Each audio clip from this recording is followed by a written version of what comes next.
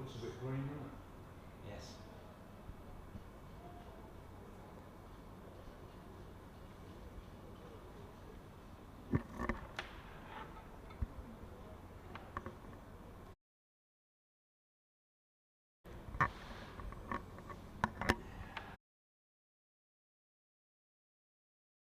Very good morning to everyone, and welcome to the Ageas Bowl here for the first day of Hampshire versus Yorkshire in this Division 1 County Championship contest here in lovely sunny Hampshire. Well, it's actually a little bit overcast currently. My name is Johnny Barron and I'm here covering for Kevin James, and what a thrill that is to be here at the Ageas Bowl for what should be a very interesting 4 days coming up. Of course, with both sides, of course, getting into Division 1 as a courtesy of finishing second in their group stages. Yorkshire finished second behind Lancashire on 149 points in Group 3, and Hampshire finished second behind Somerset with 145 points in Group 2, which means they currently sit in the table.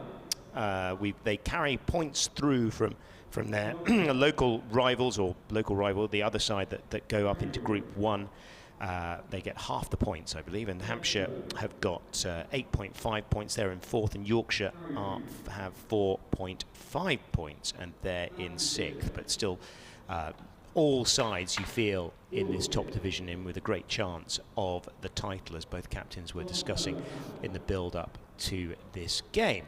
And as far as the sides concerned, the Hampshire side that is playing today, the selected 11. Oh, just to give you news of the toss as well, is that Hampshire have won the toss, and not unsurprisingly, in these kind of conditions, these overcast conditions, have decided to bowl first today, and that seems a very good shout, especially as you feel with these conditions quite muggy as well, that it might swing around. And let's just have a look at this Hampshire side that they've selected, and then I'll introduce you to my co-host today, Jonathan Doidge, who's just alongside me. So Hampshire are, well, the captain James Vince, then Carl Abbott, Tom Alsop, Keith Barker, Nick Gubbins, Ian Holland, Felix Organ, Joe Weatherly, Brad Wheel, Scott Curry and Mason Crane. That's the 11 players that will represent Hampshire today. And alongside me, well, it's wonderful to be working with him once again. I think the last time you and I were working together, Jonathan, would have been pre-pandemic, back in the heady days of 2018, probably up at Headingley maybe, or somewhere glamorous like that. But Jonathan Doidge is alongside me. Guildford, I think it was. Guildford, indeed, yes. And a lot of fun we had yes, too, quite Johnny. right. Yes, great to be here. Good morning, everyone. And Yorkshire's team is as follows. Stephen Patterson, obviously, skippering the side. So Adam Lyth and George Hill, we believe, will be the opening partnership. Hill, of course, played well up at Northampton, has managed to retain that top spot. So a change there in the sense that Tom Kohler-Cowmore is back in the side here. He missed that match, and he will not open the batting, we understand. We'll wait for that to happen in a moment or two. It looks like he's going to be batting at 3. Gary Ballance 4, Harry Brook 5, Dominic Bess at 6, Harry Duke 7, and of course wicket keeping Jordan Thompson at 8, Matthew Fisher at 9, then Pato, and Ben Code will bring up the rear at number 11. So Yorkshire, with very much having seen the pitch here, no doubt, yesterday, with I was going to say green tinge. It's more than a tinge of green, isn't it, Johnny? They've gone. Where are the stumps, Jonathan? Well, yeah. There they are in the middle somewhere. They've gone seamer heavy, but they've obviously kept Dom Bess in there because who knows how useful a spinner may still be on this pitch as the game unfolds. And of course, we know his capabilities as well with the bat. So yeah, an interesting side. And I think that the key thing here, Mr. Barron, is that you've reeled off all the point situation and where they are in the table. I'm glad you did, because I've got nothing in front of me that says all that. But the other thing is that it's time to get serious now, isn't it? It's time to get serious. Just 4 games to go, and these are 2 of only 6 teams who can win the championship. Well, absolutely. And well, it's fascinating, this stage of the format. Of course, we had the 10 games between April, May, and a few games in June and July, didn't we? But the nuts and bolts, the top 6 sides in the country go effectively, well, not quite head to head, but they'll be challenging for the course through the course of the next 4 weeks or so to win the championship. And of course, there's the bonus if you finish second, of course, going through to the Bob Willis Trophy final, which again will be played across 5 days over at headquarters. And that will be a magnificent fair once again, and that will be between the first two sides. So there's almost kind of two trophies to play for. There is, and I know that we commentators who follow counties around tend to often get called cheerleaders, but you know, unashamedly, in the selfish sense here, Johnny, that I have not yet commentated on a game at Lord's, so I'll definitely be cheering Yorkshire on to get in that top two and give me that opportunity. Yes, of course, in Yorkshire, of course. Steve Pattinson was talking yesterday about the back-to-back championships in 14 and 15, and they feel they've got a squad that's capable of getting themselves close today, or close across the next 4 weeks as well. No, it should be fascinating. We can just see the players are down, sort of going through their final warm-ups down there at the other end of the ground, and a good smattering of spectators coming in, and quite a few people continuing to roll into the Ageas Bowl. Bank holiday Monday, not a bad time for a game to start. No, I've got to say that the restaurant downstairs where we first met this morning inadvertently was absolutely rammed. I had to queue quite a while to get in there. It was all right for the Yorkshire lads. I noticed they were off in a side room having their breakfast separately, but elite athletes, for those of us who enjoy, elite athletes. Well, what are you saying? What are you saying? I was drinking a grapefruit juice, I think it was, when you walked by. You're looking very tidy, I have to say. Absolutely.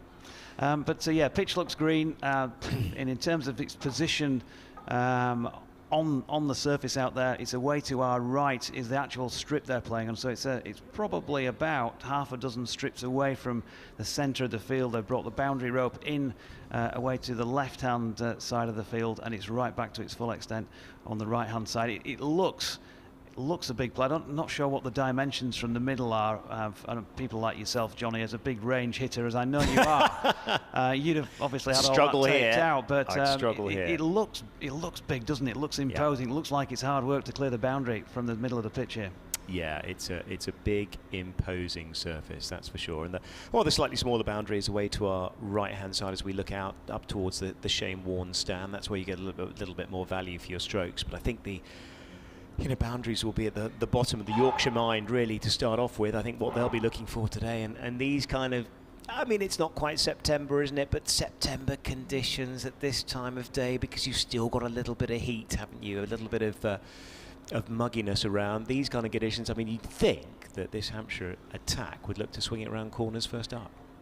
Yeah, they're going to be putting some heavy pressure on the Yorkshire batsmen. They won't have escaped their notice, I'm sure, as they've been preparing for this, that Yorkshire's first innings in particular has been a bit of a struggle to put some runs on the board with the top order. Adam Lyth had a flying start to the season, but then as happens with those sorts of things, you can't expect players to go in and score hundreds every time they go out there. Harry Brook has obviously been a mainstay for Yorkshire and is one of, if not the player of the campaign so far across the different disciplines. They'll be looking at him to score, but first and foremost it's about Adam Lyth and George Hill, isn't it? Trying to combine here and just set the tone really for these next 4 days. And they'd love to go through the session undefeated. That might be a big ask, but who knows, cometh the hour and all of that. Well, indeed, yeah, Adam Lyth has had a terrific season. Well, was it within an outside chance of playing in pretty much all formats for England this year? Certainly considered and a name mentioned in dispatches as well. And one bit of news that Hampshire followers will be keen to know, and that is Mohammed Abbas has rejoined for the remainder of the season. He's not playing in this game because he's undergoing a quarantine period, but he will be available for the rest of the campaign. And what a campaign he's had thus far. 27 wickets in 7 games, and he's just been over in the West Indies, actually, in a series I've been covering for Flow Sports out there between Pakistan and West Indies, and bowled pretty well out there as well. So he's in good form. So he'll just be away for a little bit of a quarantine period, but he'll be back in the side fairly shortly. And well, there's a hefty number of slips, as you might imagine, to kick us off with. And well, you get all the gigs, don't you? The Caribbean. Yeah. Well, from here, Jonathan. There I was in Cardiff. From here, Jonathan. From unfortunately via a web link. But Keith Barker will get us underway up here from the hotel end.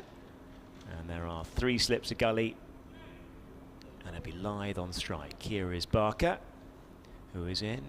And just a leave alone outside the off stump. Left arm over for Keith Barker, who's been a handy competitor both for Warwickshire, of course, before, and now for Hampshire as well.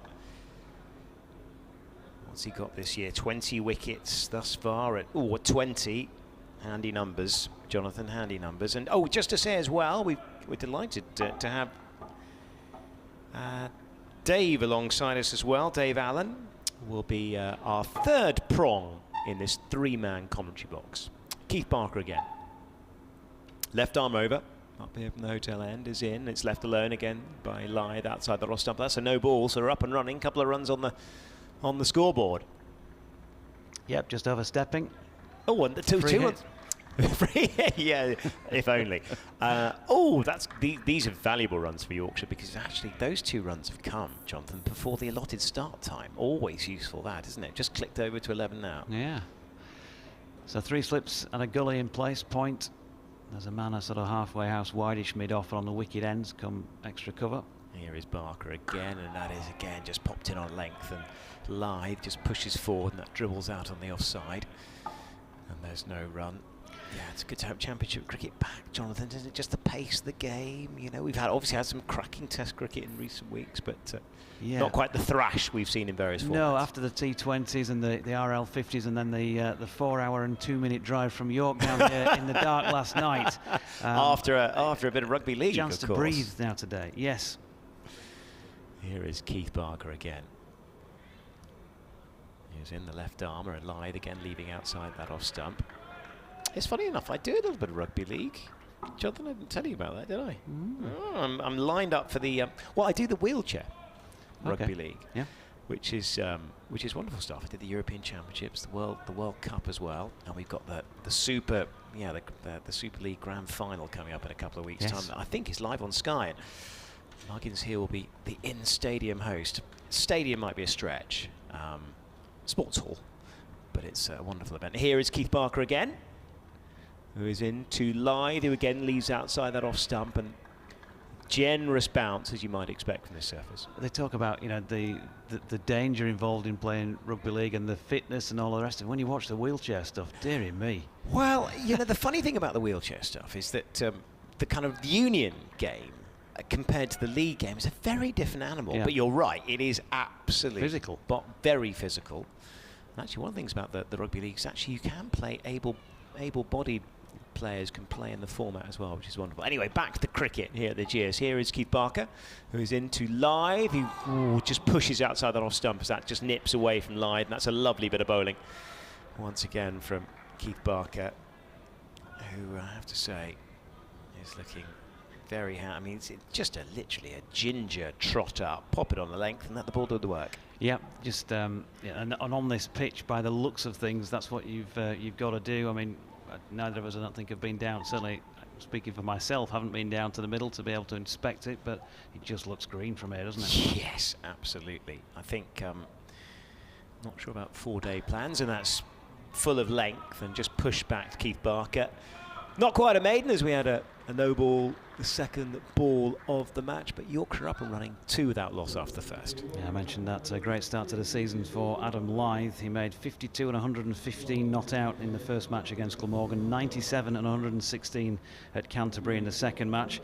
Then it became 42 and 66 against Sussex down at Hove, and steadily there's been a decline in those numbers. He did make 48 against Sussex at Headingley, but he's definitely looking for some championship runs. 0-5 down at Northants. Yes, and Carl Abbott, who's had a box office season thus far. 43 wickets in the campaign so far at 22. Handy numbers for him, and also he loves these conditions here, doesn't he, Jonathan? He's a nightmare, really, first up. Yeah, so here he is at the pavilion end. Right arm over the wicket to George Hill, who faces his first ball of the match and pushes that up to mid-on, and there's no run. George Hill didn't play in a number of games earlier in the season. He's gradually worked his way in, taking the opportunity with England calls and injuries, that sort of thing. Made 2 and 18 against Lancashire at Old Trafford in the only game that Yorkshire have lost so far, lost that by an innings. And then he made 71 opening the batting and 13 at Northants, and that was another case in point with Yorkshire's first innings not being as playing down the line of this one. There's an appeal for caught behind. Second ball is faced, but not out is the decision. Yeah, case in point in terms of Yorkshire's first innings batting, not mustering as many as they might have liked, and good job from the team's perspective that he stuck around there and made that 71, and in the end it helped to set things up with Harry Brook with a century as well for an important win against Northants, who were still in with a shout of making the top 2 at the time. Still 3 slips in place, waiting for an opportunity, and Abbott's in again, and Hill, top of the bounce, drops it out into the offside, and there is no run. Apart from those 3 slips, there is a point, a cover, a mid-off, mid-on, and then also a long leg, and they've got a man positioned as well at mid-wicket on the 1. A smattering of spectators around the Ageas Bowl, a bit of movement around the periphery as well on the concourse level, and here comes Abbott once again, and well, he's getting excited about a delivery that George Hill shouldered arms to. Well, that has come back miles, probably about a couple of feet, and it's just sailed over the top of off stump, and the bounce has probably saved him on that occasion. But Abbott, he just hits the seam, doesn't he, Jonathan? And these kind of conditions, this is going to be very tough, you feel, to keep it quiet this first session. Yep. Umpires, by the way, James Middlebrook standing at the end from which Abbott's bowling, and Nigel Long at square leg. And this next delivery sees Hill get in behind it, pushes it out into the offside, and there's no run. So as we mentioned at the top of the broadcast, Yorkshire going with a fairly seamer-friendly bowling lineup. Jordan Thompson, Ben Coe, Stephen Patterson, Matthew Fisher, Harry Brook might bowl a few dibblies on here as well. He's bowled a few tidy little spells during this season, seam up. And then Dominic Bess for a bit of twirly-whirly if required. Here's Abbott to Hill, top of the bounce, opens the face and runs it out to point, and there is no run. End of the second then, and 2 without loss remains a score. A maiden over from Kyle Abbott. Yeah, nice stuff from Kyle Abbott, who you feel will be a threat all the way through the course of this first session. He's a man that's capable of a longish spell as well. Very, very capable, very durable.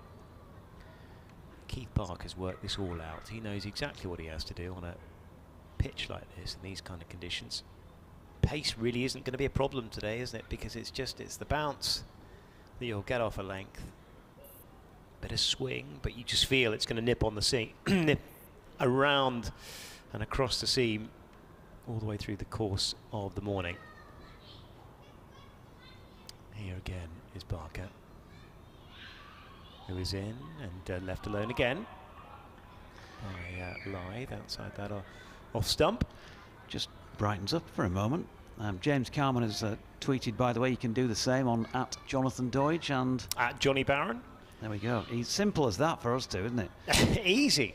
Our own names. None of these Who cryptic yep. Twitter handles. And James Carman says, we need to get serious, Jonathan. We've got a few points to make up. Lovely ground.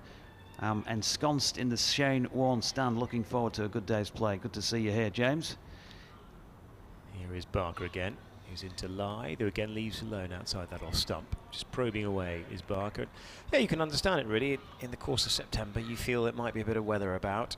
And if you do start with the permutations of the group in 4th and 6th place, Hampshire in 4th on 8.5 points, Yorkshire in 6th on 4.4 points. Actually, I think the team at the top of the group have got 21 points.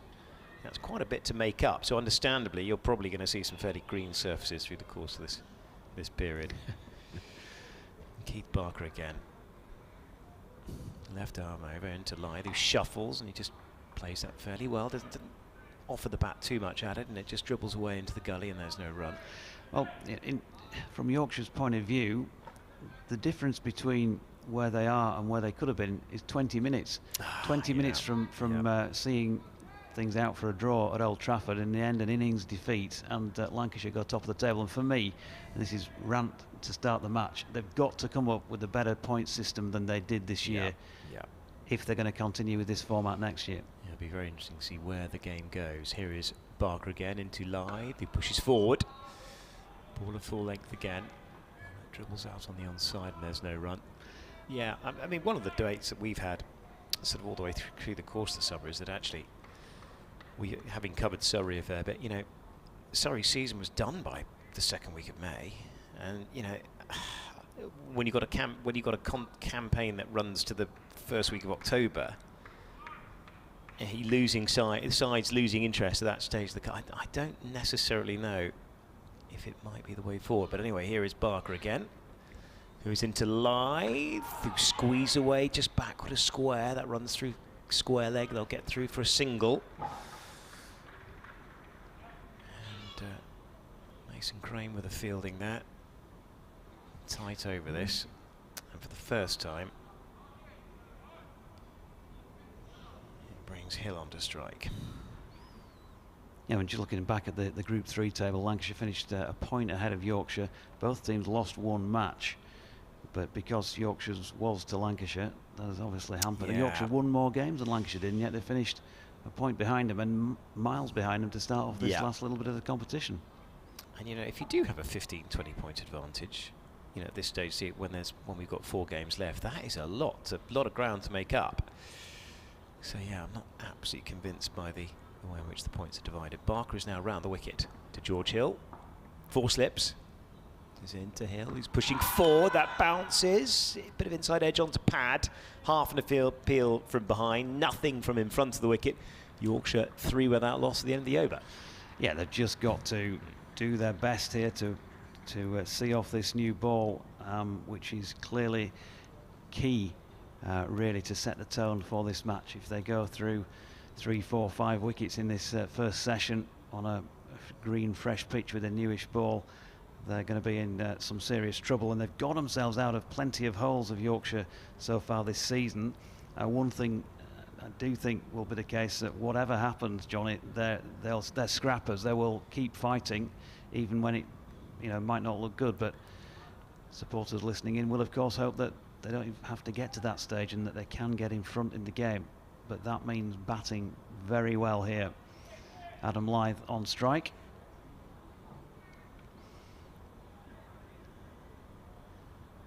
Still those 3 sips in pace to the left-hander. And here's Abbott coming round the wicket, angling the ball in, and he's struck Adam Lyth there. I think that could be in the unmentionables. He's down on his knees, and he's just checking that everything is still in place. Yeah, not easy, that. No, he's walking away to somewhere like Basingstoke at the moment. He's getting right away from the crease. Helmet's off. That is, yeah, proper that. Yeah, it might take a minute. You see, the thing is, it's one thing that happening to an amateur cricketer, of course, where the ball's, you know, I don't know, what, 65 mph. Abbott is mid-80s. Fullish length. That's, yeah,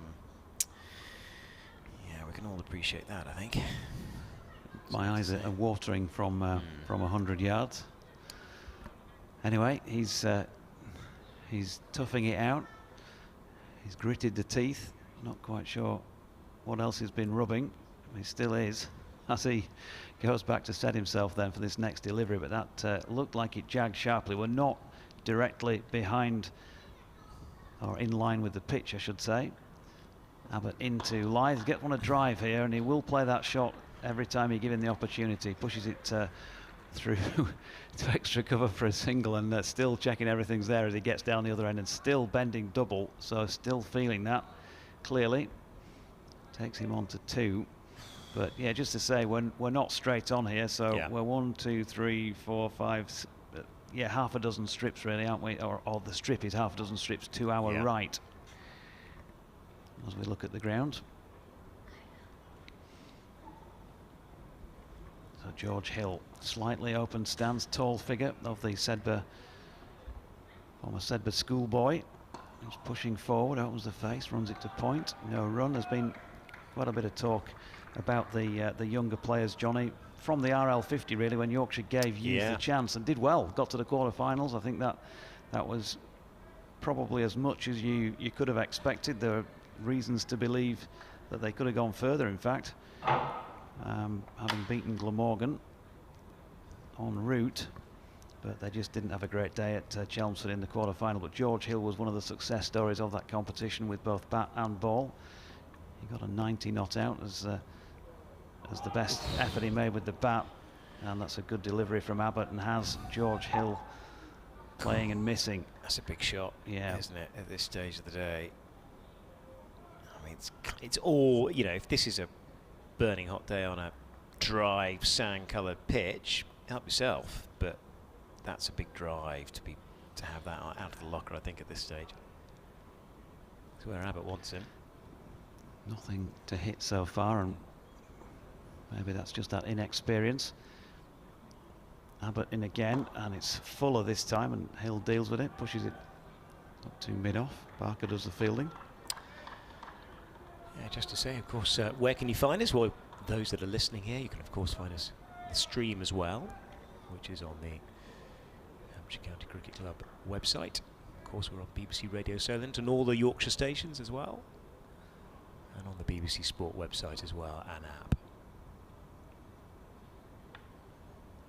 Abbott then coming towards us, right arm over the wicket to the right-handed Hill. Another good delivery, and George Hill plays the original line, and he was well served to do so, because that nipped away past the outside edge.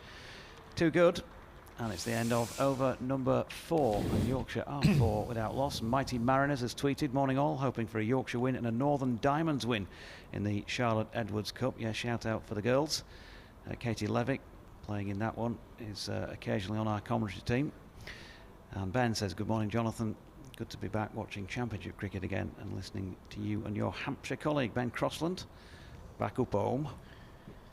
It's nice to hear from Yorkshire when you're away. Feels like you're in a foreign land with all that driving I did last night. Well, yes, you did well. Did well. Late commentary finish. Down here, Cracker Sparrows, all good.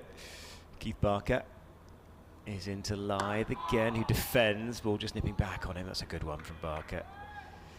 Another good one. Just literally rolling his arm over on a line the length is Barker. Lythe just feeling his way into this. 3 slips gully. Not a massive action in front of square as you might expect on a day like this. But the crowd building up. Good number in the Shane Warne stand. Pavilion pretty much off limits. Here is Barker again. He's into Lythe. He leaves alone outside that off stump. And there's no run. And patience, I think, very much is the watchword here for both these batsmen. Well, just time, isn't it? You just got to eat up a little bit of time and hope things get a little easier. You suggest these conditions be throughout the course of the game. You'd imagine you're in the game with anywhere from 175 to 220, I'd imagine. That looks hard work from here, from what we've seen thus far. Don't think it's going to change in complexion somehow. Here is Barker. He's into Lythe again. He goes past the outside edge again. Ball just nipping away. Oh dear. Definitely played at that, did Lythe. Or did he? I don't know. I think he just played the line, didn't he? Yeah. I think that's all they can do. Exactly. What you don't want to do on a day like this is go chasing it. Playing and missing is absolutely fine. You can do that as many times as you like. Providing it doesn't tear the top of your off stump out.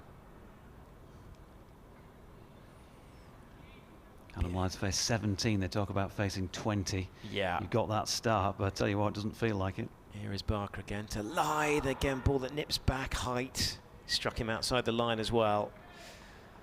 Oh, that's a good one. Oh, how did he play that, to be perfectly honest? Nip back. Wrapped him on the thigh pad outside the line, but jagging about prodigiously. Yeah, good delivery. And who'd want to be a batsman on a morning like this? Yeah, yeah. If you're wavering over coming on day 3 or day 4, may I suggest 3? Yeah, definitely. Possibly even tomorrow. Here is Barker. Again, who's into Lythe, who defends. And that just squirts out to mid-wicket. And there's no run. There's something about I remember saying this when we came down here, it was early in the season in 2019, Yorkshire won quite convincingly in that match. And I remember saying Keith Barker, just reminds me in the last couple of strides of Joel Garner, the way he sort of reaches and lets go of the ball, not so much his entire run-up. Just make it look very easy, don't they? Here is Barker again to Lyth, who's looking to defend again. Oh, that's got him again, I think. Right in there, let's have a little look on the replay as, oh dear, that has jagged back, got him amidships, and Lyth taking out time out again for the second time in the course of 3 overs, 4 without loss after 5. Yeah, Keith Barker, I wouldn't have expected he'd have been bowling googlies before this one started, but he's certainly got Adam Lyth there, as did Kyle Abbott. So he's definitely feeling it at the moment. Is the Whitby left-hander, but well, those figures I read out at the start of the day for Adam Lyth, if he can get going, then he's a dangerous player. But tough times out there for batsmen. George Hill awaits then Kyle Abbott, who's in. It's full. He's opened the face. He does quite often play with quite an open face, so it might have looked a bit edgy, and it probably was towards the edge of the bat, but he played it with soft hands, kept it down as it made its way to third slip. Yeah, that's the way to play it, isn't it? Don't go too hard on the ball in these kind of conditions. Ian Holland it was, doing the fielding.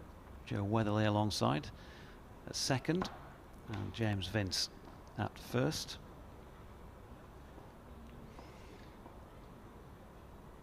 Here's Abbott again. A bit of zip about his run-up, and no mean pace about him either. It's another full-length delivery. He'd probably be better advised doing what he's done on a few occasions and just pulling that length back a little bit more, letting the ball, giving the ball the ability to do a little bit more work off the pitch. If it is full, it'll be a little bit easier to deal with for these two. Not that there seem to be many runs coming from those fuller deliveries. Yeah, it's tough, isn't it? I guess the other danger is you just end up bowling a bit of a pretty length, don't you? Sort of back of a length outside the off stump. Yeah, looks good, but maybe doesn't take the wickets. That's maybe a little better, but still full enough for Hill to just go a half a stride forward and drop that out into the offside. They talk about a hard length, don't they? That one sort of like trying to hit top of off around the splice, pushing forward.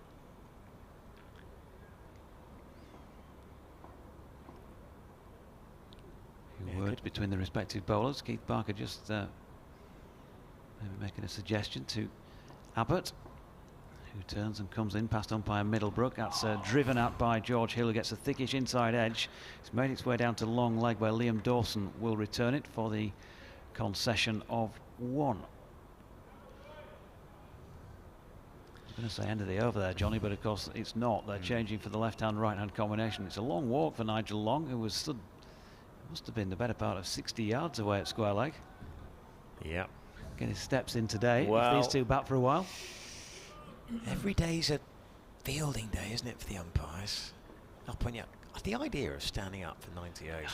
You're back, and it must take its toll. It's got must take its toll. Here's Abbott round the wicket once again to Lyth, who's able to push forward at this one up to mid-off. And no run. Still looks like he's feeling the effects of those couple of blows that he took. Another 7 minutes, and then Dave Allen will take over from me in the commentary chair. We'll have another switch as well at 12 o'clock. Keep the voices rolling up here in the Ageas. Abbott turning again then. Lyth goes through that trigger movement, back and across. Again, soft hands here. He guides it along the ground to third slip, where Ian Holland does enough to stop the ball. It's the end of another over. That's half a dozen gone now. Yorkshire haven't made half a dozen runs yet. Lyth 2, Hill 1, and they are 5 without loss and doing it tough. Yeah, they are. And there's no question that these conditions will continue. And I've been here on a number of occasions when you get these kind of overcast conditions in the bowl here, and it just, life is very, very, very difficult. You suggest that although the conditions may stay relatively the same, you know, things will get a little easier to bat as you bat through the course of the day. But it's the kind of day where you lose one, you might lose a stack. Very easy to start again, and well, George Hill will be the man on the strike. Right-hander. Barker's now left arm round, 4 slips, and Hill just pushing out into the gully region. There's no run. It's not one of those pitches. You think about the way that the game's played at Headingley, and you often see a good pitch. The aerial conditions make it difficult maybe for batting early doors, and if you get through that first session, you know it's going to get better. I think England have just proved that against India. India couldn't stem that flow of wickets, could they? England batted well on it up there, but here this is just green, and so you can't imagine it's going to get a massive amount easier, apart from the fact that the ball's going to get a little bit older as we go along. Plenty of live grass, it's safe to say. Round the wicket is Barker, looking to drive again is George Hill, not timing it. That dribbles out up to mid-on. Yeah, the largely what we've seen today is the ball nip off the seam, haven't we? And that's a little bit of shape as well, but Abbott and Barker are just happy just getting it in the right area. And they know it's just a question of time. Keith Barker again. Left arm round. He's into George Hill, who edges along the floor through second and third slip, and he's played that pretty well, to be fair, because it was soft hands again, and that's the first boundary of the day. Yorkshire up to 9 without loss. Yeah, I think that was the key. You're right. Soft hands. It still looped up, didn't it? And it wasn't that far away. It would probably have yorked Joe Weatherly and Ian Holland had either of them dived at it. Yeah. Wasn't a million miles short of the cordon, but full credit to George Hill. Difficult conditions for playing with those soft hands, and while it doesn't look great, does it, from the textbook, it still says 4 against his name on the scoreboard. Oh, it does indeed. Absolutely. Always handy. Here is Keith Barker again, and that again is squirted into the fourth slip area, but that's played pretty well off the back foot by George Hill. Yeah, very testing conditions. Yeah, the one that went through for 4 literally bounced right between second and third slip, didn't it? That was what probably possibly saved him. If that might have gone slightly more to hand, but it always you felt was a half volley. Here again is Barker. Left arm round. Centre Hill again, leaving that outside the off stump, and there's no run. Yep.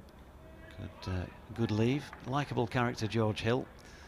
We're still in the sort of getting to know you stakes because he's not played that many games, but he has featured a few times in various forms of the game in the last couple of seasons. But he gives a good interview, which is always nice for wee chaps. Yeah, absolutely. Good talker. Like good talkers, don't we? Yeah, and he's certainly learning quickly, I think, this season. Keith Barker again. Around the wicket to Hill, who again punches off the back foot, just dribbles out to extra cover, and there is no run. Another tight over, boundary from it though, but I can say it was it was pretty well played, really, to be fair, even though it went through the slips. 9 without loss. Great opportunity for him as well here, isn't it? He opened the batting against Northampton. Like I mentioned, he got that 70 odd in the first innings when Yorkshire really needed it, but you can net all you like. You can have I know Martin Spate, for example, coaches up at Sedbergh School. He's a very good batting coach to work with, and I'm sure George has spent plenty of time with him, as has Harry Brook over the years. But you cannot replicate these sort of scenes. You've got 2 very good bowlers on a green seamer. This is where you really are, learning about the art of batting and opening the batting in difficult conditions. And so far, he's survived it pretty well. It's Adam Lyth, much more experienced, of course, on strike here to face Abbott, and drives through the covers. That's a beautiful shot by Adam Lyth, the first attacking shot we've seen in the match so far in over number 8. And he picks up 4 very well-earned runs. Yeah, really nicely watched by Lyth. He recognised that was an opportunity to score because that was full enough. Just a punch, whistled across the extra cover turf. Nice bit of batting for Lyth. One of his strengths, of which there are many, if he gets going. High backlift, steps back and across, and Abbott still takes him a little bit wider across the crease this time, and he just drops it out to point. And there's no run. So he's faced 24, but that sort of 20 ball theory of you've got yourself a little bit of a start, you've started to get going, you've got yourself in. I don't think it really applies on this pitch. I think you might never be in, or certainly you'd be doubling that sort of feel before you really started to feel a little bit more comfortable about what's going on. 24 he's faced for his 6, and 21 for George Hill for his 5. Lyth waits, and Abbott round the wicket to him again, and straightens things up this time, and Lyth deals with it and drops it into the leg side. Yeah, I think if you get a long half volley outside the off stump, you can put those away. But trying to drive on the up, for instance, as we've seen a couple early on, that's where the danger comes with these two exponents. Might be a good time for you to do your absolutely swap. Yes, I will. I will slip While I'm off. babbling on. Yeah, carry on. Dave Allen going to come into the chair as Kyle Abbott's in again, and Adam Lyth opens the face and runs it out into the covers this time, and there's no run, but it's visibly greener than several other strips that they're not playing on the square out there at the moment. Noticeable that a couple of the practice strips look much more like batting pitches than this one does, and that's really the comparison I can give you that I suppose brings it home. Brings it home the most as to just how green this pitch looks. 13 without loss. Abbott in, and Lyth thinks about playing and then flicks his bat up in the air and shoulders arms to it. Dave Allen alongside for the first time this morning. Well, it's been, what, 2.5 years since we last commentated together, Mr. Allen, but good to be with you again. Isn't it? Yeah, it's very nice to be here, Jonathan. Thank you, and good morning, everybody. Bit of a grey morning, but good morning nonetheless. It's certainly that. Yeah, there was a moment a few overs ago where it appeared to brighten up a bit. It's not bad, certainly not bad light, but it's just full of cloud above. Abbott in, and Lyth this time suckered into playing the drive. Good delivery, but just a little bit too wide the starting point, I think, and he couldn't induce the nick. End of over number 8, Yorkshire 13 without loss. Your early impressions from standing over there and having a look? Yeah, I did walk up the other end to try and get in line a bit, and it seems to me to be not swinging as much as I thought it might be. I think quite a lot of it is to do with the ball just holding the line. It looks like it's going, and it's not.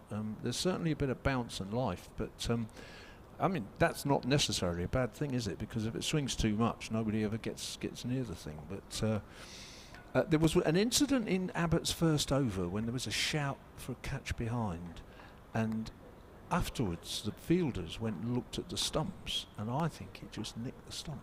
I'm just not sure, but I think it did. And is this me? It's Barker bowling? Is this me? Yes, sorry. Barker from the commentary end, which we're in the hotel opposite the main pavilion. Barker bowls, and it's just played defensively by Hill. I've not seen Hill before. It's a first sight for me. He's a right-handed bat. Barker bowling with it's almost 4 slips, really, isn't it? I guess that guy's he might just about count as a gully, but Barker has that extra man, gully, 4 slip, whatever, to Abbott, which suggests that he's just getting a bit more swing. And he's bowling around the wicket, left arm, comes in and bowls full legs. Fielders get excited, but it's perfectly decently played out on the offside. I must say it's not as cold as it was last time I came. I remember we were down the other end of the gantry those few days, and it was April. And yeah, I remember. I thought, we're sort of in the. I know it's going to be open air, but we're in a hotel. Yeah, it's going to be fine. Turned up in a t-shirt and a jumper, and freezing cold for the 4 days. So t-shirt order for me today. I brought my Hampshire hoodie, but I think I was perhaps being a bit pessimistic, really. I'm all right at the minute. Barker in and bowls, and again, forward defensively, perfectly nicely executed forward defensive shot there, and there's no run. I normally bring the pinstripe 3-piece suit to do the commentaries in with the cravat or the dicky, but forgot to bring it last night, and I saw Barron walking through at breakfast this morning with the pocket handkerchief. He does look fine, doesn't he? The jacket on looks very, very, very good. Yeah, he does look fine. Well, I was going to put my Levi's on this morning, but I've been at a music festival all weekend, Jonathan, so they were a bit scruffy, so I thought I better put a decent pair of trousers on. Barker Bowl's outside the off-stump hill, lets it go through to keeper. If I'm man at CNA, I think Barron's Hugo Boss over there, or Versace Yeah. in the fashion stakes. I can't keep up with all that nowadays. But actually, there's been a music festival in Yorkshire, isn't there, at Leeds? Is that right? This weekend? Yeah, one of my sons has been there for a few days. Enjoyed it? I wonder what state. I've not had the conversation because there's not been much Best conversation not to, taking place. Yeah, leave it till Wednesday. Barker in bowls, and Hill just lets that go through outside the off stump. He's perhaps bowled a number too many balls that they've been able to leave alone. Yeah, probably so. Now, when you think back about the shape of this first 35 minutes of play, yes, he had he asked a few questions early on, but he's given him a few sighters now, isn't he? Yeah. They'll be grateful for that. Anything that they can leave and just continue to get their eyes used to the light and the pace of the pitch. That's right. I'm slightly surprised that the lights aren't on, although they do take quarter of an hour to warm up, I think. So Barker in bowls very full, driven up to the man at a fairly close mid-off there. No chance of a run, so the score remains at well, it's a maiden over. Barker 5 overs 2 maidens, 0 for 7, and I can't see the score now because it's disappeared from the... That's the thing with modern scoreboards, isn't it? They give you all sorts of information that the old ones didn't, but sometimes you just can't see the score. I think it's... No, I don't know what it is. Oh, actually, I do. It's 13 for 0 off 9. Sorry about that. I just want to see the score, please. Yeah. Well, why do you not just sort of keep that in the bottom corner of the screen somewhere when you put the other info? That'd probably be handy, wouldn't it? Yeah, it would. Yeah. So it's going to be...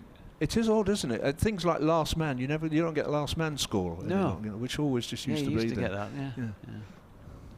yeah. So it's going to be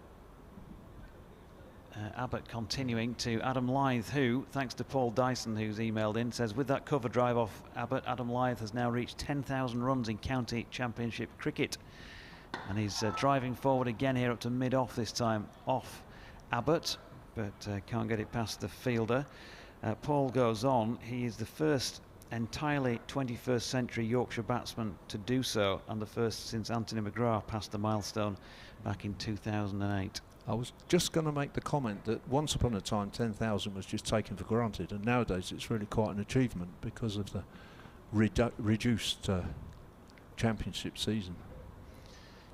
Yeah, Lyth waits and Abbott's in again. Good delivery, has the beating of the batsman. He's gone. Big appeal there, and he's been given by James Middlebrook, his former teammate, and Adam Lyth has to go. There was sort of an air of inevitability about his body language. He didn't want to look up, and that's often a telltale sign with LBWs, isn't it? So he'd seen those first 20 balls through. I was saying, you just don't feel like you're in. Played that lovely, pleasant extra cover drive for 4, but he made just the 6, and he's the first man to go in the match, LBW to Kyle Abbott.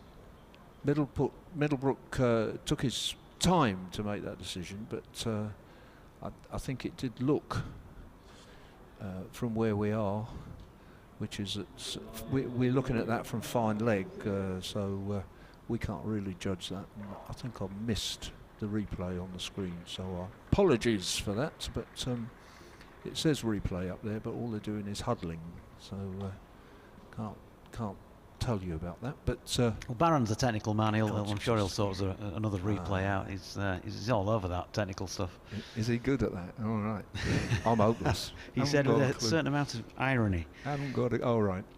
But this festival I went to this weekend, what a nightmare that was. You had to download tickets from things, and then you had to get NHS COVID thing, and you had to show that on the first day. And so it's a good job my wife was with me, because she's quite clever at that, and I haven't got a clue about things like that, really. Don't know how to do it.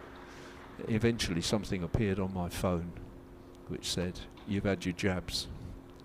But, and I'm always astonished when I go into shops and people pay for things with phones. It's just one of those things I can't get my head around, although I do understand it. Tim Kohler Cadmore, right? What time? Where? Not what time, but what number is Ballance due? Is he due? He'll be 4? Next. He'll be due at 4.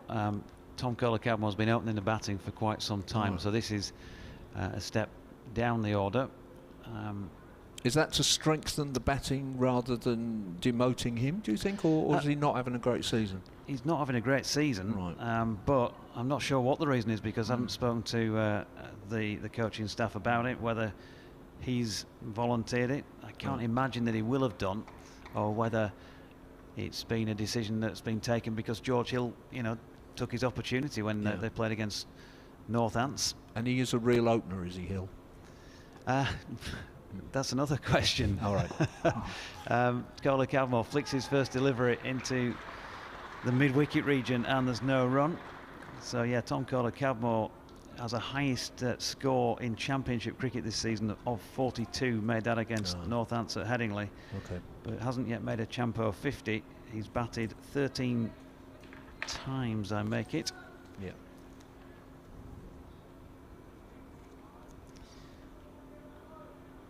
Yeah, and of course, because Yorkshire didn't get in against Lancashire in the most recent Championship match that was abandoned. He waits again and pushes positively forward up to Barker at mid-off. So yeah, his card so far reads 11-4 against Glamorgan, 14-3 against Kent, 42. Oh, my apologies. I should read the right column.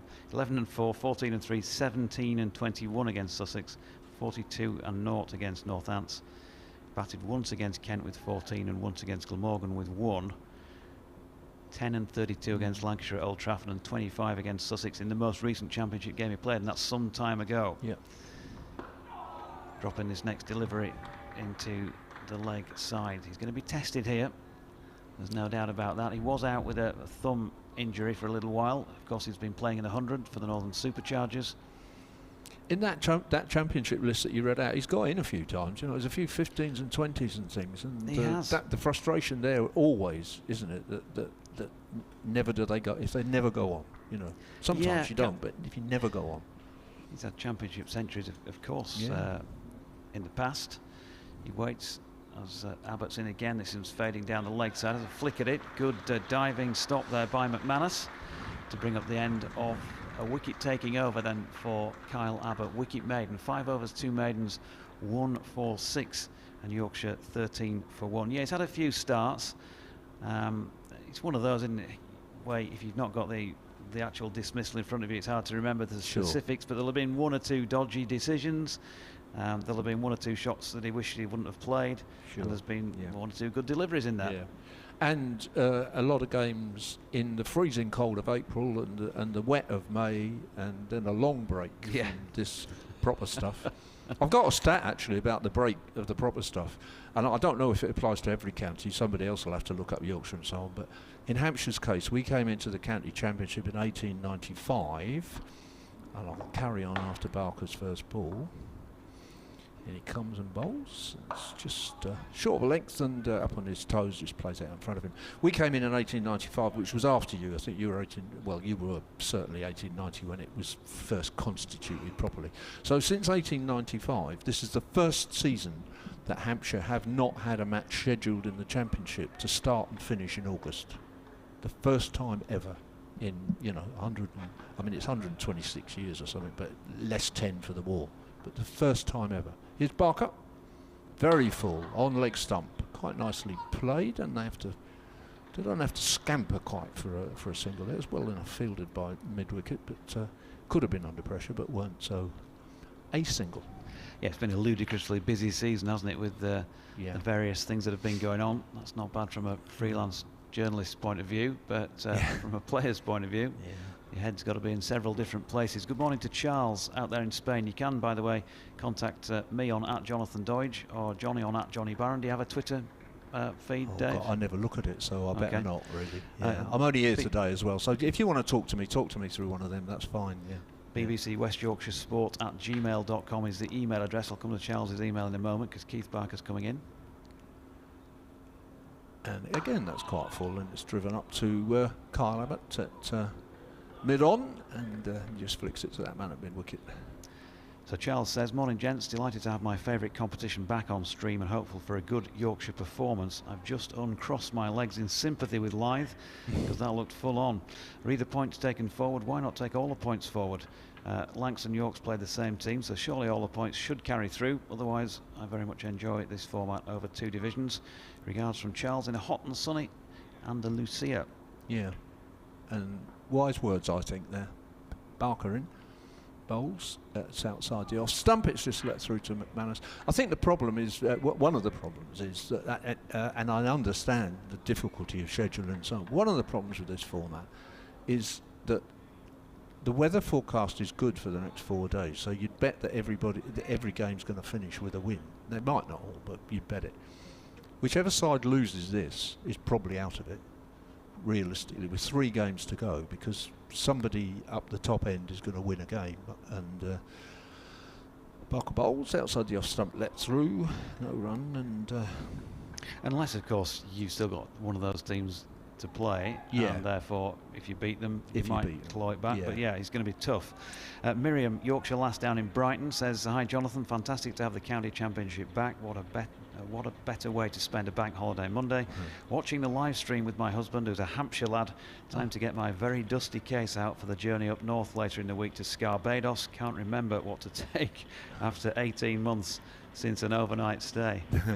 Barker bowls very full and clipped quite nicely through mid-on. I think it's going to run away. It's just slowing up, but the fielder wisely decides at the last minute that he's not going to dive headlong and try and stop that. He probably weren't seeing that on the live feed, but it's come out for 4 runs, and good shot.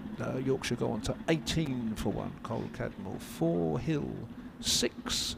End of the over. Yeah, nicely played, and with control by Tom Kohler-Cadmore. Did she say she's going to Scarborough later? She is. We're playing Scarborough. We're playing at Scarborough next week, or the county are playing there. I'm commentating there, and that is against Somerset, and then a home game at Headingley against Warwickshire, and then finish off at Trent Bridge against Notts. John Logan says, morning JD, it's great to have proper cricket back. Normally of late we've been critical of Yorkshire's first innings batting, but on this occasion, from looking at the stream, the pitch looks like a minefield to bat on. Abbott in, and Hill pushes into the offside, no run. He says good luck to the Tykes in trying to post a decent score, although batting last and a run chase on this pitch might be interesting. In terms of what Miriam was saying, actually, what to pack. Well, I did see the long-range forecast by Wee Carol there on breakfast this morning, and she said it was going to be overcast like this pretty much throughout this game, and then as the weekend comes, it's going to be more of a low-pressure feel to things, which sounds like it might be a bit of rain around to me. North Sea chill. Maybe. Abbott to Hill, who gets, looks like more of an edge than anything else he's played this time, as you may have noticed from the change in tone. Let's have a look at that again on the replay. It went along the ground once more. Again, I think, Dave, the key thing was he didn't push hard at the ball, did he? That's right. Yeah, safe enough. It was bounced in front of Weatherly, who fielded it nicely, but it was not a chance for sure. There are people warming up. I think Brad Wheel will be getting a bowl. I think I saw Ian Holland warming up as well. Here's Abbott once again, and Hill able to leave this one. These two have bowled, well, this will be the end of 6 apiece when he gets to the end of Abbott's over, so not going to be too much longer. The better part of an hour they've been on before somebody else gets a crack. Barron's standing and just, he's in charge, of course, here for these 4 days. He's just making sure that we're doing our job correctly. There's been a few headmasters nods and scowls coming from our left. I thought he might, Dev, I thought he might have gone off and made us a coffee, didn't you, during the break? He said half an hour to do that. He said, Doigel, I'll look after you, old boy, when you come down south. Here's Abbott, and Hill pushing into the covers, no run. The coffee thing hasn't resumed. I think we'll get lunch today, which we weren't for quite a long time, and Kevin was saying that he was going to some games away that people were looking after them very well, but the coffee things, I don't know whether it's COVID is now an excuse for not giving us coffee anymore. There is another complication, which is that Will Brewster, the very lovely media man here, I think has departed or might be departing on Wednesday for pastures new, so I'm not sure if we've got anybody today. Abbott to Hill, who flicks off the legs this time to a full-length delivery, but no further than mid-wicket, where the fielding is done by Scott Curry, and there's no run. I don't know. I mean, it used to be the time that if you played Yorkshire at home, about half a dozen journalists would come from Yorkshire, wouldn't they? But I don't know if nowadays, if that's, you know, Yorkshire Post and all the rest of it. Is that true now, Jonathan, or is it less so? There are usually 3 of us these days. Right. Chris Waters at the Yorkshire Post, Graham Hardcastle, who writes the stuff for the website, and yours truly. Yeah. The regular travellers anyway. As Hill pushes forward to this final delivery of the over from Abbott, and there's no run. 18 for 1 then, another maiden for Kyle Abbott, who's bowled 3 of those out of the 6 overs he's delivered so far, and they've cost in total just the 6 runs with that wicket of Adam Lyth. The only one to have fallen, if you're just joining us this morning, he went second ball of the 10th over, having played patiently, 1 lovely cover drive in and among, past 10,000 county championship runs in the process, but he wasn't able to survive longer than 9 overs and 2 balls. LBW to Kyle Abbott for 6. And we've got the first change of bowling. The South African Scottish international Brad Wheel. He's been at Hampshire for quite some time now, but he came originally with Dale Benkenstein when he was coach here. And, through his parents, I think his mother qualified for Scotland and has played for them. This has been, in a sense, his breakthrough season. He's had lots of problems with injuries, as a lot of young fast bowlers do, but he's had a very good season this season, and that 100 side from London, he did pretty well for them in a weak side. He bowls now right arm, probably the quickest of the bowlers in the Hampshire side. It's outside the off stump, and Kohler Cadmore just lets it through to the keeper, Lewis McManus. Right arm, fast medium.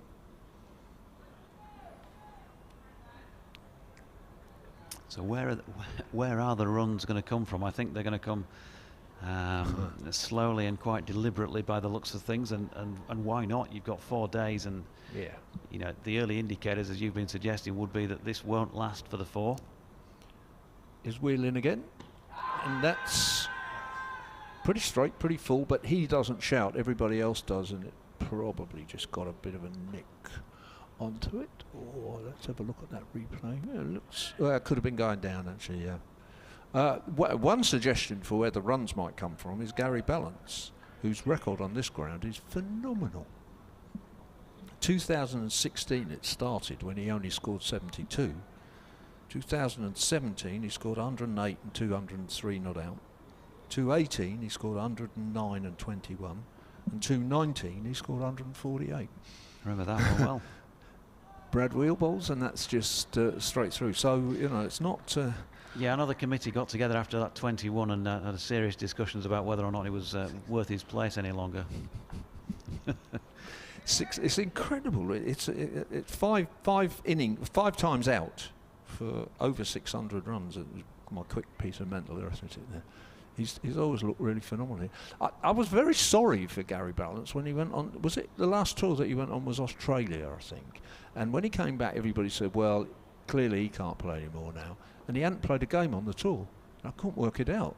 Wheel bowls, that's again fullish and again leg side-ish and just runs out there, but a little bit of a shout from behind the wicket, but nothing serious. Yeah, and I mean, if he'd gone out there and not scored a lot of runs and, you know, had a disastrous time, I'd have understood it. But I don't think he played a game of at least of any significance. And then they said, well, that's it for him then. Yeah, I just didn't get it, really, because why take him in the first place? Tom Kohler Cadmore took a blow there, by the way, folks. He's been away and bent up and down a few times. I think it was the quad. Outside the off stump, left alone, goes through to McManus. It was either in that gap when you push forward and the pad flap comes down and the thigh pad's not quite long enough to cover it. It might have been the ball might have nestled in there, or it may have even actually hit the thigh pad. But whichever way, he's still walking away with a slight limp. Yeah, he is. In between deliveries. Left leg just flexing it a bit. Yeah. We've not been very kind to your batsmen this morning, have we? Really? No. Considering all the visitors. It's most unseemly. It is really. Yeah. Here's Brad Wheel in again, bowls, and that's just pushed out on the offside, and there's no run. End of the over. It's 18 for 1, maiden over to start for Brad Wheel, who's so far this season taken 25 championship wickets at 26.68. and done quite nicely in the white ball stuff. And as I say, played for London. I can't remember which is it. What are they called? London's? I don't know. London Spirit. Spirit. Yeah, he did quite well for them in a few games as well. So yeah, probably his best season so far. Kyle Abbott is going to continue. He survived the cull, followed by Barker. 6 overs, 3 maidens, 1 for 6. Runs difficult to come by. There was the boundary by Tom Kohler-Cadmore. There's been 1 run scored off the bat since then, and there wasn't many for a couple of hours. In fact, none for a couple of hours prior to that. That's how tricky it is on this pitch with these overheads. Here's Abbott again, and Hill languid really as he just leans forward on that, pushes into the covers. There's no run.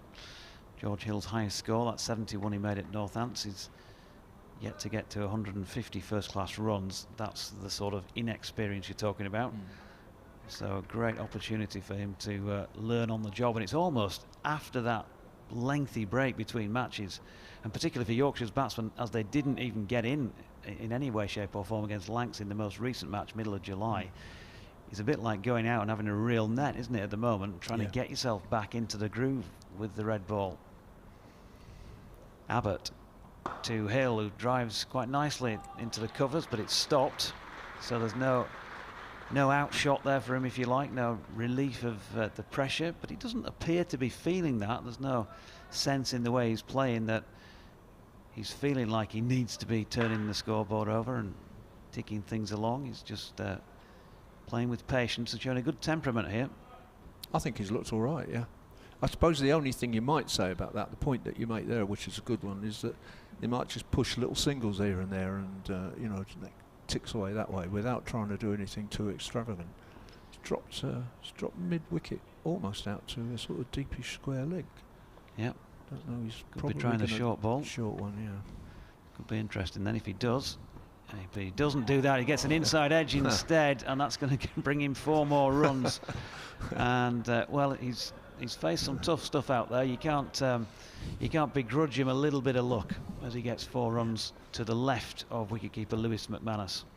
Double teapot from Abbott, dismayed by that. But it was also a double bluff because having dropped the man out, he didn't then drop the ball in short, and it was a full ball. Be interested if he does pepper him with a few short deliveries. You know, as I said before, we haven't seen loads of George Hill, but when he has been tried with the short stuff, I don't know if it's something to do with his height, he's not always looked at his most comfortable, shall we say. Abbott's not a man who normally bowls a lot of short stuff. So, we'll see. Here he is again, and no, it's a good length ball, dropped into the offside. No run. It's noticeable actually that he's just sent him back a little bit deeper. Tom Alsop it is who's gone out to deep. He's just in front of square, probably 5 yards in front of being square on, and he's about 15 yards in from the boundary rope. It's quite a sizable boundary on that leg side in particular.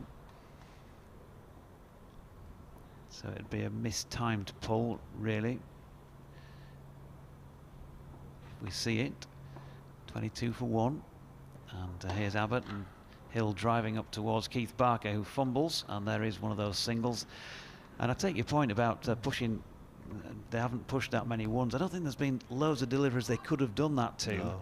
And it's been more a case of just having a look here, and I totally accept that it's good if you can do that and keep the board ticking, such as a Joe Root, you know, so often does. That's right. But it's not felt like it's been easy to do that anyway today. I agree with you. It's not been easy. Kohler-Cadmore waits and Abbott's in, and that's a good delivery, which asks another question of the batsman who can't play it with the blade, drops it down off something into the offside. It's the end of over number 14, and it's 23 for 1. Abbott 7 overs 3 maidens, 1 for 11. And a little pat on the back as they passed each other from the captain James Vince, which suggests to me that might be the end of Abbott's spell, which George Hill in particular has some reason to feel proud of if he's weathered that in these conditions. Yeah, it's been good. It's been an interesting first 58 minutes, 23 for 1. They've obviously found run scoring difficult. They'll be pleased that they've only lost the 1 wicket, having been put into bat. And I think Hampshire might be feeling a little bit, there's no desperation about it, obviously, at this stage with just 14 overs bowled, but they've weathered the early new ball pretty well. I'm going to step out and let you carry on for this over, and JB will be back. Okay. Here's Brad Wheel to bowl outside the off stump, and George Hill on 11 not out lets that go. And I think they will feel that they've done a reasonable job, and I think if you put a side in these circumstances, you'd certainly be looking for 2 wickets before lunch, and probably 3 under normal circumstances. You would be expecting something like that.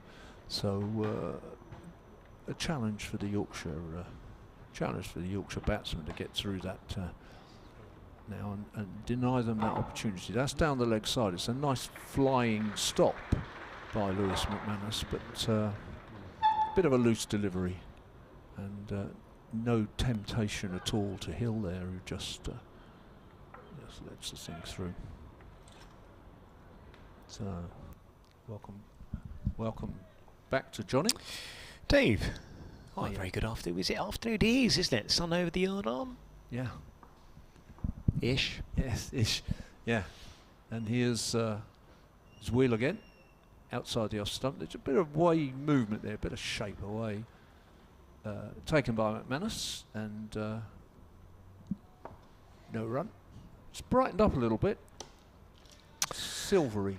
Yes, it's do you know what, Dave? I'm sure we're supposed to be in the middle of a heat wave right now. Yeah. Well, it's high pressure, isn't it? But it's kind of mystifying high pressure. Because we're near the coast. Might be something to do with that, I'd imagine. Well, I thought that this morning, because I live right by Portsmouth Harbour. Right. And I thought it was going to burn off. I thought it was sea mist, sea threat. But Wheel bowls very full, forward defensive, no shot. No run. Yeah, not quite like those kind of extraordinary conditions you can get at places like Hove and, of course, Scarborough, where the rest of the country will be bathed in sunshine. And yet the fret kind of sits in, doesn't it? Like Stephen King's The Fog. Yeah, absolutely, yeah. Yeah, we get fog in Portsmouth Harbour, but usually it's burned off by this time of day tonight. I think what we've got here is that kind of high-pressure greyness that just sits on you, really.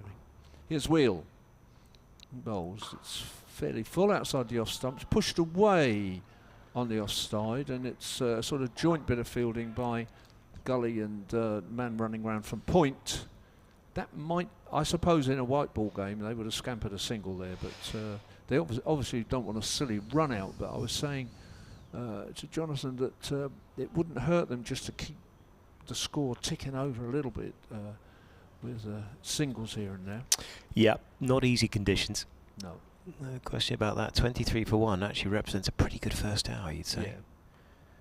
It's Wheel again outside the off stump, driven quite nicely and fielded, and not quite fielded, in fact, by the man at a backward point. So they do scamper one of those singles, which means that Hill goes up to 12 not out, and although the scoreboard shows Calder Cadmore on strike, it is in fact the end of the over, so Hill's pinched the strike, and there will be, for Johnny to commentate, a change of bowling, and it'll be Ian Holland from the pavilion end. Yeah, Ian Holland coming into the attack, who's he's just got 5 wickets thus far. Yeah, it's in this very campaign.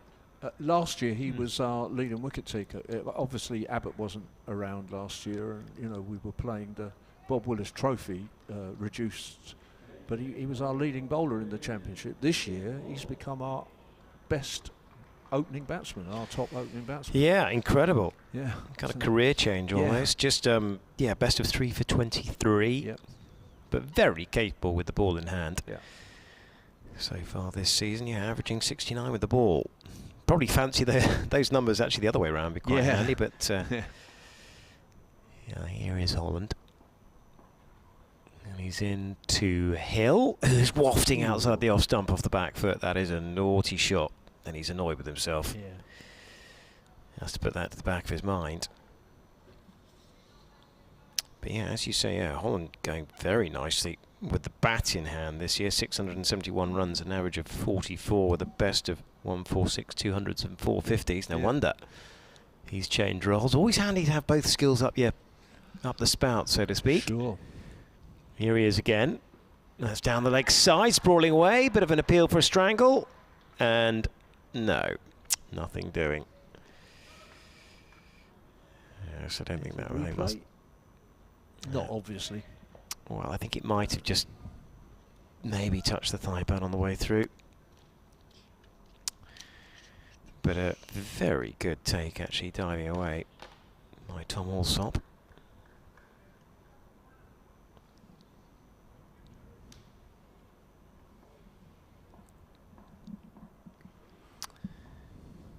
Here he is again.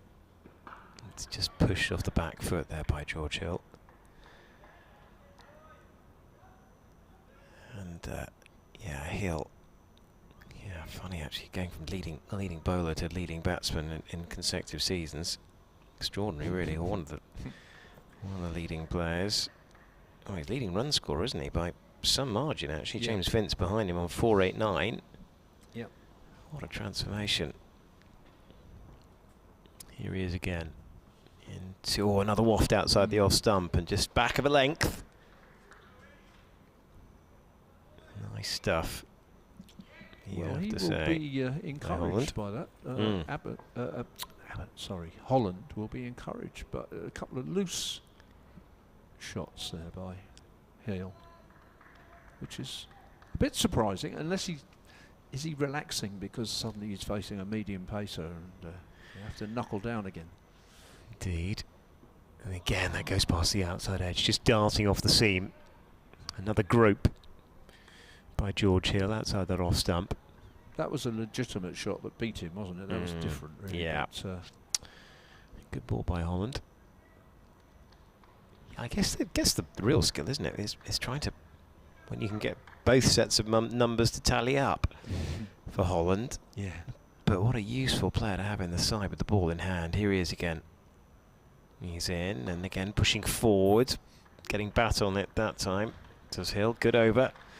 End of it. Maiden as well for Holland. Terrific stuff, and pressure continuing to be exerted on Yorkshire. Yeah, in fairness to him, well, first of all, in fairness to him, that he put up his hand and offered to be the. There's a drinks break, sanitation break, whatever. He put his hand up and offered to be the opening bat this year when they clearly had an issue about it. Felix Organ looked like he was going to be the business a couple of years ago, but had a poor season last season opening, and Holland said, "I'll do it," and he just has gone quite well from the off. In terms of his bowling, of course, for some time in the championship, Abbott and Abbas were just felling all before them, and so Holland wasn't getting on to bowl very much at all. Whereas last year he was often opening the bowling with Brad Wheel, who's about to bowl now from this hotel end, and that's just played defensively back. Fields off his own bowling, throws it to Keith Barker at mid-off. There's no run. 2 slips and a gully for Wheel, mid-off and mid-on, cover and mid-wicket, deep point, or deepish point, and man at long leg who's quite square. Very quiet in the ground. Crowd has built up a bit. It's not huge for a bank holiday Monday. Wheel in, outside the off stump. This time, Cola Cadmore, who's still on 4, just lets the ball go through to the keeper. We don't so easily see the people at the northern end, and there are quite a good number at the northern end. If there is any seat at the Sun today, the people at the northern end are the people who get it. Those in the Ingleby, Mackenzie and Shane Warne stand won't get so much. There aren't that many in the Ingleby Mackenzie stand because the pitch is on the other side of the square. That's just played forward but comes off an angled bat, not an edge, but an angled bat, and it's fielded down between point and gully. Ingleby Mackenzie stand has some special resonance for us for the next 3 days, because this is the 60th anniversary, these 3 days beginning today, 60th anniversary, the first time that Hampshire won the county championship. Well, there you go, absolutely. Hampshire versus Derbyshire this morning, started this morning at Bournemouth 60 years ago. And 3 days later they won it. And that's forward defensive, out to cover, or out to wide-ish mid-off, Barkerfields. Question I have to ask you, Dave. Forgive the impertinence. Were you there? No, I was a member. No, sadly, it was my first year as a junior member. I was 10, no, I was 11. But the problem was I was a Portsmouth lad, so I'd seen a lot of cricket at Portsmouth, quite a bit at Southampton, but the game was at Bournemouth, and my mum decided at 11 that I was not catching a train to Southampton, changing it and catching another one to Bournemouth. So Brad Wheel bowls, and it goes through to McManus. So I listened to John Arlett on whatever it would have been, the light programme, doing summaries every now and then. It was around tea time that we got the last wicket, which was Bob Taylor, Derbyshire wicket-keeper, playing one of his first ever matches, and I think he got 48, and he holed out at long on or long off. Danny Livingstone caught the catch off Peter Sainsbury, and we won the championship, which was a great thrill. Yeah, I still have the newspaper cuttings. I bought the papers the next day. Brad Wheel bowls, and that's just driven up to mid-off, and there's no run. So yeah, there's a piece in. People can't see this, of course, but there's a piece. I mean, I pestered my local paper, which is the Portsmouth paper, and reminded them about the story. And oh yeah, there they are. And there it is. Yeah, the whole side. The story. Yeah, and page 49. So sadly, the only man who was actually on the field that day, who's still alive and with us, is Alan Wassell, the slow left armer. I think he took 7 wickets in that match. So Derek Shackleton was the key, and Shack, of course, was a Yorkshireman. He was from the Yorkshire side of Todmorden. Here is Holland again, who's in to Hill, who just works it off his pad in the end. Be a leg by, and they get through for a cheeky single. Score goes up to 24 for 1. Yeah, look, great side that. Yeah, I have to say. It was quite magical. I think there was a greater significance as well. I mean, it was highly significant for Hampshire, because we'd never even, until about 3 or 4 years earlier, never looked like being county champions. The great significance in some ways is that Derbyshire in 1936, Glamorgan in 1948, Hampshire in 61, they were real exceptions in terms of who was winning the county championship back then. Here is Holland to Cola Cadmore, who's again working that off the thigh pad. Vague appeal for an LBW, but they'll scuttle through for the leg by. And generally speaking, of course, the county champions were almost always the wealthier counties who played on test match grounds. Yeah. And over the previous 9 years, it had been, your county and Jonathan's county. When I say your county, you are Surrey man, isn't it, right? Well, I do a fair bit of stuff there, absolutely. Commentate a lot. Here is Holland pushing forward. Never like to be too pigeonholed, Dave, especially in these freelance days when every day's work is a bonus. Right. I like to consider myself a man of all counties. Okay. Currently. No, yes, of course, I covered a fair bit of cricket at Surrey. They'd won 7 in a row, and then Yorkshire had won 2, and of course before that, it was Yorkshire, Lancashire, Warwickshire, Middlesex that were winning championships most of the time. So here again is Holland, and that's pushed firmly by Hill, but only as far as backward point, and there's no run.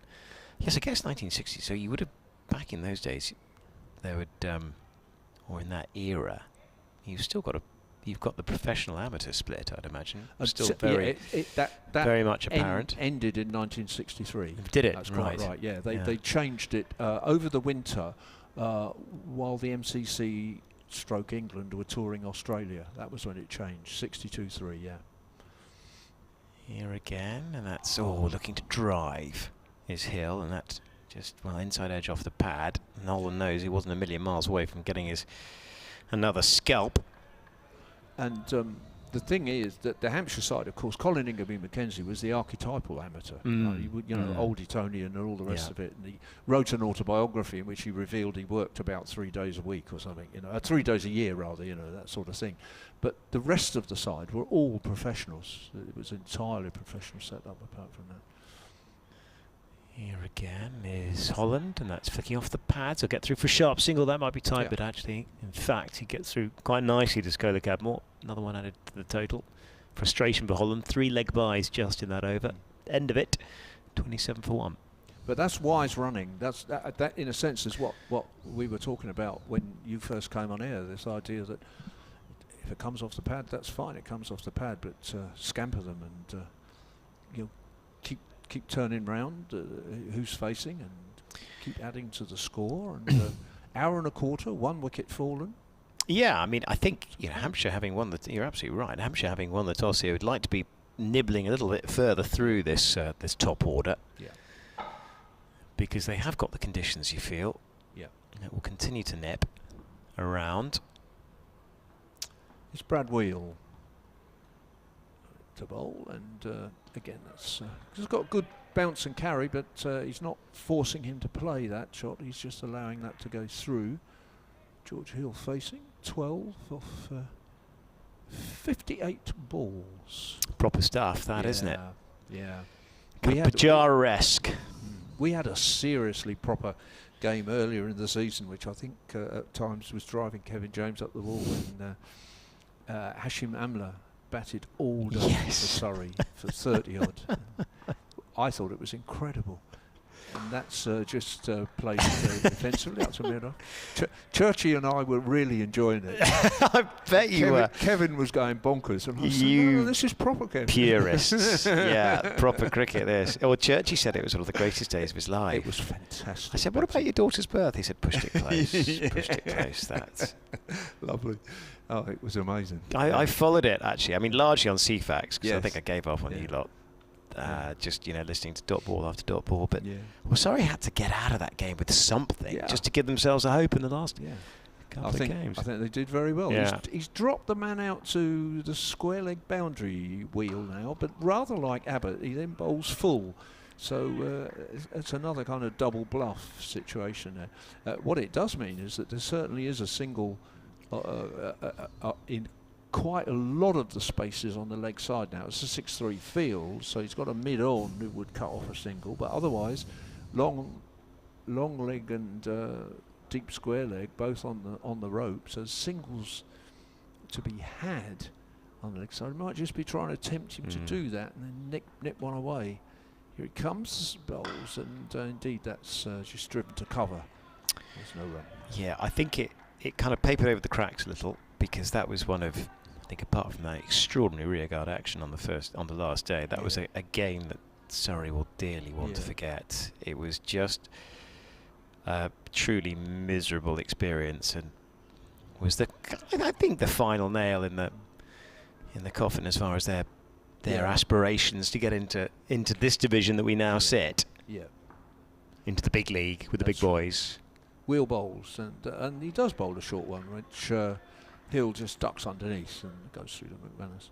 But they've had a complicated season, sorry, haven't they? Because I mean they losing players to the Test side. They've lost Ben Folkes for virtually the whole season. Well, I think with Ben Folkes, to be honest, he would still be. I doubt. If he'd had even a reasonable series against New Zealand, I doubt Joss Butler would have got it back in the side, to be honest. Yeah. And actually, Joss Butler has done very little since he has been back in the side. Yeah. But Surrey have a big squad. Yeah. They're growing up enough to know that they haven't played well enough. That's the bottom line. I guess. Yeah. Wheel bowls. That's fairly full. Interesting that man that he sent out onto the boundary just bowled that one short ball that Hill ducked underneath, and then he brought him back in again. So. It was a brief ploy. So maiden over from Wheel, 4 overs, 3 maidens, 0 for 1. Very satisfactory in a sense from Hampshire's point of view, but in a sense equally satisfactory from Yorkshire's point of view. Yeah, I think Yorkshire will be happy. I mean, I think what Hampshire will know is that Yorkshire haven't gone anywhere. Yeah. You do the old Jeff boycott and had a couple of wickets to the score. you know, plus VAT potentially. You know, this could easily be 55 for 4 or 5. Sure. So, you know, it's one of those where it's it'll be very interesting to see how this day develops. But you get 1 or 2 and then a couple more go. But Holland will continue. It's got a short mid-wicket in now as well. Yeah, interesting little field. It's just the 2 slips. Holland is in and down leg side, and that's tucked away very nicely by Kola Cadmore. I think that's off the bat, is it? No, leg buys again, another one. 3 conceded in the previous over, and well, 4 to kick off with here, but that's all valuable stuff as far as Yorkshire concerned. 31 for 1. I shall have to go and look up the record number of leg buys in a championship innings when I'm off air in a minute, won't I? 'Cause if it keeps on like this. Yeah. Wow. But it would. The problem with that one was that the line was slightly wayward. Here is on again. That's down the leg side, sprawling away. Is the wicket keeper, and there's no run. And there's McManus behind that. Down below us in line is the bowling coach Alfonso Thomas, who might just be having a word with Holland later on and suggesting he is trying to bowl straight but erring on leg side too much. There's been a few down there. Here he is again. He is in, and again defended nicely by Kola Cadmore. Yeah, I think York should be more than happy. Well, it does seem to be getting brighter. Yeah, it does. Cloud seems to be lifting. Yeah. I mean, it's still very overcast, I guess.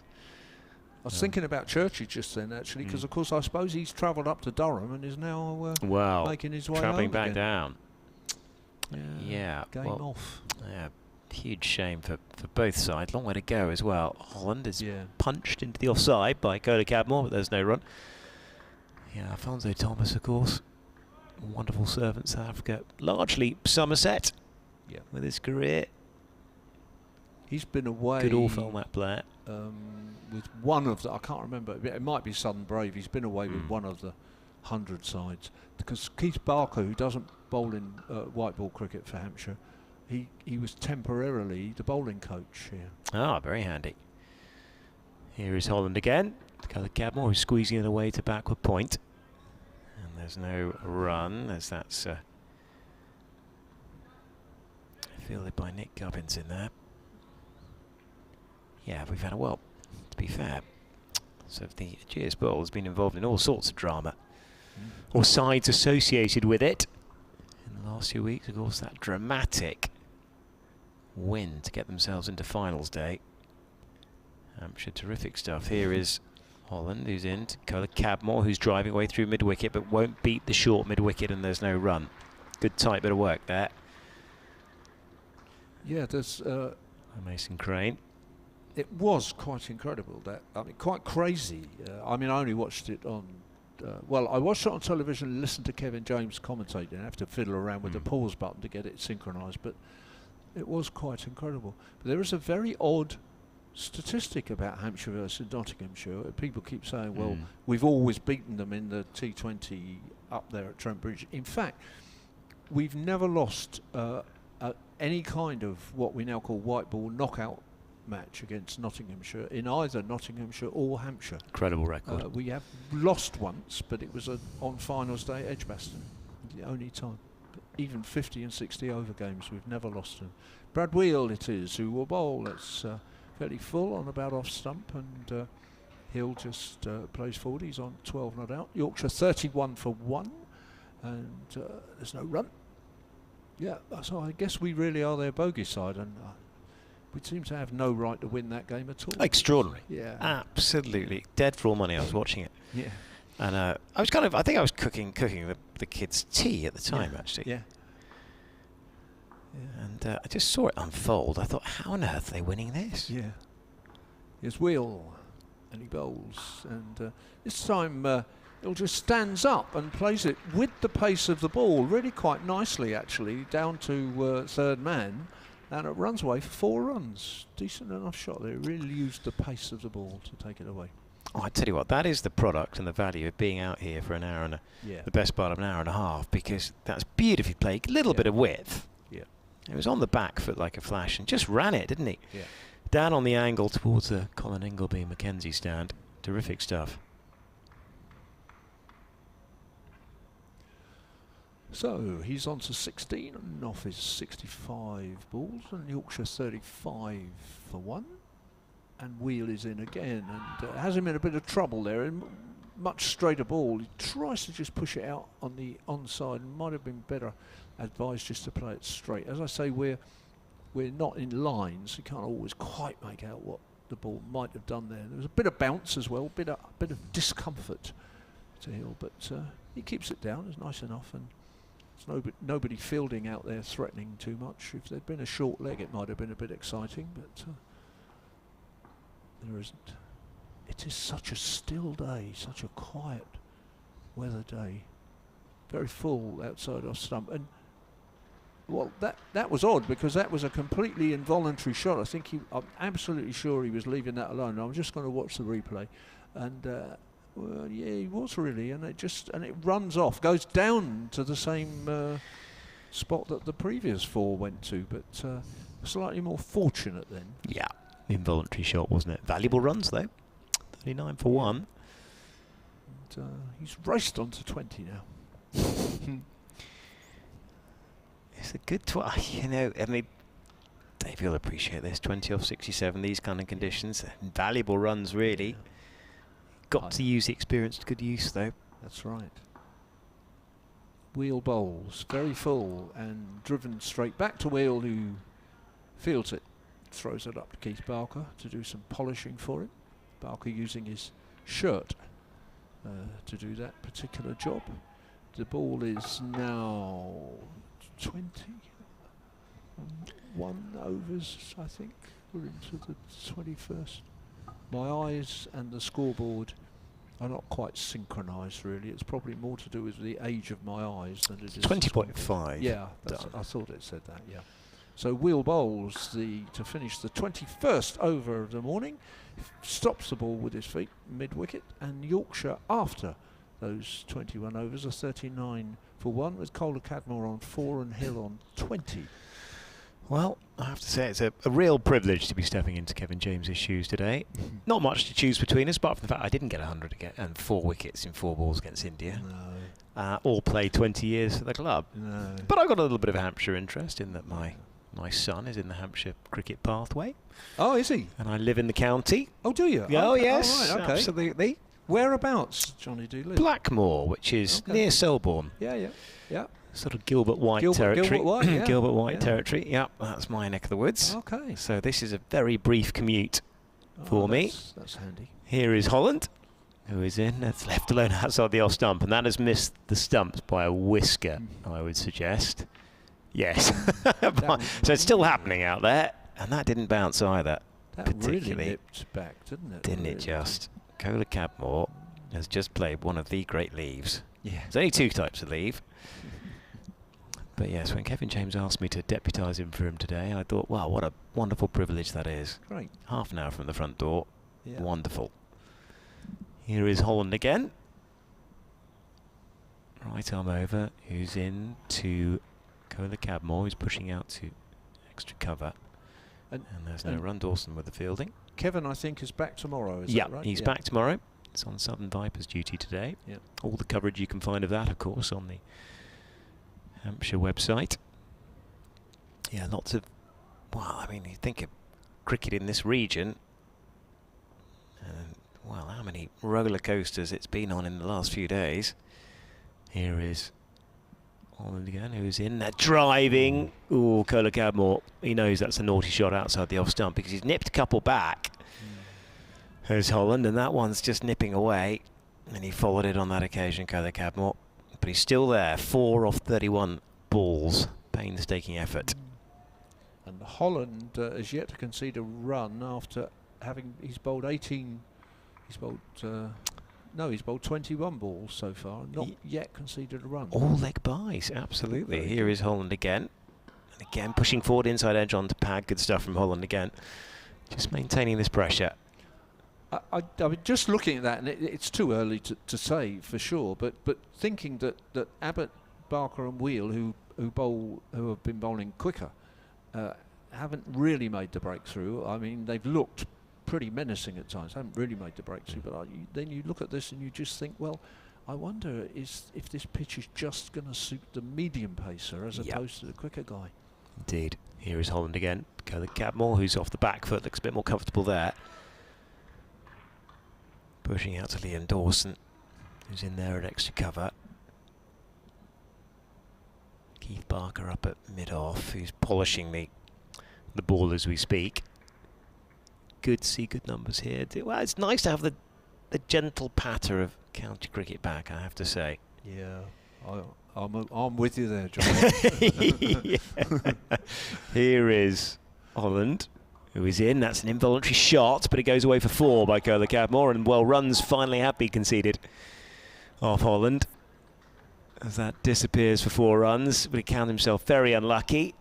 Another fortuitous boundary. Yorkshire 43 for 1 at the end of it. But I have to say, I will be honest, I thought I'll watch the 100, and I was completely engaged by it as a format. Funny enough, I played 100-ball cricket since 2008, so I was aware that I've played it, and I thought the permutations of 5-ball slots is really interesting over a 6-ball over. You've played 100-ball cricket. That version? Yeah, well, not quite. Okay. It's called Last Man Stands. It's 8-a-side. It's kind of 2020. And I knew that I knew it would work on the basis that it's quite a big kind of recreational format. And I was incredibly engaged by the whole thing, I have to say. And of course, big wins in this area. Jonathan, bless him, has arrived with all the lunches as Brad Wheel bowls, and has just played defensively. And my reward for that is to make him work a little bit after this over. I'm going to commentate on this one and then say, right, get back on here. I'm having a rest now. But very well kind. done, Jonathan. Thank you, Jonathan. Oh yes, I think. Yes, actually. I need to go? You need to go, actually. Right. I will continue this over because I think Jonathan will come in that. Oh, you want to go in this? Right. No, Dave, you carry on. Don't worry. What I'm going to do is I'm going to move across. So I'll leave you in charge. All right. So Wheel is coming into bowl, and it's just left alone through to the keeper. No run. Jonathan is just sorting out his paperwork, and what we'll do in a moment is he'll take over, and I will disappear, and Johnny will come in to this slot that I'm occupying. But I'll just keep going for the moment. Brad Wheel, 3rd ball of his 6th over, so far 0 for 9. Those 2 fours down to 3rd man. And false shot there by Hill, drives at that outside the off stump, and double teapot from Wheel, but no nick. You all right, Jonathan? Here he is. All right, my son. Cheers. I'm back. It was a joy to come back from the press room on the 2nd floor. It's warmer up here outside than it is in the press room. That the boys asked for the aircon to go on apparently, and it's ended up. It feels like winter in there, so I'm glad to be back outside, and it's a bit brighter than I recall it when I was here half an hour ago. Here's Wheel, right arm over the wicket to George Hill, who runs it into the general short 3rd man area where it's fielded, and there is no run. 43 for 1, and quite a few tweets to get through as well. What have we got left? A couple in the over. Let's see if we can fire through a few of these. Dave, morning to you. Says good to be able to stream some proper cricket again. Doidgy, can't wait for Scarborough next week. Same here. Lily, who'll probably be at Scarborough, says morning JD and Johnny. I'm hoping for a Yorkshire win. Great to have proper cricket back.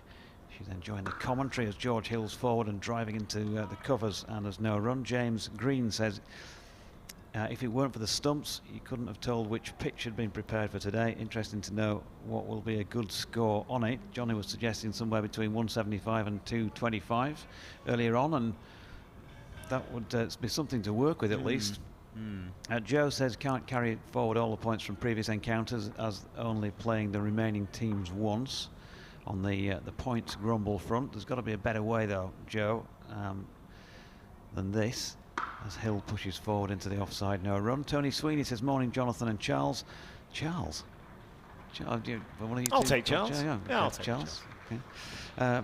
Jonathan, it's Johnny as well alongside, and Dave. Always optimistic, says Tony, about Yorkshire in each game, but if and when it looks like we can't finish in the top 2 or a Bob Willis final, do we give the youngsters a go? They went well in the RL Cup, and Sussex are going down that route already. Well, what I'll say to that is, Tony, let's just wait and see.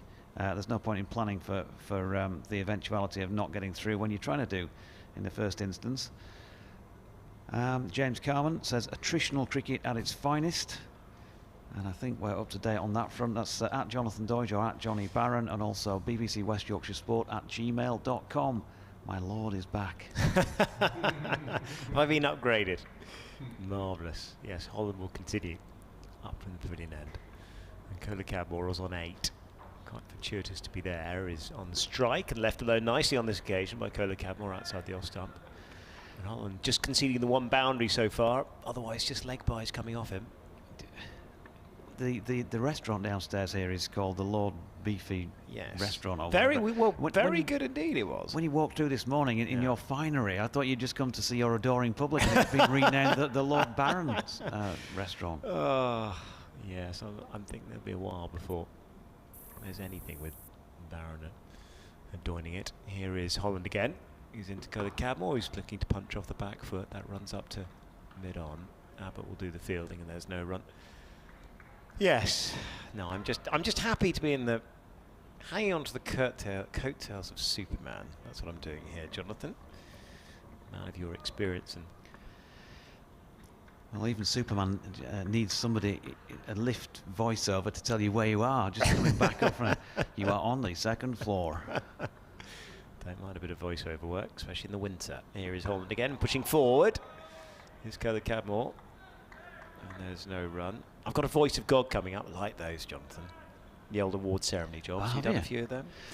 Award ceremonies, I've scripted a couple of them. I don't think I've presented an award ceremony. Oh, no, I'm not presenting. I'm voice of God. Oh, you're okay. Oh, yeah.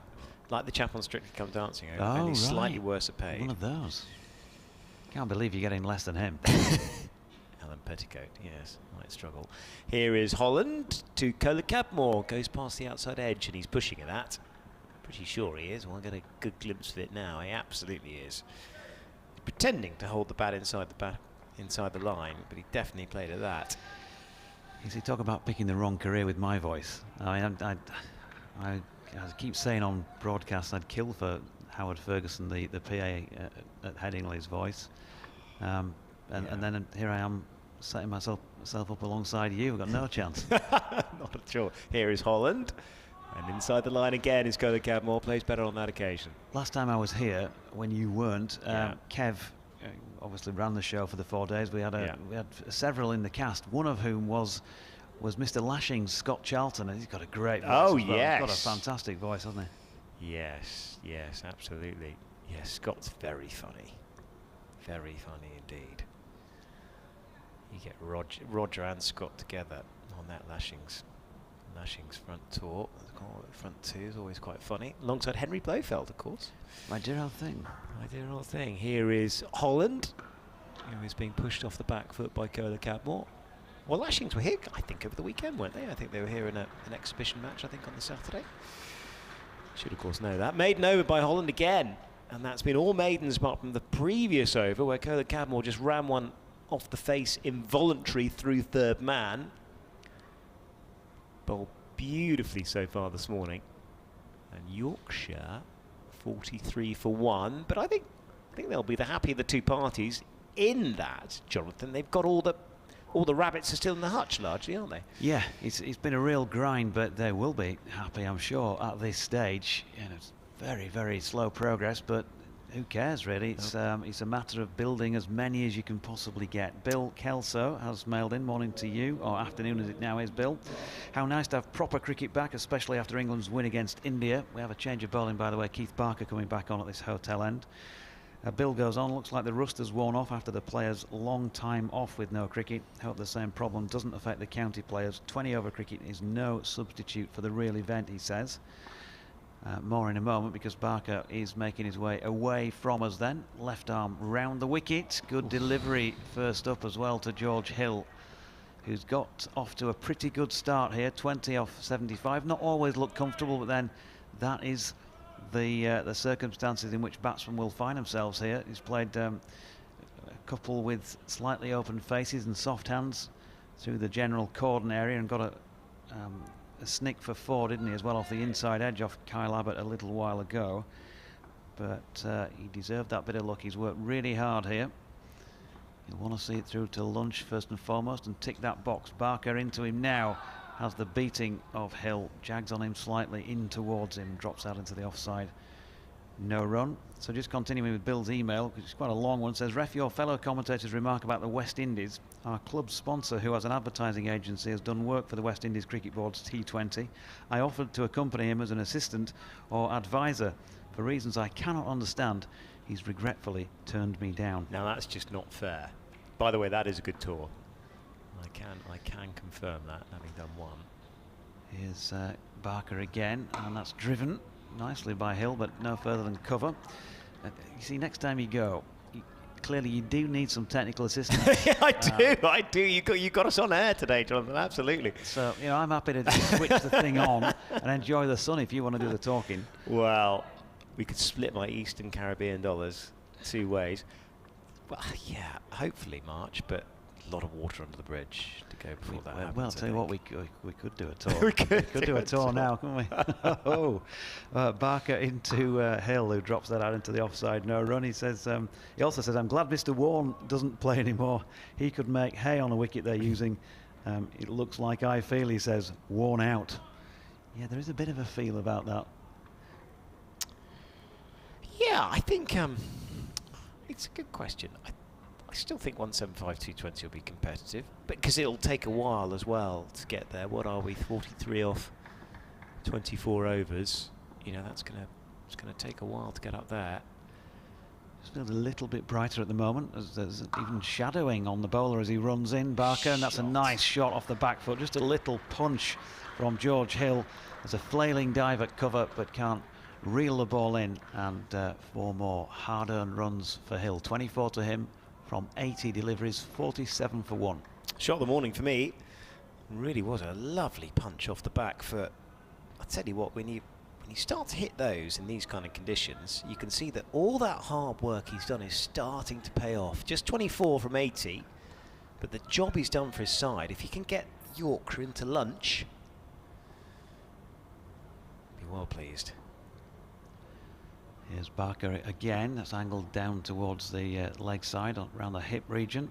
He's probably going to be given as a leg by Nigel Long. Yep, single, but they'll be happy with anything they can get at the moment. Second highest scorer, leg buys this morning. Overtaken Kohler Gadmore.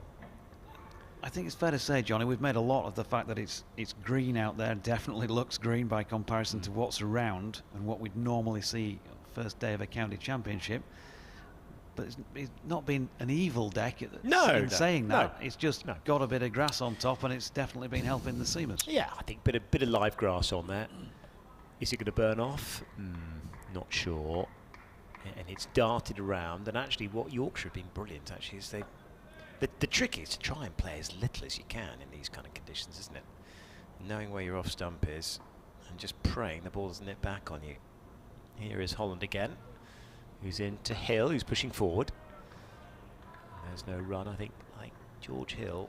I mean, there's 24 off 81. They say, you know, when you're in the start of your career, these kind of mornings, because it's not about runs, partnerships, yes, but it's just about keeping the assets in the hutch for when conditions get easier. And you feel, you know, when the ball gets a little softer, will things get a little easier? Remains to be seen. Here is Holland again. Right arm over is into Hill, who has to play out that one off the back, but just pushing into extra cover. And there's no run. It might take a little longer to get softer.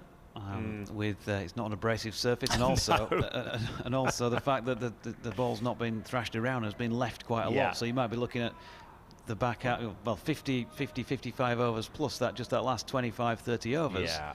But if you can play for that, you know, the 25 overs in here, so there's still a fair way away. But I mean, you're absolutely right. I mean, this season, in these conditions, the ball swung its entire life, hasn't it? Of 80 overs, pretty much. getting reversed, almost impossible. Here is Holland. And again, that is still just a punch by Hill, and it ends up by his toes. Gets permission to pick it up. Have to ask permission, of course, otherwise you're in danger of being out obstructing the field. It's not handle the ball anymore because obstructing the field covers a number of other eventualities, doesn't it? Warwickshire, by the way, 68 for 2 at Old Trafford, having won the toss and chosen to bat. They were 7 for 2 when Dom Sibley went. Here is Holland again, just pushing out the backward point. Here's Hill. Yeah, Dom Sibley back in the domestic game. I have to, funny enough, it's what they sometimes say, don't they? If they leave enough pens and papers, sort of in a room full of monkeys, eventually they'll come up with Chaucer's Canterbury's Tales. And you feel, to some extent, with England's selection policy, they kind of sort of stumbled across, haven't they? It's quite a serviceable side. Just going past the outside edge on that occasion is Holland. I mean, I think David Milan, who you'll have seen, well, but not as much as you might expect, actually. He's only played, what, one first-class game for Yorkshire, has he, in the last, or 2 in the last 18 months? And averages 100, I think, across those 2, doesn't he? Yeah, he got 199 earlier in the campaign. Yeah, I love watching him bat. Oh, he's a proper bat. Yeah. Amazed they jettisoned him as quickly as they did. First time round. Holland again, who's into Hill, who's looking to drive to the right-hand side, or left-hand side of Keith Barker, who's across quickly. Another dot, another maiden. 48 for 1 still, Yorkshire. In the other game in this division, which is taking place at Taunton, Somerset won the toss and put Notts in, and they're 77 for 2 after 26, so progress a little bit more swift than it is here, which tells you maybe a little bit about the pitch, maybe a little bit about the bowling as well. Ben Duckett, last man to go for 24 when the score was on 44. North East, who of course has signed for, is it the full 4 matches for Notts? Yeah. Sam North East, former Hampshire man, of course. He's 29 not out. Joe Clark 16 down there at Taunton. Good player, Sam North East. Very good rackets player, by the way, as well. Yeah. But yeah, very, very good cricketer. Was very unlucky not to play for England. Do you notice I said yeah in a really knowing way, as if I've just been down the local rackets club over the weekend? I know, it does sound ridiculous. I only say that because I was with a load of racket enthusiasts who went to school with him the other day. Here's Barker to Kola Cadmo, who shows the full face of the bat and drives to mid-on. No run. So go on, tell us more about rackets. What goes on well, there? I think he was a very good rackets player at school. But how do you play rackets? Oh, yeah, well, good question. I think all I know is the ball travels over 100 miles an hour, and it's with some vague kind of rackety thing. I have actually played it at Queen's Club many moons ago. Do you need more information? No, that was just brilliant. I love that description. That is some sort of rackety thing. Barker into Kola Cadmo, plays into the onside, no run. Longish, spindly thing. I could be wrong. There's probably a mass of racket enthusiasts listening to this broadcast as we speak. Yeah, we better be careful. I played cricket with the world champion, the rackets world champion the other day, called Tom Billings, cousin of Sam, who chose rackets as a direction of travel. Good cricketer though. I think it's fair to say I don't think it was available at my comprehensive school as an option for the sport. Here's Barker in. That's pushed out into the offside by Kola Cadmo. No run. Jonathan, I just think you ignored the opportunity. Come on. Can't make excuses like that. Well, okay. I mean, I did trial for every team and got in all of them. But, well, there you go. But I can't remember rackets being on offer. Well, we've talked about your cricketing prowess is quite impressive, actually, Jonathan, isn't it? No. Yes, I think it is. No, I've got 2 brothers whose cricketing prowess is good. Not sure about mine.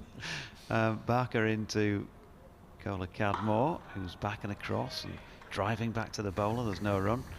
The less we say about that, the better. But talking to the West Indies, there was a tour, which this is it. I've dined out on this for I think about once in the last 35 years. Barbados back in the 80s. Well, we did play at the Kensington Oval. So that was one place little, to play. Yeah, one little positive, I suppose. Oh, what else happened? Well, the nightclub stuff I can't really tell you about too much. Harbour Lights. Barker into Kola Cadmo, who's pushing forward and looks round anxiously, takes a thickish outside edge. They've removed one of the slips, but it did go to second. Let's have a look at the replay. Yeah, definitely one of the genuine false shots of the morning. He was squared up slightly, wasn't he? Yeah. Just falling short, wasn't it? I don't know whether they've had this conversation about playing soft hands before they went out there, if they just worked it out themselves. But again, that served him well. He didn't go hard at the ball. Barker in and gets a little touch on that one that was driven back at him by Kola Cadmo. So he's 8 off 45 deliveries, and by the standard of Tom Kola Cadmo, that is slow. But that's what this innings demands, I think, at the moment. Just be very careful, as he saw in that last over himself. Yes, indeed. Anyway, you're not getting out of this Barbados story. Come on, you and Kensington Oval. Well, listen, it was around about my 18th birthday that I went. Right. I was on a tour of sort of under 18, 19 type players, and my brother, one of those I referred to, who did play professional cricket. He was on that. He's a couple of years younger than me, so I was, as you do as the older brother, you know, just looking out for him. And he couldn't get in at a nightclub one night. Sorry, Matthew, if you're listening, I'm going to embarrass you. He couldn't get in because he was too young, so I think it was 21s and over. The rest of us all passed off as that. And he sort of, I seem to remember sort of wading out into the sea because the fencing to this club disappeared off into the sea, so that obviously people are not going to try and get in that way, you know. But who did? Oh, dear. Well, warm sea. Liam Dawson into the attack up from the pavilion end. A short leg and a slip for company. Here is Dawson, who is in, and he's bowling. Being pushed into the offside, just in front of square. He'll get through for a single, sharply scampered. And of course, the last thing he wanted was Big Brother looking after him. Didn't need that, really. No, didn't need that indeed. Dawson just a couple of skips up there from the pavilion end. He's in again, and that's worked round the corner. There'll be more runs here for Kola Cadmo. There'll be at least a couple. There will just be a couple, in fact. Down to fine leg, and that's nicely done by Brad Wheel. That'll be the 50 for Yorkshire. Been hard work, but they've got there with just the one scalp. They'll be pleased with that. No question. Yeah, it's very patient stuff. Attritional cricket, as one of our correspondents said. Liam Dawson, left arm round, and that's being pushed away back to the bowler, and there's no run again. The other thing to say about Barbados was that we had the pleasure of meeting the great man who presented us all with Sir Garfield. With there's only one man out there. Clock. Yep. Amazing. That is amazing. Yeah, there is only one man out there. He's on every poster. Here's Dawson again, swept in the air. That'll keep Deep Square interested, but it'll plug. It's wheeled in by Brad Wheel, in fact. They get back for a couple. Looking to take it on a little more against Dawson here. He's conceded in his 4 balls thus far more than Holland has in his entire 6 overs so far. Yeah, feeling of just a bit of respite from the seam, I suppose. It looked like he got a top edge to that. Kola Cadmo back on strike.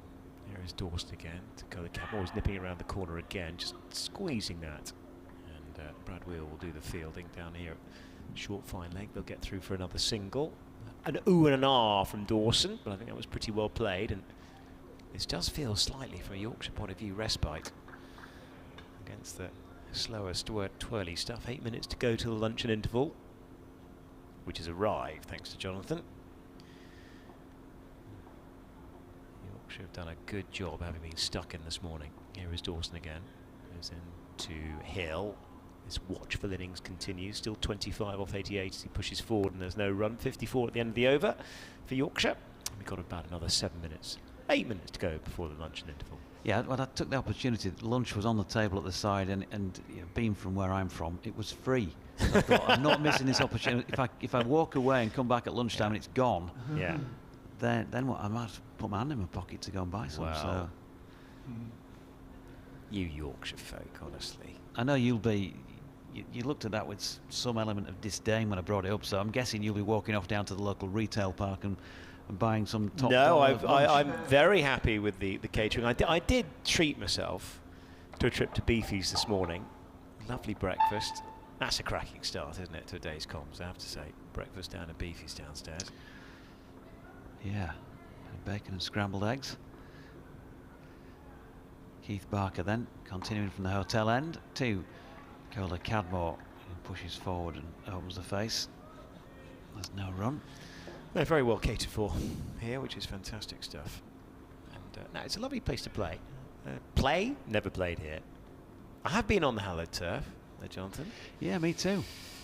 Not in a playing capacity. Funny enough, the last time I was out in the middle there was with Glenn Hoddle. Really? Would you believe it, during the World Cup, as you do. There's a name I can't drop. Barker in, and Cola Cadmore just playing slightly across that. It gets a leading edge out into the covers, no run.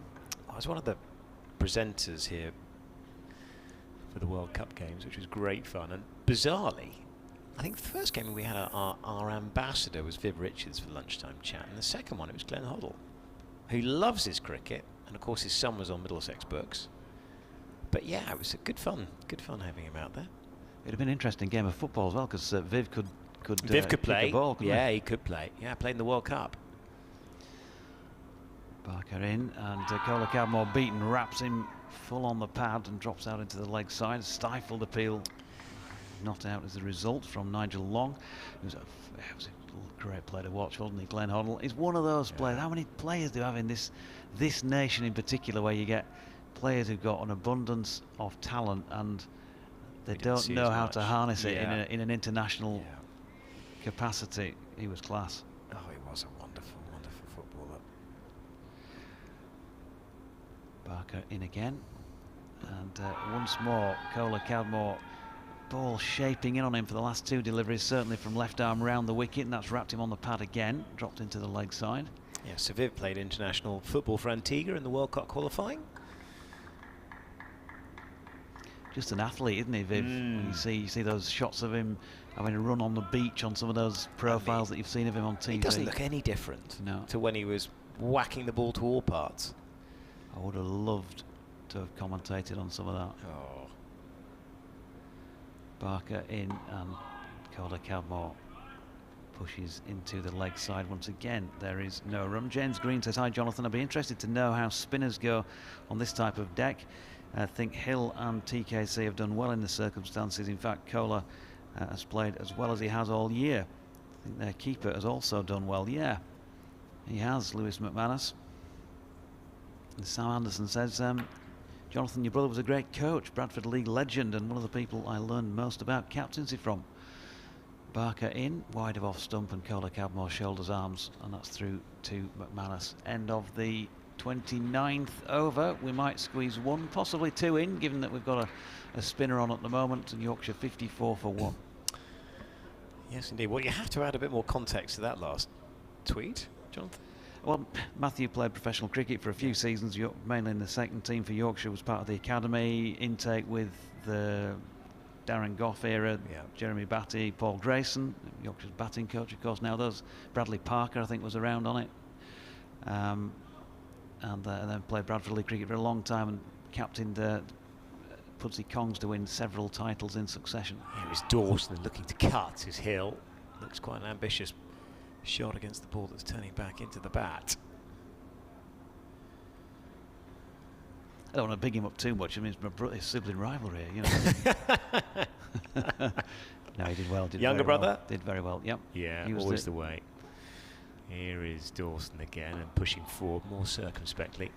So much easier for him, isn't it? Younger brothers. Easier for the younger brother. It's much tougher for us, for we elder boys. Yeah, you see, you just have to, striding out on your own. Here is Liam Dawson again, who is in to Hill. He's pushing forward again, and there's no run. Just that dribbles out to point. Mason Crane does the fielding. We used to play in the carport at home, which was a brick-built carport, and behind that there was a garage. So sometimes we'd play in that as if that was a net, or sometimes in the cul-de-sac that we lived on. Sounding like the Hovis advert. And here is it's punched into the offside by Hill. And there's no run. There was a great story in the cul-de-sac one day when I was running in, and whoever you were playing as players, weren't you? So I was probably somebody like Bob Willis charging in down the hill, bowled at one of my brothers. Tell you more in a moment. Here is Dawson again into Hill. He's pushing forward again. There's no run. And so I'm charging in. Matthew's batting. This is the brother in question. He's left-handed, and our drive was away to the right as you look down the track from the bowler's end. And there's a manhole just nearby, just into sort of, it was a waste field next to our house at the bottom of a cul-de-sac. Here is Dawson. That's punched off the back foot very nicely by George Hill. Out to the man on the rope. They'll get through for a single. End of the over as well, 55 for 1. And as befits all self-respecting left-arm fast bowlers with a tennis ball in the street, I've got a keeper and 2 or 3 slips. So one of my pals, Anthony, lived up the street. He's fielding at the widest, whichever it was, second or third slip. And I charged in, and it hits the seam on the tennis ball, nips away from Matthew. He goes at it with hard hands, disappears off into the sky, and looping towards the manhole, which has had the cover taken off. And bless him, Ants, as we call him, Anthony, he dived full length, took a brilliant catch with one hand, and disappeared down the manhole. It was one of the funniest things I've ever seen in my life. But unfortunately, the manhole was concreted out at the bottom. Ow. Probably about 3 feet deep or something like that. So yeah, the poor lad had his legs sticking out of this manhole. And he did end up in hospital. I'm pleased to say that he's still around, so he didn't... well, that was what it was like for the 80s, wasn't it? Wasn't fatal. All went on the 80s. But there's a lad with his feet sticking out of a manhole, and the rest of us are sort of on the floor rolling around. It's just so funny watching it actually happen. Here's Mason Crane into the attack, who's bowling his leg spin, and that's just pushed forward by Hill. And there's no run. Yeah, well, the 80s was a more innocent time, you remember all the playing in sort of filled-in quarries and all the other things we used to get up to. Just kidding, of course. Don't advise anybody to do that. Here is short, and that swung away on the leg side nicely by Hill. Wasn't going to miss out on that one, and he doesn't. Now the boundary takes him into the 30s, or up to 30 off 97. That strike rate picking up. And actually, since the spin's been into the attack, actually the runs have come a little bit more freely.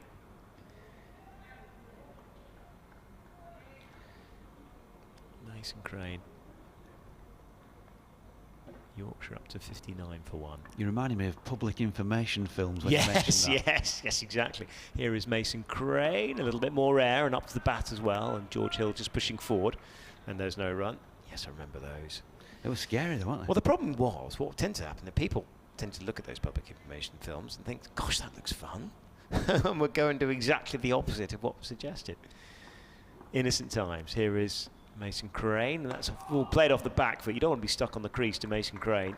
Lucky in the end, George Hill. They were dark though, weren't they? I mean, you just needed a Vincent Price voiceover. Oh, and absolutely. You'd be scared stiff, didn't you? Absolutely. Christopher Lee lurking. Yeah. With a deep voice somewhere. Last over before lunch. Crane tossed up outside the off stump. Another conventional leg spinner. You're probably too young to remember Charlie Says Don't Talk to Strangers. No, I'm Remember that not one? that young. Jonathan, just a year shy of the big one. Well, one of the many landmark birthdays. I want an invitation to that party, please. Here is Mason Crane, and that's a half volley, and that's punched or squeezed out to point or backward point. Deep backward point. They get through for a single. And will that be a lot? It will. That'll be lunch. Yorkshire finish on 60 for 1 at the luncheon interval, having just lost the 1 wicket this morning, which is Adam Lyth, who was LBW to Abbott for 6. The wicket falling on 13, and actually Yorkshire have done a really good job here in an arena that is brightening up. Jonathan, I think Yorkshire will be pretty happy with that, having been stuck in this morning. Yeah, I think they'll be very happy to have lost just the 1 in bowler-friendly conditions. I think they've worked incredibly hard, as we've said on several occasions. Tom Kohler-Cowmore, I think probably slightly on the unnatural side of things for his game, 13 off 56, but he's got his head down. And George Hill, he's showing all the right ingredients temperament-wise in his 31 off 101. Yeah, they'll be happy with that session, but still a lot more hard work to do in this afternoon, Johnny. Yes, they will indeed. And we'll be back with all the action and entertainment as it happens here at the Ageas Bowl after the luncheon interval, and that'll be finishing Well, that'll be coming up at around about 1:40 this afternoon. Lots of people in the ground and a great spectacle. It's lovely to have Championship cricket back, and we'll be back in around about 37 minutes' time.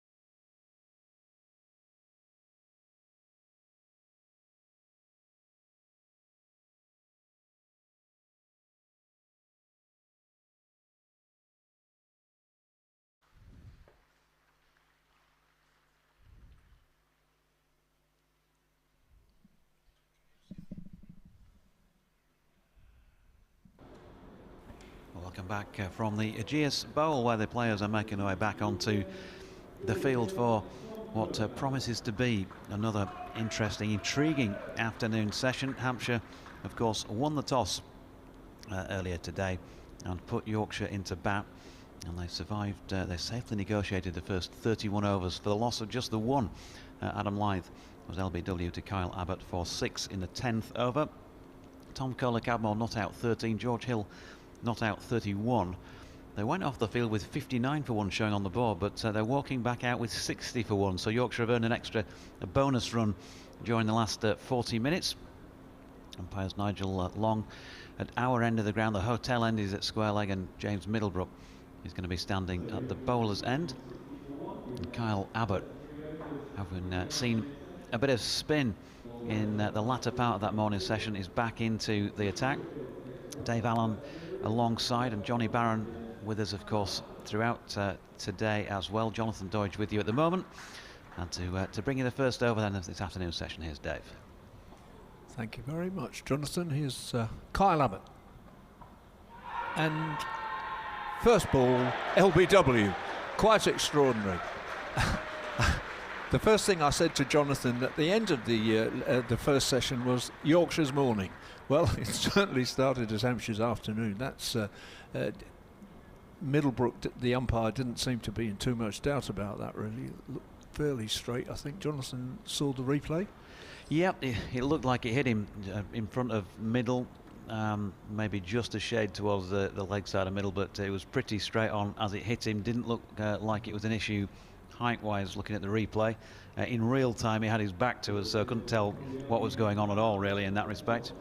So if you're watching the streaming pictures, I've got the same view as you, but it looked pretty straight. It wasn't going over the top, and it didn't look to be doing that much, so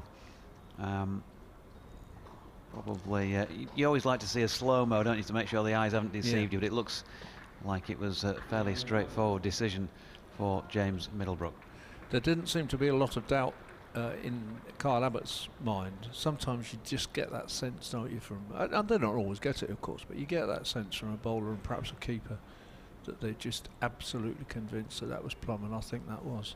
So that's effected a real change. The other thing I said to Jonathan and Johnny at lunchtime was, if at quarter to 11 you'd seen the pitch and the Hampshire bowling attack and the Yorkshire batting line-up with 1 or 2 players having problems, and you'd ask for odds on fewer wickets falling here after Yorkshire were put in, fewer wickets falling here than any other championship match in the pre-lunch session, you'd have got pretty decent odds, I should think.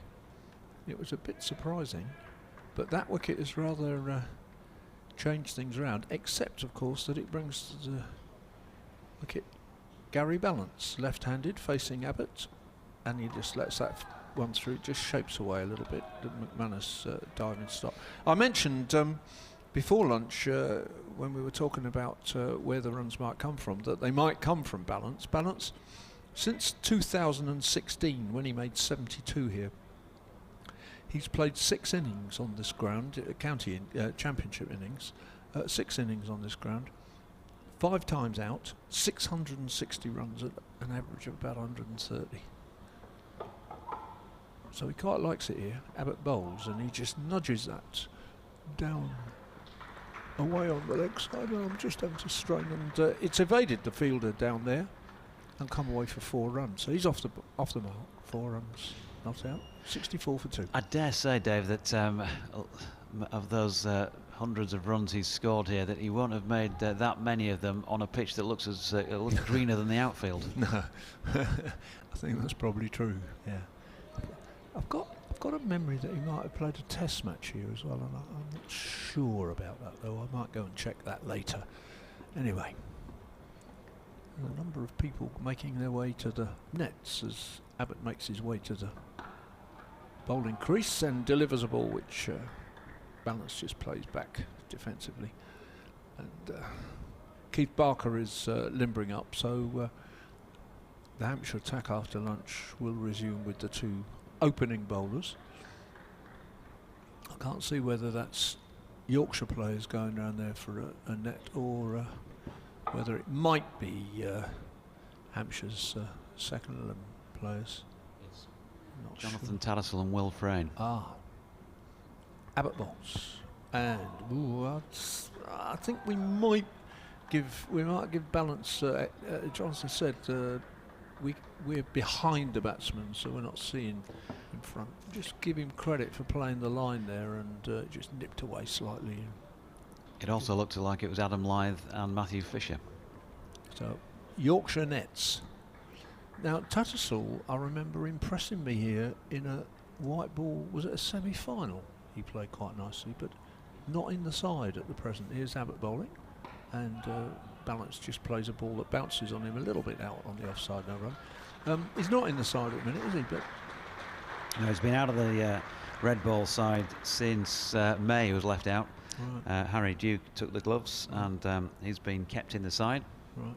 After his encouraging early efforts. He's got a couple of half centuries as well as Harry Duke, and that was one of the reasons with Johnny Tatt that he was just struggling to come up with a score in the early part of the season. He's got some runs in the RL50, and he seems to, if you like, be a little bit back more among the fold at the moment, but hasn't made it back into this team.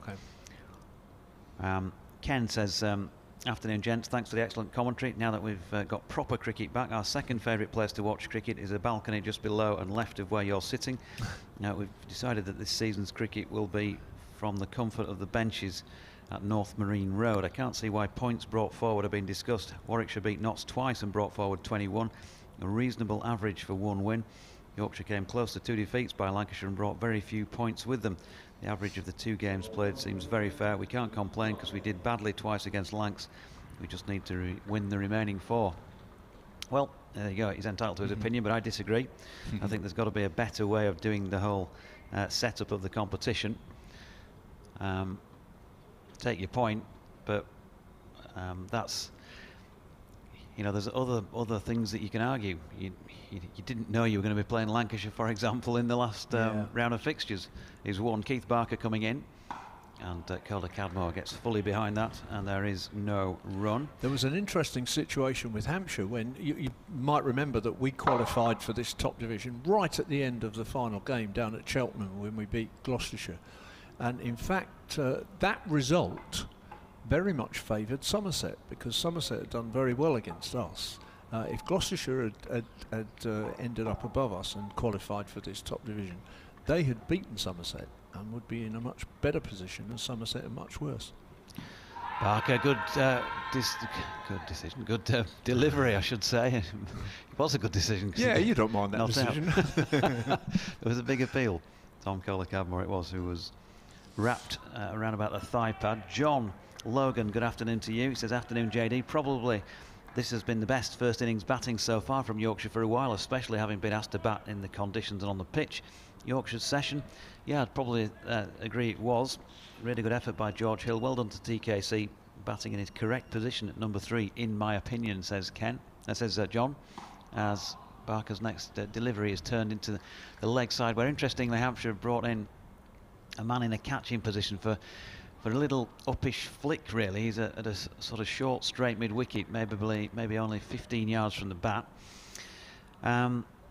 John goes on, you mentioned of the public information films played a big part of my childhood. As for scary voiceovers, none can beat Donald Pleasance in Dark and Lonely Water. See below, he says. Pleasance saying, I'll be back at the end is a million times more powerful than Arnie in Terminator. Scared me witless as a child, he says. Calder-Cadmore pushes the next delivery up to mid-on. There's no run. Well, I'll play that at some point. It's obviously not going to make great radio if I just play it off my phone at this moment in time, John. But thank you for that.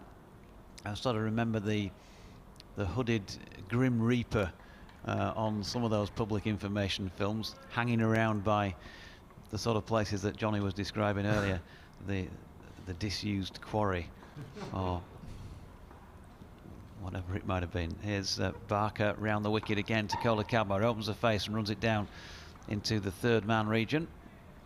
There's a chase and dive by Holland. A slide, I should say, and they get back for 2. Where did you watch these things? Were they in the cinema?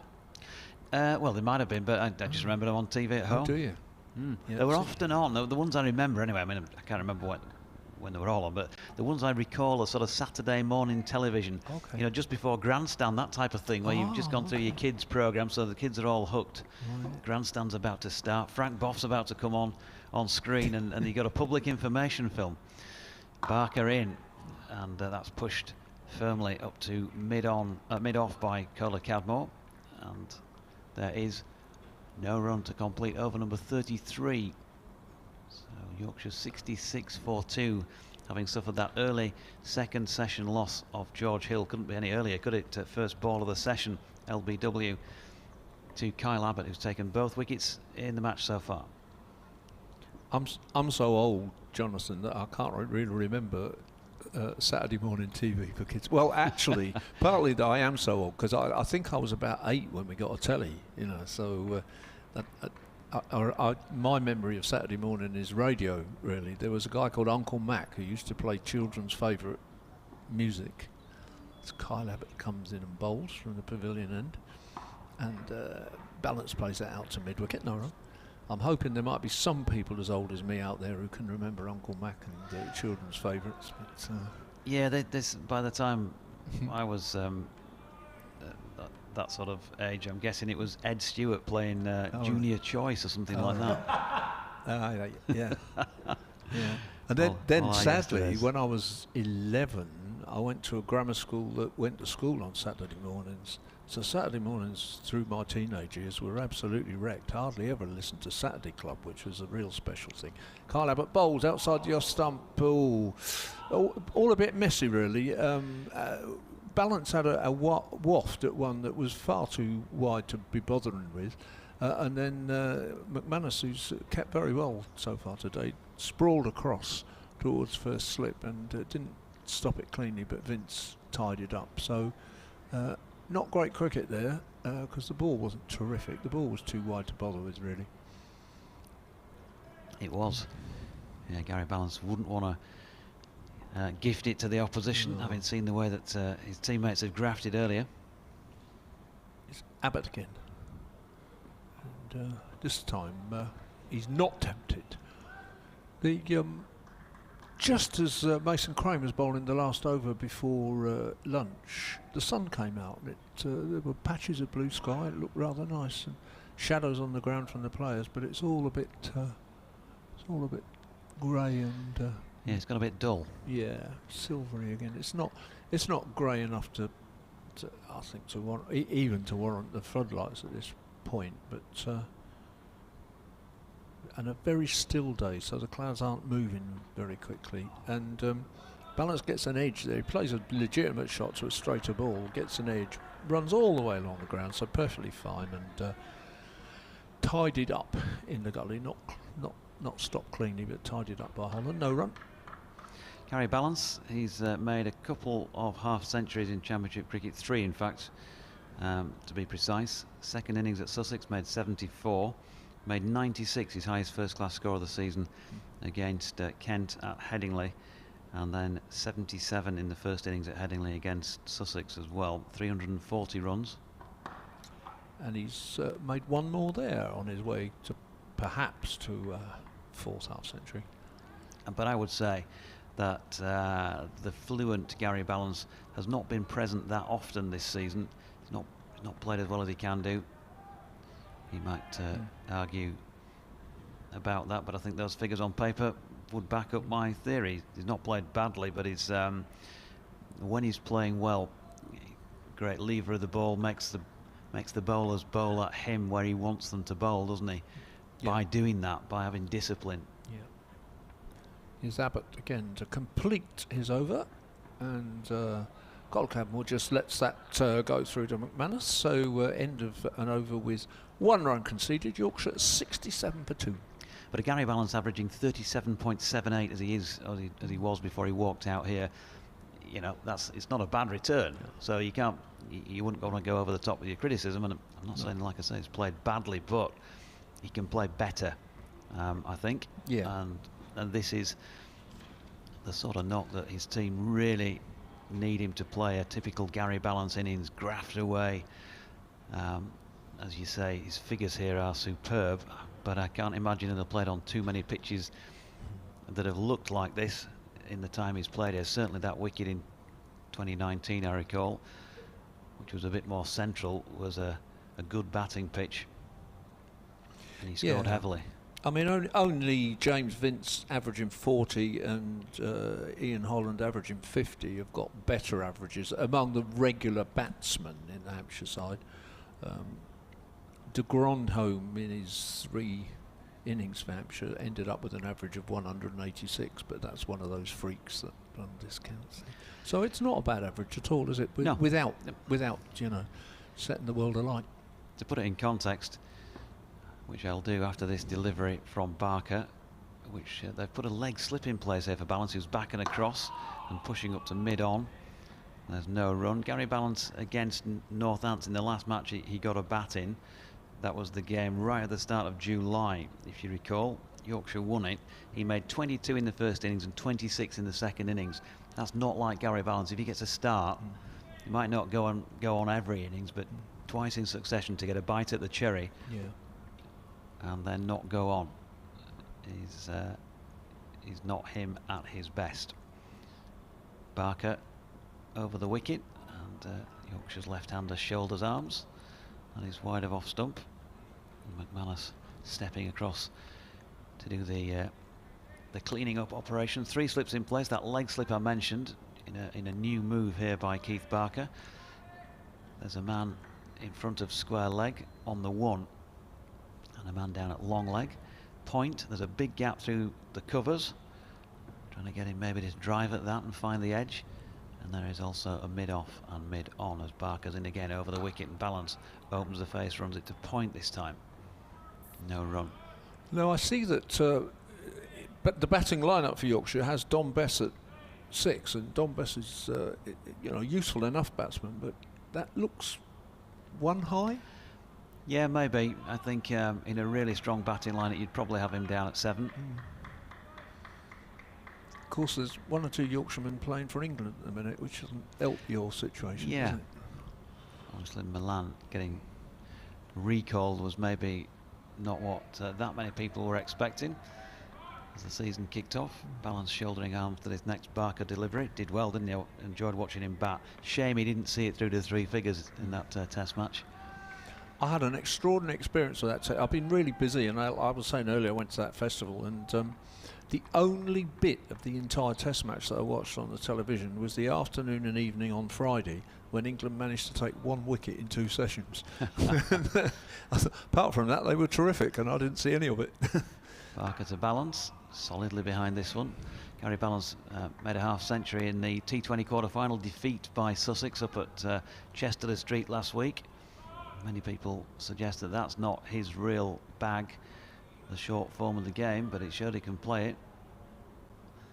Captained for part of the RL50, and again, his figures coming out of that competition, when you look at the youth around with his experience and quality and the figures he's got on paper, his return wasn't as good as maybe many would have anticipated. He opens the face and runs this one down backward of point, and Mason Crane around to do the fielding, and they get 2. So Gary Ballance is just beginning to get going. 7 off 16.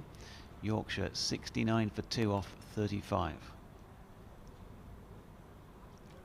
Somebody's on the ground, but I think all they're doing is checking studs on boots. I think it's Liam Dawson, who's in the last couple of years, Liam Dawson has been, actually it's not Liam Dawson, it's Carl Abbott, but which means, well, I'm assuming it is just a boot problem. There's a 12th man on with him at the minute. I don't think it's a foot problem, I think it is a boot problem, but we shall have to wait while he sorts that out. And I was going to just say about Liam Dawson has, in the last couple of years, has had 1 or 2 injury problems, but it was good to see him come back, particularly in that extraordinary victory over Notts in the quarter-final when he got the Man of the Match award, because he'd had a broken finger from the 100 competition, and we weren't thinking that he would be back for that, but he was in the end. Abbott's still on the ground. I think he's trying on pairs of shoes or something. I can't see him because his back's to us. I'm looking forward to the T20 plate competition then for the northern teams. Yeah, it's been quite odd actually, hasn't it? With Glamorgan winning the 50 over as well. A derisory from Barrow. Did you hear that off Mike? No. Did you guys even enter it? Oh. I think it's the first time it's ever happened, isn't it? I don't know, but yeah, it is quite a surprise, really. And, we're still waiting for Kyle Abbott to do something with his footwear. He's on his feet, and he is at least trotting to his run up. A few people applaud, trotting back to his mark. So we shall get going.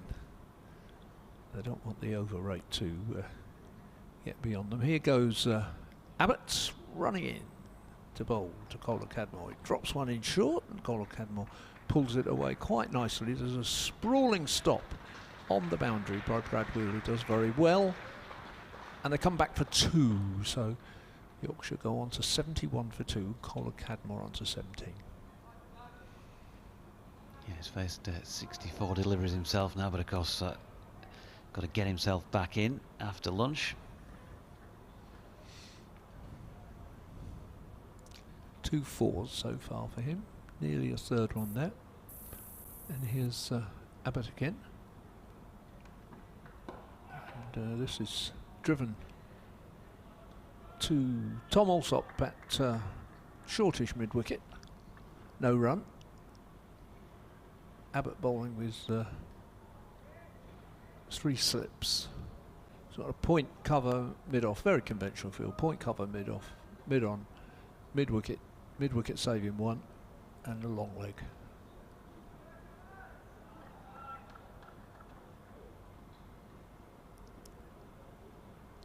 And starts his run up again. And Colin Cadmore drives to Keith Barker at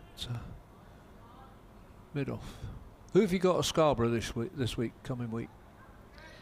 Who have I got on the broadcasting team? Or No, Yorkshire who are you playing? Yeah. Yorkshire are playing against Somerset. Right.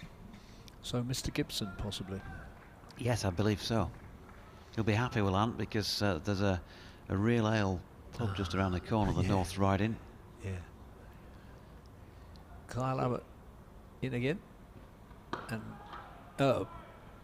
Groundhog Day plays it defensively up to Keith Barker at mid-off. I've only ever been to Scarborough once, but I actually saw 5 days of cricket, because got up there on the Sunday, and it was 2010. I remember distinctly 2010. Yorkshire, I think, played Middlesex in a something white ball game of some sort, and then we played you for 4 days. James Vince made his maiden championship century. Had a big stand with Jimmy Adams. That was a bit I remembered about it, but there was quite a bit of rain on one of those days, and I won't tell you what happened from that ball, because it's exactly the same as what happened to the previous 2, and I hope you were paying attention, really. But no, it's gone up to Abbott at mid-off, no run. Yeah, had a delightful week up there. Took my wife with me. Part of the deal when I take my wife to... You took your wife with you and you had a delightful week. Yeah, she's lovely. But I have a deal with her, really, if she comes to the cricket. I wasn't commentating up there, and so we went out onto the Yorkshire moors at one point, and for one day as well, which was grand, as they say. I think he just took his bat away from that one. It's gone through the keeper for no reason. Which bit of the Yorkshire moors did you go to? Oh, too much of a question, that.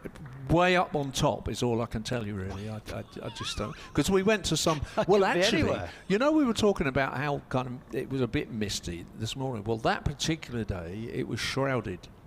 But we went to a quite well-known pub up on top, and I don't know. Yeah, I'm sorry. I don't know. Well, that's narrowed it down then. Yeah, and somebody can tweet in and tell me. Well, it was a long time ago. The umpires are having a conversation. I don't know if it's about the lights, perhaps. We also went to York Minster, which is the real deal that I have with her. If I take her off to cricket matches, if there's a cathedral anywhere close, I have to take her to the cathedral. So she enjoyed that.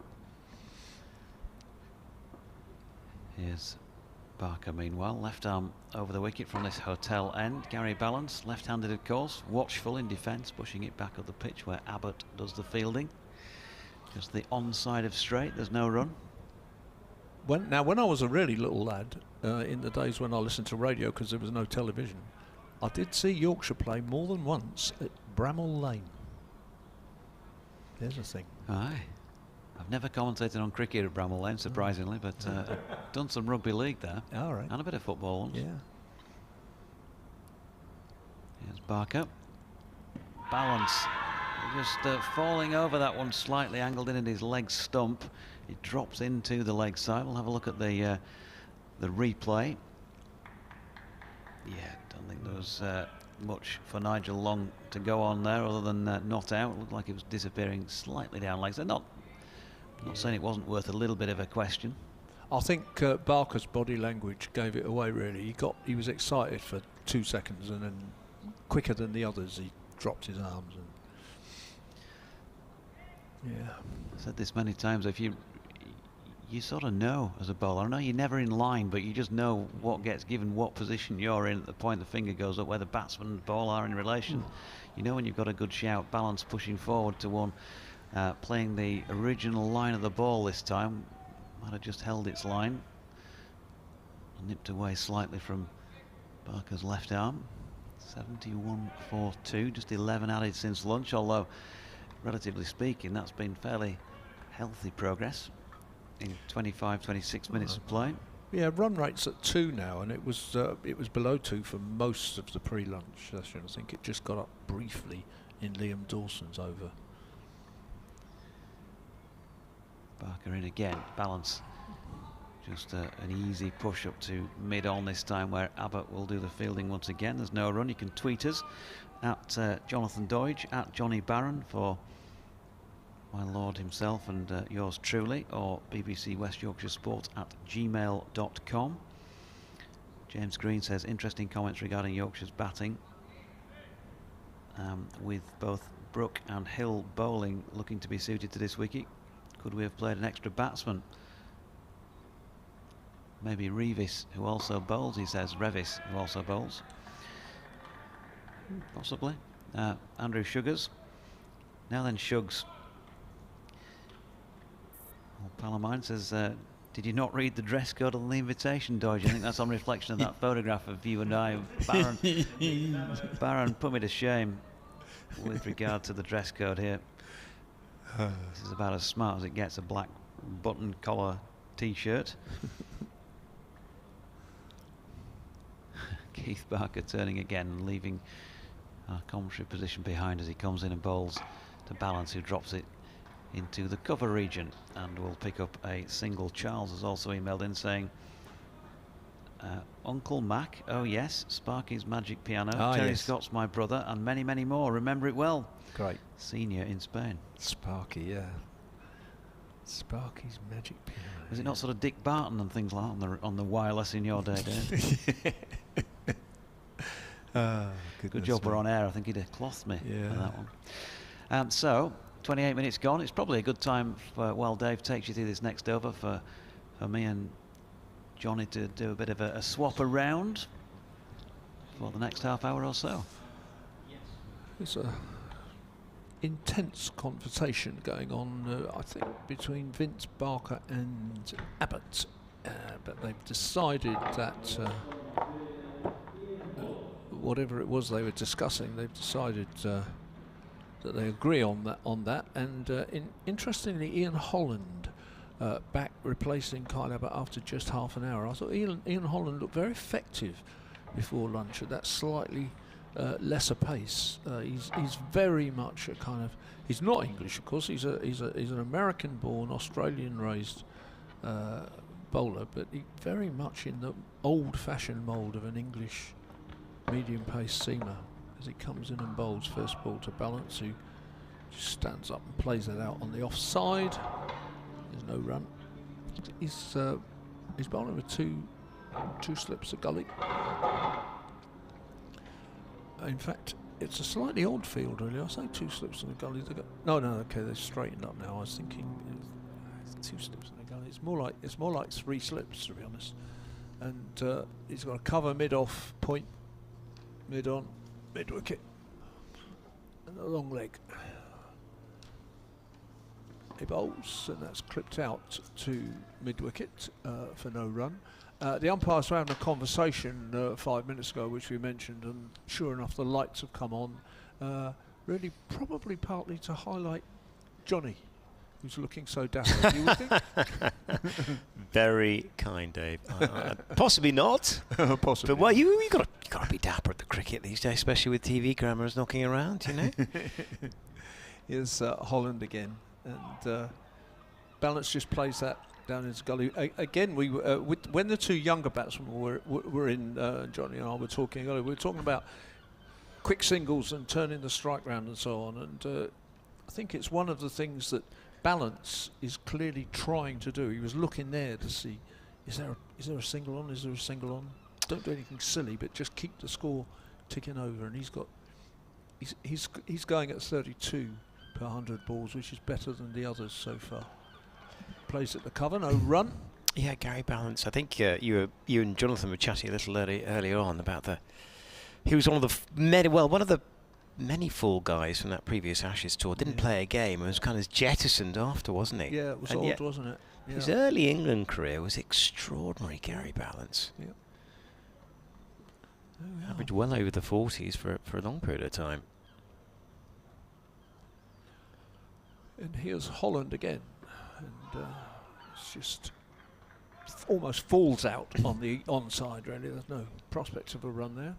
Well, David Milan has kind of demonstrated that if you were good enough, as he was, and you come back into a bit of form, which actually is arguable, because he's only played a couple of championship matches in the last year, but if they trust you, England, they'll give you another go. Yeah. Holland. I think Ballance is playing line there again, and it's just gone through, just nipped away slightly, gone through to keep a no run. Yeah, I mean, at the start of the season, one of the people I know here quite well is James Vince's father, and he was saying that whether he would get back in the England side or not was no longer something on his mind. You know, he'd got to the point where he thought, well, I probably won't, and if I get lots and lots of runs and nobody else does, I might, but probably not. And then suddenly gets 100 in a white ball game, and then the other crucial thing is other people fail, don't they? Yep, And there's a space. And they look round and think, well, who are we going to fill that space with? Yeah, James Vince is a really interesting topic, actually, because he's such a strong white ball player, and to some extent picks and chooses. He didn't even go in for the IPL auction this year from memory, did he? He didn't even bother with it, and did so well in the Big Bash in the winter. And Pakistan. And absolutely, and the Pakistan Premier League. But as he demonstrated against, Pakistan in the one day, is that he's very capable of still playing. And whether he's got enough in the bank in the red ball game, that's the only thing, isn't it? That 87 in Brisbane, I remember, just thinking, oh dear, run out as well. Here is Keith Barker, who's into Kola Cadmore and goes past the outside edge. Once again, we've seen that a few times today. Yeah, I think one of the things I tend to say about James Vince is that he's probably the most elegant, stylish batsman that Hampshire have ever produced through their own junior sides that's come in ever. I suspect, and yet, when you say that about somebody at a county level, you should then be saying, and therefore he's done well for England. Yeah, absolutely. Keith Barker again, and that's nudged just back in the square by Kola Cadmore, and there's no run. I'm very sorry for him that he hasn't done that. Well, he's still, I think, as David Milan's doing, what's David Milan? Must be 33. And actually, to be honest, he walked back into that England side and looks as if he's never been away, did he? I mean, he looked fantastic. I tell you what I do think. I think it's not beyond the bounds of possibility that he could succeed Owen Morgan as white ball captain, because I think his captaincy has come on in leaps and bounds in the last couple of years. Here is Barker, who's into Kola Cadmore. Well, funnily enough, there's been a bit of talk about that on Twitter, and actually it's more about whether Joss Buttler is the man elect. Yeah. I just saw a few tweets saying that Joss Butler's test place and maybe Test future in a bit of jeopardy, especially with the way the Ashes are playing out and the restrictions that might be levied on the families coming out. He's got a young family, not easy to micromanage at the moment. But yeah, Vince is still a real talent. Here is Barker again into Dakota Cadmore. He gets a half volley, doesn't get the most of it either, just sort of nudges it up to extra cover. It's fielded by Brad Wheel, and there's no run. But yeah, Vince will certainly have a lot of credit in the bank by scoring that 100. Yeah. Yeah. And I guess what Milan had, Milan on that last tour was the leading England run scorer with just a fraction under 400 runs at an average of 40, and now that is on a career on a tour that needs to be discarded to a waste bin is not bad. Yeah. Whereas Vince didn't have quite the same returns, but was unlucky. Here is Barker. That's driven back at the bowler nicely, but fielded well as well by Barker. And I guess with Vince on that tour, that 87, and there was another 50 that he looked brilliant, and then got one of the most unlucky balls that just jagged miles off the sea. I mean, you couldn't play that for a month of Sunday. He must have hit a crack. Yeah. He was unlucky on that tour, Vince. He was, yeah. But there we are. Yeah, well, time will tell. Here is Barker again. But as you say, what an elegant player. Barker. Into Dakota Cadmore, who pushes down to mid-on. Carl Abbott will do the fielding. End of another very tight over, and a maiden one for Barker. Bowling very good full, pressure. Isn't he? You can kind of get away with that length almost on this, can't you? Because you've got to go some to try and beat extra cover, and especially with a bit more of a ring field as well. Yeah. It's kind of almost a very, very useful bowling dry option for him. Yeah. Well, the lights are on, which will tell you that it's the quality of the light here today. It's just reverted to the way it was first thing this morning. Ian Holland about to start. 3 slips waiting, and it is on about off stump. Vince, who's no, I beg your pardon, it's not Vince. Vince, I was about to say he's taken a rest from the covers, but it isn't number 14, it's number 44. Number 44 is Scott Curry, who is obviously on his 12th man, and I didn't spot anybody disappearing. Well, it could be Liam Dawson, who's gone off. Holland plays that up to Abbott at mid-off. There's no run. Can't see Liam Dawson out there, and I don't think he'd be at long leg, which I can't see very well. He wouldn't normally field there. Usually fields in the slips, but slips of Vince, Weatherly, Alsop. Alsop doesn't always field in the slips, even though he's a keeper, but he is today. And here's Holland. Forward defensively by Ballance. There's no runs. 72 for 2. We are in the 40th over. Is that right? That's not right, is it? It could be. I'd have to apologise for my eyesight. We are in the 40th over. Okay, well done. Yeah, I can see it now. Yeah. You're always right. Yeah. I don't really need to keep looking at the scoreboard because we've got all sorts of television screens in front of me. It's slightly wider, and Ballance doesn't time it as he drives it up to mid-off where Carl Abbott fields. Such a still, quiet day. The only noise really is the noise of the wicket-keeper and Hampshire fielders cheering on their teammates in the current fashion. And the umpire Middlebrook has called a halt to proceedings. Ball again? The man at mid-wicket has collapsed on the ground as a consequence of that. The other umpire is wandering across to make sure he doesn't have to give him mouth-to-mouth resuscitation. Ball. Not happy with the ball. Yeah. Good old. Didn't get this in the 100, did he? Yeah, actually, but what was interesting was that they didn't seem to have complained, did they? It was almost as if the umpire decided. Yeah, there was something. Well, I think sometimes actually the umpires, if they see, they're pretty swift on the ball if they see something they're unhappy with, aren't they? Well, unless, I was going to say, unless something untoward as well. Well, I think not even Imran Khan and his pomp would have got it to reverse in these conditions, would he? I mean,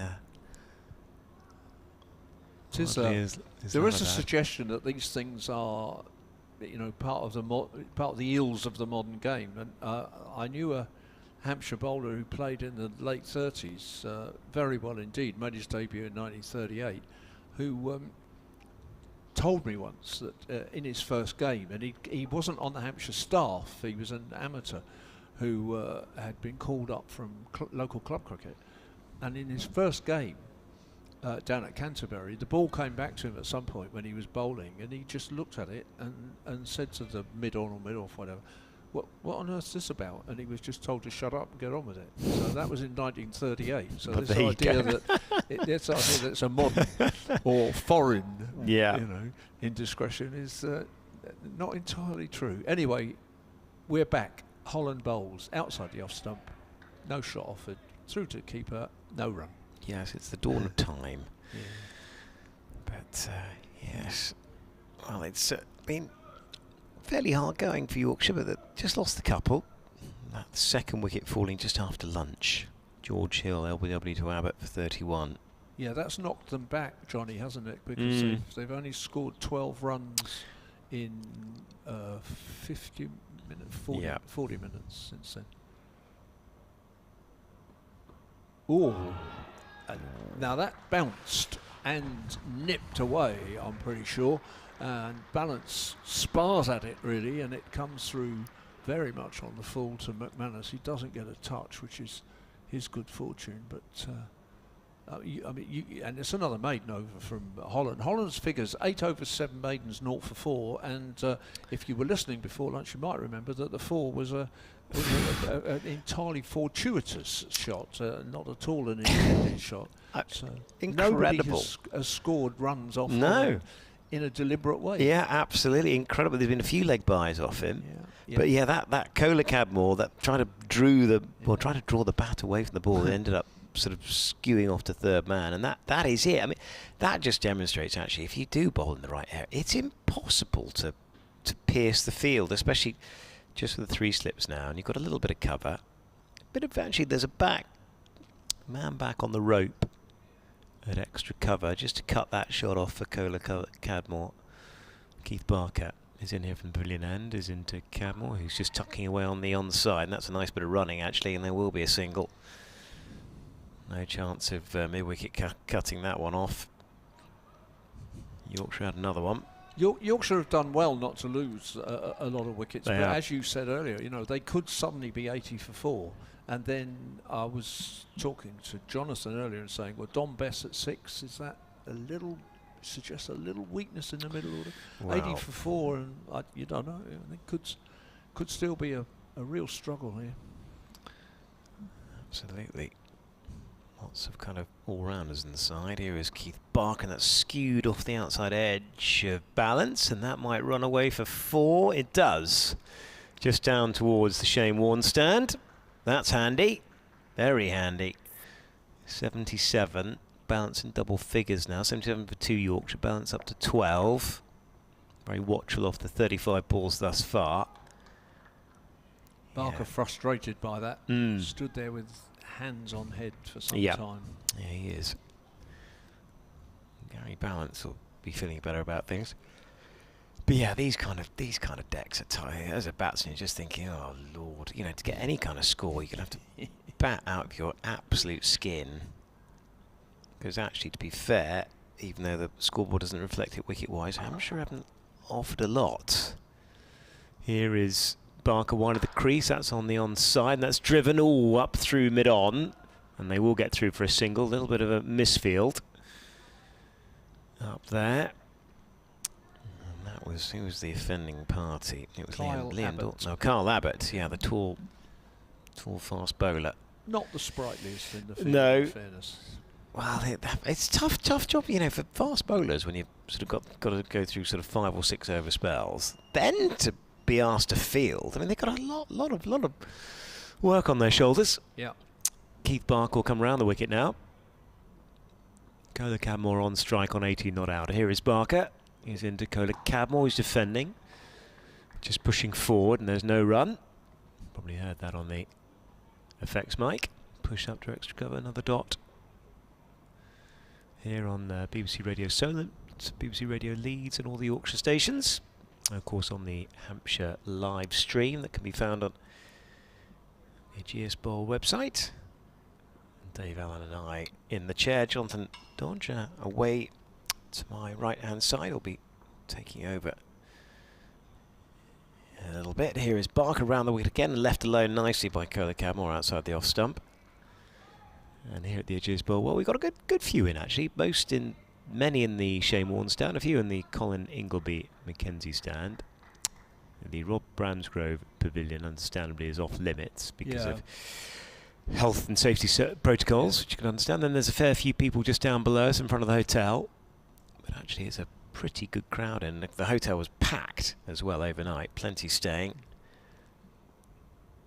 Whether they're here for the 2-for-1 spa and golf offer, maybe, as opposed to coming and watching the cricket, who knows. But here is Barker again. Left arm round to Kohler Cadmore, goes past the outside edge, and that's another good ball by Barker. And well, there's been plentiful plays and misses through the course of this day thus far. Yorkshire 78 for 2 at the end of the 41st over. Yeah. Well, there are quite a lot of Hampshire regulars who come and book into the hotel. They come from quite a distance away for sure. And when I was coming in this morning, because we have to come through the main part of the hotel to come up to the commentary position, there was a man and his wife, very well dressed with a Yorkshire member's tie. Could quite possibly a member of the Yorkshire committee. I don't know. I haven't seen the Yorkshire committee today. I do sometimes meet up with them, but so Holland Bowls outside the off-stump Ballance, that's through. So I should think there probably are quite a few people staying in the hotel who are there for the cricket. As you say, I think the crowd has grown quite nicely, and they're all it is quite full down here at what's called the Northern End. There is a group of supporters who always sit down here, the Northern Enders.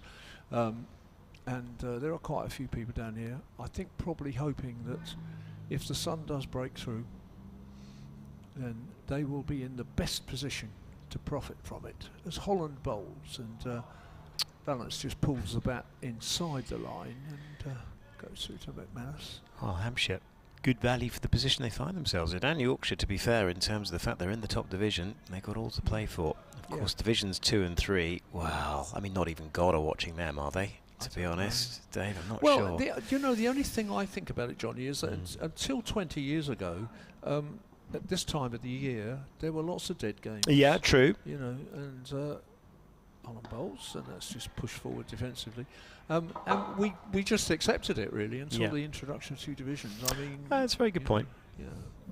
In fact, I mean, if you look at Hampshire's history, I was talking about the 1961 championship victory. Well, 1955 we finished 3rd. It was the first time that we had finished above 5th in our history. So we never came into a season expecting to win a championship, really. I don't know that Holland bowls, and that's just played defensive. I don't know that people felt they were dead games. I think you just accepted that you watched that game for what it was rather than for where it might lead you. Whereas we now have a situation where there are 3 or 4 competitions that you can win in any given season. And also, the other point I was making about Hampshire being unusual for winning the championship, now anybody can win anything, theoretically. And so people want to win anything as Holland bowls, and Ballance pushes it to cover, and there's no room. But I don't know if what we've got is the ideal solution or not, really. Either in terms of the way the points are allocated or whether this whole conference system is better than 2 divisions. Well, what was it going to be? It was going to be one division of top division of 8, wasn't it? Second division of 10. Was that the? Or was it the other way around? So long ago. Yeah, I think it was 8 and 10. 8 and 10. Or was it now going to go back to 10 and 8? Oh, goodness, that's a good question. Ballance leaves alone outside the off stump. No run. I think actually it was going to be bigger, wasn't it? Because Northants were coming up, right. Gloucester Yeah, that's were coming right. up, That's right. and It was the other way around. Only Notts were going down. Yeah. Yeah, it's an interesting one. I think you know, to be honest, if you're the 6 clubs that are in the first division, you're probably thinking, well, this is all right, thank you very much, isn't it? You know, you're there and thereabouts. Yeah. And yeah, it's tricky. I mean, Gloucestershire, poor Gloucester. Take Gloucestershire as an example. Of course, won their first 4 games in the competition and didn't qualify. Yeah. You'd think they would still be there and in the challenger mix. That's the thing. It's probably more unlucky on a club like that than it is on a side like Surrey, who didn't show enough impetus in proceedings. But I think that could be right. Well, time will. I guess we're not going to know really until the end of the season whether we are going to revert back to. No. And those standings, of course, will be determined by the 2019 season, I guess, which is seems decades ago, doesn't it? Yeah, it does. When you think that since then they've changed the whole, because of Brexit, they've changed the whole coal pack rule. Yeah. So we've got to change of bowling. We do indeed. Carl Abbott is getting a run out here from the pavilion end and driven into the onside by Cola Cadmore. And it's nicely fielded, in fact, by Mason Crane. And there's just a no run on offer. But I wonder what the thinking is about Abbott bowling from this end, because it's quite unusual. He rarely bowls from this end, and whether they've come up with the decision that this is the end for the. I think it's Holland's metronomic brilliance that has forced that's this, true. Isn't it? Don't want to change a guy who's only gone for. Well, hasn't really technically gone for any runs, really, has he? Right. It's so unfortunate. Here is Abbott again, and Cola Cadmore just pulls the ball in the side of that one. That's a pretty length. That's back of a length outside the off stump, and actually you get a bit of a good view of that as a bat. Whereas, Holland's figures are extraordinary. 9 overs, 8 maidens, the 4 conceded, but really. You know, if there was a God, we should be taking that 4 away, because that was never a shot. No. And, I mean, that goes to show, if you just can't score a run... Oh, cricket's a beautiful game, isn't it, sometimes? Here is Carl Abbott again. Right over, up here from the pavilion end. Is in, goes past the outside edge of Cola Cadmore once again. That's another good delivery by the South African. It's still as tough out there as it was first thing, isn't it? And the ball, I mean, the ball is halfway towards a new ball now, or in fact more than that, and yet it's still as difficult. I think what it is as well is that, yes, if it's nipping around the seam, off the seam, and maybe it's not as moving as prodigiously as it did first thing, but it's just, there's no value for any shot whatsoever. Getting the ball away through the inner ring, very tough. Here is Abbott again to go to Cadmore, who's punching off the back foot down to Barker up here at mid-on, who fields, and there's no run again. Yeah, kids just playing on the concourse away to the right-hand side. Getting towards the end of the summer holidays. Which is, I guess, never easy for the kids. I always think September's quite a good month, actually, David. Look, people are back in the country. Not that many have been away, of course. Yeah. It's pandemic and stuff. But here is Abbott again. Right arm over up here from the pavilion end. Is in to Cola Cadmore, who's looking to drive on the offside, and it's squeezed out on the onside. They'll get through for at least a couple. And that is all they will get. That's nice fielding, I think, by Mason Crane out there on the boundary. Gets a ripple for his troubles. 2 added to the score. Yorkshire up to 78 for 2. Over the years, Mason Crane has improved considerably as a fielder. When he first came into the side, he wasn't much of a bat or much of a fielder, really, and he's got better at both of those things. And I just wish he could have a long run in the side, because I fear that when Abbas comes back to the net for the next game, he might have to make way. Here is Abbott to go to Cadmore, who punches up to Keith Barker on the onside for no runs. That will depend partly on where they play and what the pitch looks like. But I know what you mean. If you look at this side, then he's probably. Well, probably, I'm talking partly on experience of the number of times that he is the one to make way. But it will be a shame with some dry weather around and September pitches, but I don't know that this pitch looks like the sort of pitch that's going to start turning for him in a couple of days' time. Anyway, here's Holland. Actually, anywhere, just played out on the offside and thrown back to wicket-keeper McManus. 80 for 2, Yorkshire, 44th over. I mean, luxury actually of a couple of spinners in the side. Bear in mind, it just looks the kind of thing that if you've got 2 arms, you roll your arms over and you're going to get something out of the pitch. But might find he might have a role to play. But looked a lot easier against the spinners before lunch, didn't it? Yeah, it did. Here's Holland outside the off stump, left alone. Yeah, I think to be honest with you, Dawson it would be in the side anyway for his batting, coming in at 6 and doing that job as a bowler. So the question will always be whether they will play that second spinner. And in many ways, of course, that's why Danny Briggs left Hampshire and went off to Sussex and now Warwickshire, because they weren't always going to play 2 slow left-armers. It's just played down defensively, and there's no run. I do tend on occasions when they're not picking 2. Well, there aren't 2 slow left-armers now because Danny's gone, but I used to point out to people that Hampshire have only ever won the championship twice, and on both occasions they had 2 slow left-armers in the side, but didn't have any effect, I'm afraid. Nobody took my word for it. Here's Holland. Pushed between mid-wicket and mid-on, and Barker has got a long chase. I'm not sure he's going to get there, and he's not. It's run out to the Shane Warne stand, and it's 4 runs, and it was a fairly gentle push, really well timed by Ballance, who goes on to 17, and Yorkshire 84 for 2. First real runs, aren't they? Conceded off Holland in his 10th over. He's conceded 8 2 boundaries, but one we decided as cricket purists we're not allowing to count, are we, Dave? And the other one has done. Now in 2 balls time, we need to affect one of our changeovers, don't we? As Balance's time plays inside the line and it comes through to so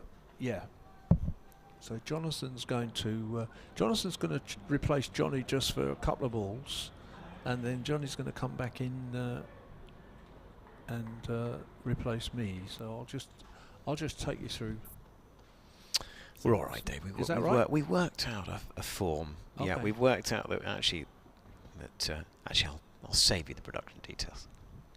Is Holland balance forward defensively, no run. In fact, it is the end of the over. So, am I? No, you're right. You can. Do you know what we'll do? Actually, yes, we will. We can carry on. Actually, but you stay on for the next over, right? Because we're just gonna. It's fine. We've got this. Jonathan and I have worked out a way that we can do this with me shuffling in that direction. Right. Jonathan will plug in, but you're good for. There we go. Jonathan will just swap you over, and Abbott, Carl Abbott will continue up here from the pavilion end. Consolidation is going nicely on 20. Hart going off 85 balls. And Yorkshire 84 for 2. They'll be pretty pleased with the position they find themselves in. And here is Abbott again, who is in and just defended. And here we go. Is that all right? John, are you hearing anything? We disappeared. I've just got a strange noise in the cans. That's right. It's because the microphone volume levels are different. Gotcha. There you go. See, technical stuff again. Good point. Well, Carl Abbott, who's gone pretty nicely in this game thus far. 2 for 20. Miserly as ever. Abbott is in to Colacabmore, leaves outside that off stump, and it's not a leave. Another dot ball. Yorkshire still 84 for 2, and I think will be the happier of the 2 sides, having been stuck in, having lost the toss this morning. What do you think, Jonathan? Yeah, and having lost that wicket first ball of the afternoon session as well, so that they've not lost a glut of wickets. they have consolidated. That's pretty much an hour since George Hill was out. LBW, both wickets LBW to Kyle Abbott so far. Here is Abbott again. He's into Cole Cadmore, and there's always a bit high. A big shout for LBWs, you can probably hear on the FX mic, but a kind of afterthought really is that's high up on the thigh pad. Just watching it back on the stream, it's one of those, it's an interesting one. It's kind of, it always looks like drifting down and looks no chance, but kind of could have been an umpire's call, possibly. But we don't have such facilities in the county championship. Not yet, anyway. Not quite the budget. Here again is Carl Abbott, right arm over, who's into Cola Cadmore, who thinks about thrashing that outside the off stump, but in the end plays no shot. And there's no run. Yeah, I think just £2.37 short of being able to afford them. Well, it's amazing how many cricket clubs have streaming services now. I mean, absolutely incredible how many live streams there are of clubs up and down the country. Big business. There's an ECB supported package, I think, that clubs can invest in.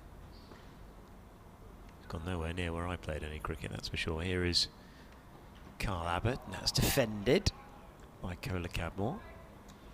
Although I did actually, I played one game last year for the Lord Taverners at Morven School, and Morven School had the streaming package, and it was fascinating. You could look back at every delivery you faced. And whereas I was thinking I was batting like Ricky Ponting, and you look back, and it's not quite the same. And I think I got a wicket, a couple of wickets. I could, you click on the ball, and there it all is, magic stuff. It'll be there for time evermore. Here is Abbott, who's into Cola Cadmore. Has he got him? He has. Outside edge. Cola Cadmore has to go. Yorkshire have got another one, or have lost another one. Cola Cadmore going for 20. Yorkshire now 84 for 3, and it's Abbott again who's got his third of the piece. 3 for 20 for him. Terrific bit of bowling by Carl Abbott, who has done all the damage thus far this afternoon and this morning. Yeah, 20 off 91 deliveries for Tom Cola Cadmore. He certainly went out there and grafted away this time. And he's just been induced, hasn't it, to pushing at one maybe a little bit more firmly. It looked like there was a bit of nip off the pitch. And it's only a feather type of an edge really through to Lewis McManus. So he's gone for 20 off 91, 84 for 3. No great surprise when you consider the pitch that they've lost the 3 wickets, but they're working hard here to try and put a score on the board first up, to try and put some pressure on the home side, who won the toss and put Yorkshire in. James Green has tweeted in. You can do the same on @JonathanDoige or on @JohnnyBarron with my colleague alongside. He says, you look rather peaky at the side of your colleague. That's in relation to the photograph that Dave took. Well, you've been working, Jonathan. Keeping the home fires burning. He says, I've been on me gallivants, haven't I? He says, do they supply suntan lotion with radio stations in the south? they also need to supply sun as well, James. You need to understand that. And well, we've had a fair bit of that, I suppose. 6 degrees on average colder, I think, up in Leeds, isn't it? Something like that. Is that right? Yeah. You suffer for your art, Jonathan. Suffer for your art. We don't feel it up there, lad. So 84 for 3. Gary Ballance is going to take, or is going to be on strike here, and the new batsman for Yorkshire is Harry Brook, and expectations on him, of course, as Holland is in, and that is shaping across the face of the Zimbabwean and through to keeper McManus. There's no run. Well, I'll tell you what, Harry Brook, wow, what an indelible mark he's made on the summer with his exploits with various white ball competitions in the last few weeks. Yeah, he's done pretty well in this as well. Absolutely. Give you his figures in a moment, because in comes Holland again from the pavilion end, and that's dropped into the leg side by Ballance, and there's no run. Yeah, Harry Brook, when he made 100 as in 40 and 60 in the first match of the season against Glamorgan. He made more than 100 runs against Kent, 54 and 66 not out. Sussex a relative failure by his standards for the season, 14 and 12. He made a duck against Northants first up at Headingley, and then 39, half century against Kent at Headingley, 49 against Sussex. And his first 100 of the season came in his most recent innings as Ballance drops this next ball into the leg side and there's no run. So he made 113 at Northants when it was really, really needed by the Tykes.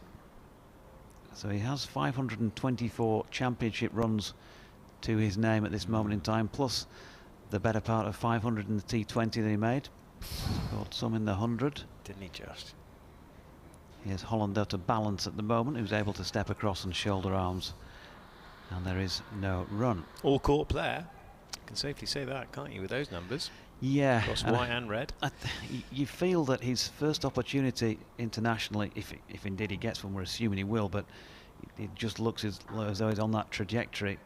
It looks as though his first opportunity will be with white ball, probably, but he's gone on the record a couple of times already with me this season saying that Test cricket is what he really aspires to. He wants to play red ball.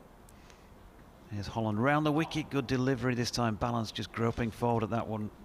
Good length, really.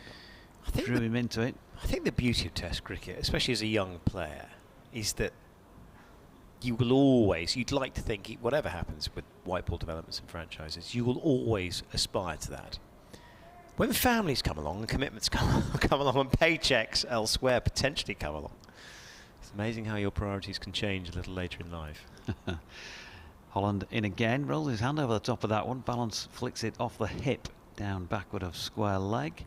Just checking with James Middlebrook, is that a leg by or was it off the bat? It was a leg by. End of the over. 46 of them have now been bowled so far on day one of this 4-day championship fixture, and Yorkshire 85 for 3 with Holland's figures: 11 overs, 9 maidens, 8 runs have come off the bat, and he's yet to take a wicket.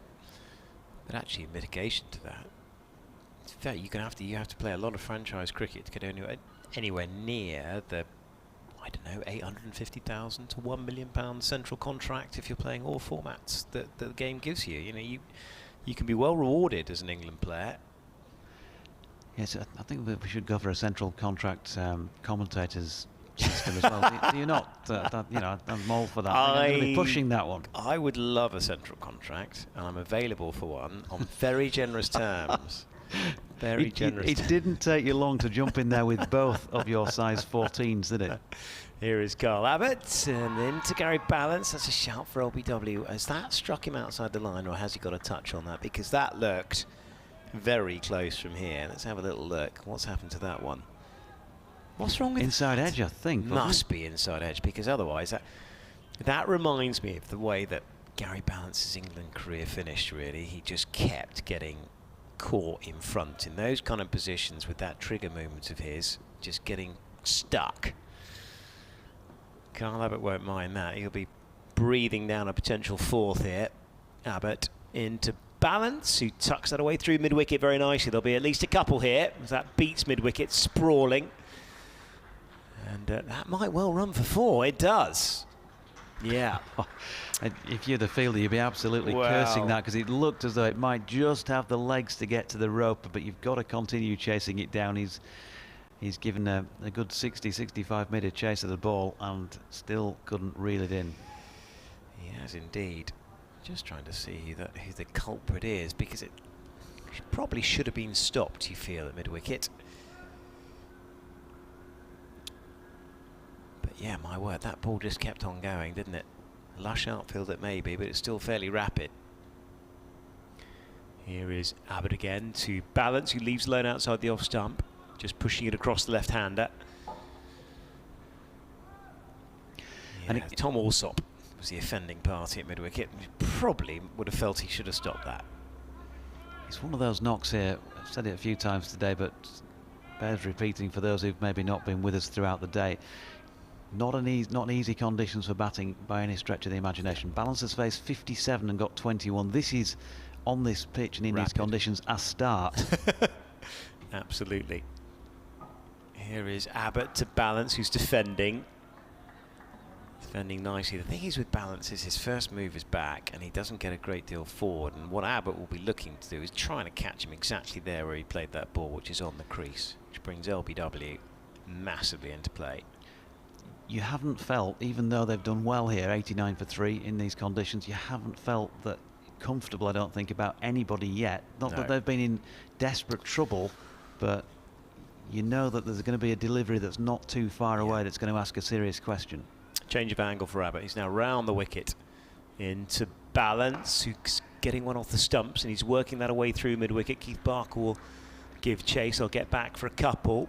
It's been good value, actually, Ballance in this over. He's got a 4 away and a couple as well. Don't drift to the on the legs of Gary Ballance. He will pick you off there all day. Very good tussle this, and a good attritional game of cricket here, because Yorkshire 91 for 3, still 175, 220, as my suggested par looks still a long way away, isn't it? Here is Abbott again, round the wicket. Into Gary Ballance, or goes past the outside edge. I think he may have just pulled the bat inside the line at that one. We're not quite on the angle, and I'll give him the benefit of the doubt on that. Pretty well played in the end, you would say. So Yorkshire 91 for 3, but no, a good first day's fair we've had here, John, haven't we?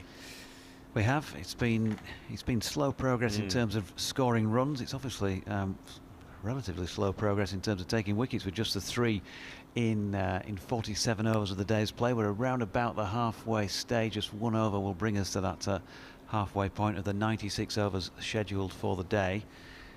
And just looking down the Yorkshire batting card. Next up, we think, will be Dominic Bess, who's got 264 runs at 24 this season. Harry Duke has come up with a couple of half centuries since he made his debut, and got a golden duck, of course, down at Cardiff in his first match. He's made 153 runs in 6 knocks. Jordan Thompson, destructive if he gets in, but it's not one of those sort of days, really.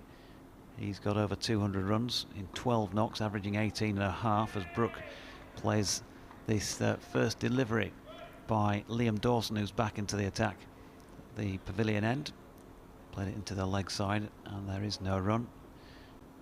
Leg slip in place, as well as an orthodox slip. Man in a closer than normal extra cover catching position, about 15 to 20 yards off the bat.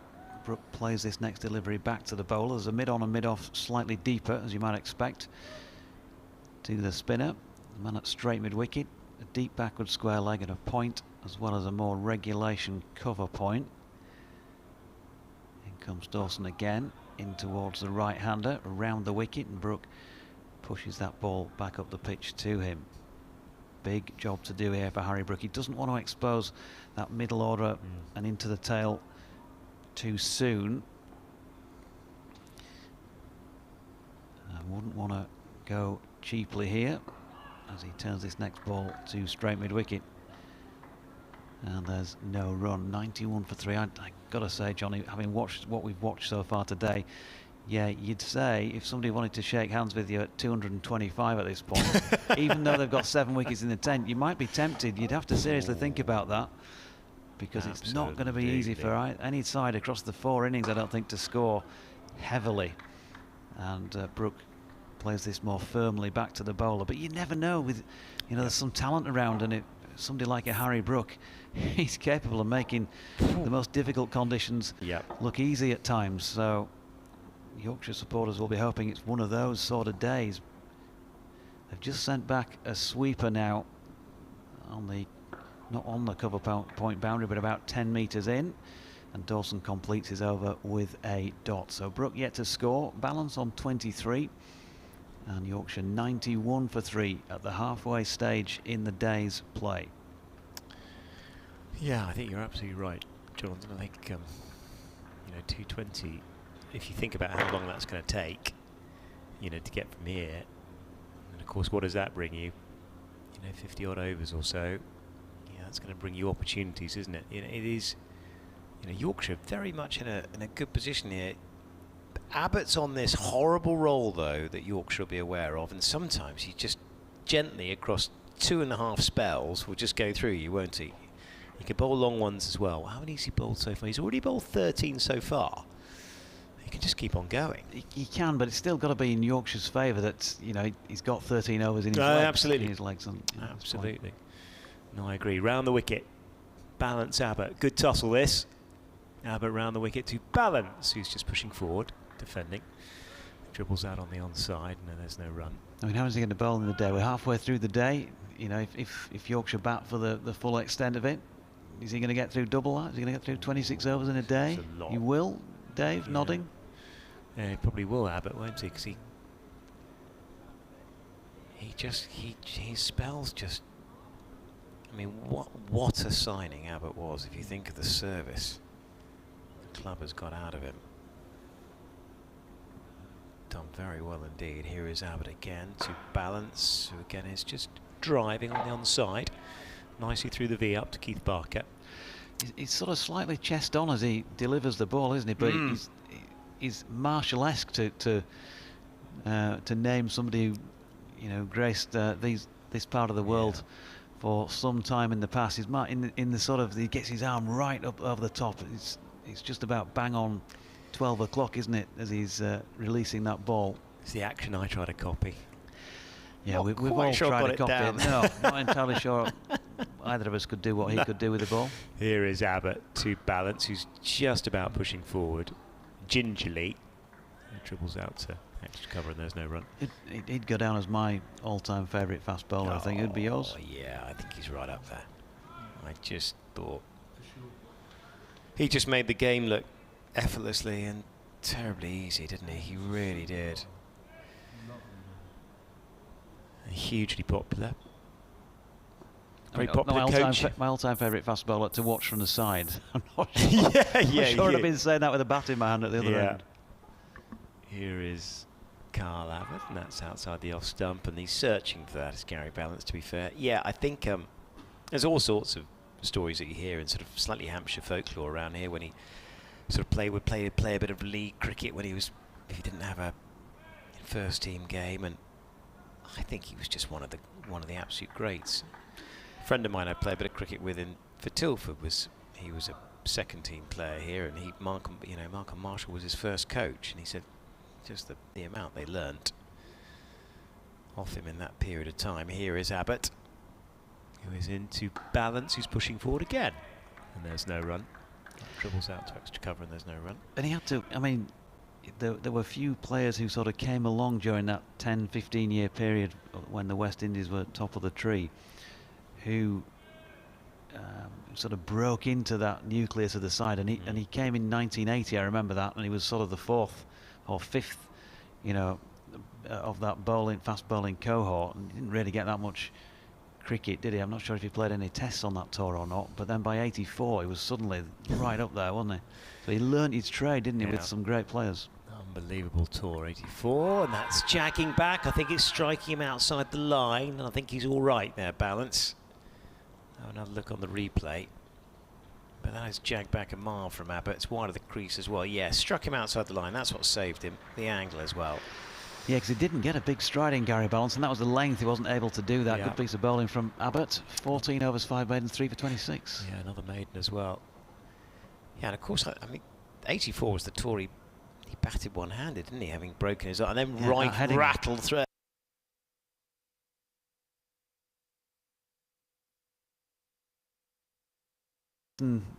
To stories about bowlers in the past, and you know, sometimes you wonder if all those stories are true, because we do like to stick an extra 10% on to make it sound better. But when you see what he could do with the ball, and when you listen to some of the stories about what he used to say to Mark Nicholas, his skipper, and you know, he's going to do this and that this over, and he's going to take his off stump out, and he'd sort of do it. Just the skills and abilities not necessarily are able to carry him out. Dawson's in for the first ball of the over, and Harry Brook opens the face and runs it out to point, and there is no run. In outfield here. Yeah, I think he has to be one of my all-time favourites. DK Lilly would be up there, wouldn't he? Wow. Brook waits wide well, we call it an attacking stance, though, when it's wide, and he steps into that and drives it into the covers where it's fielded by.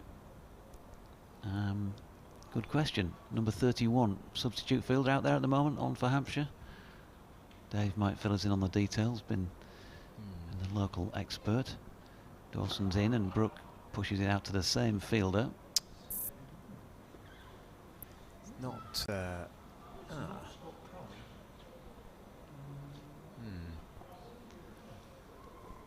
We'll try and work out who 12th is, who's out there at the moment. Nick Gubbins is 31. Nick Gubbins is 31.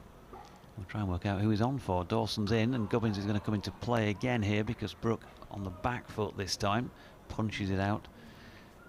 Dawson interested there, wasn't he? He thought he might have sneaked one through. Harry Brooke is a good user of feet against spin.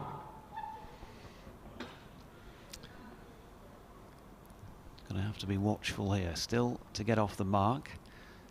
He's faced just the 10 so far, and he's pushing firmly forward. Back to the bowler again here. There's no run. I think, funny enough, I think DK Lilly was a little bit before my cricket watching time. I didn't see a great, 81 bizarrely, even though I was 10. I wasn't interested in the game then. It's ridiculous.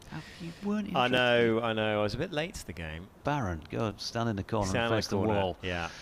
As Brooke pushes back to the bowler, and there is no run to complete the 50th over of the day, and it was a maiden 91 for 3, none for 7 off 4 for I was going to say Richard Dawson for Liam Dawson. But I do remember sort of Dennis Lilly had a county swan song. Dave will probably help with this. I think he came to play for Northants in 1986, or was it? He just came for one season and played, and I did see him on that season, and it was incredible. He must have been about 36, 37. He came over and overseas and just still had it all, and it was incredible to watch. Did he go around with a headband on after that? And after I think he might have been. He might have been. The fetlock might have been a bit thinner by then. But yes, yeah, 1981 bizarre. I mean, you see, I know everything about that series. I've watched the highlights and everything about it. But it's. I remember boycott. I think here is Abbott and defended by Ballance. I do have vague recollections of it, but I think my first big series for watching a great deal of was probably that West Indies series in 1984. Well, of course, 5-0 drubbing at home, but some memorable performances. Of course, Alan Lamb hit 300s in that series. Ian Botham got took 40 wickets in that series, which is fairly incredible. Of course, Gow's declaration at Lord's. Yes, Lamb played superbly, didn't he? Didn't he? Fast bowling. Incredible. Here again is Abbott to Ballance, who's working that away through mid-wicket to the left-hand side of Keith Barker, who'll move round and do the fielding. They'll get another single off him. Score ticks over to 92 for 3. I'm going to make DT laugh. If he's listening back home in Thailand, he'll be laughing and chuckling away now because he'll know Deutsch is going to say, I was there. Botham and Dilly, 1981. Were you? So you were one of the... People have done calculations, and they reckon that everybody that said they were there on the 5th day, there would have been 250,000 people in that stadium. That was the 4th day. It was the 4th day, was it? The 4th day when Botham was thrashing it to all parts, the confectionery stall and all of that. The greatest piece of commentary of all time, without a shadow of a doubt. Richie Beno. Here is Abbott. Yeah, who is over the wicket, and that is just all squeezed quite nicely down through third man by Brooke. This will be the first runs for him. Waited for it, played it pretty well. Boundary. Yeah, it's one of many shots that Harry Brooke has in the locker, and he just used the pace of the ball. Nice little dab, late cut, call it something like that, through the wide of the cordon. Played with control. Yeah, 96 for 3. And actually, Brooke might enjoy this because there's no... Whereas, playing in the 100 and stuff, every ball's an event. Well, that's what the marketing tells you. So here you can actually... You can let your innings breathe a bit, can't you? It's just like being in the commentary box with you, JP. Every ball is an event. Them were the days. Them were the days. Here is Abbott again, who's into Brooke, who's pushing forward very circumspectly. That ball dribbles just about up to Keith Barker at mid. Off, and there's no run. Malcolm Palmer has emailed in. You can do the same on BBC West Yorkshire Sport at gmail.com. Says, hi JD, tough going. It was a bad toss to lose, eh? Looks quite green, that strip, and the Hampshire bowlers are a bit handy. Great to have proper cricket back after stupid cricketless August. Come on the Tykes, he says. Yeah, proper cricket, that's for sure. You can get in touch on @Jonathan Doidge or @Johnny Barron or BBC West Yorkshire Sport @gmail.com. Here is Abbott again. Brooke, who again is defending. Got a nice. See, I'm about to tell you, he's got a nice-looking, simple technique, and you know he's going to nick off the next ball. Now I've said that, don't you? Yeah, it doesn't exist at the commentators. Well, people say it has. Oh, it definitely does. No, I still can't bear it when it happens. It's awful. I lie awake at night, feeling for people's careers that I've finished. Well, if you want to take that one on the chin, that's up to you. But I'm not having the commentator's curse. No, fair enough, Jonathan. Quite right. Here is Abbott again. Who is into Brooke, who's looking to clip him away through mid-wicket. Only finds mid-wicket. Mason Crane will do the fielding end of the over. In fact, actually, that's Nick Gubbins with the fielding end of the over. Yorkshire 96 for 3. Yeah. We'll have a change of commentators in 4 minutes or so. Dave Allen will be coming in to replace me. What can we tell you about the scene here? Well, it's very, very green out there, as you'd expect from a cricket field, but the pitch itself is green. The floodlights are on. There's a reasonably healthy crowd in. There's quite a lot down beneath our commentary position. We can't actually see when we're sitting down, but I'm just leaning over the balcony at the moment, at third floor level in the Hilton Hotel at this Ageas Bowl. Fantastic to be able to get out of your hotel bedroom, a couple of floors below, and wander up to the commentary position. For those that are lucky enough to be staying on the site, luxurious treatment by the Leeds BBC authorities for you, Jonathan. No, but quite right. Look after the talent. Quite agree. It's going to be Dawson to continue at the pavilion end at 96 for 3 with Ballance on strike. Slip in place, and now a short leg has gone in under the helmet.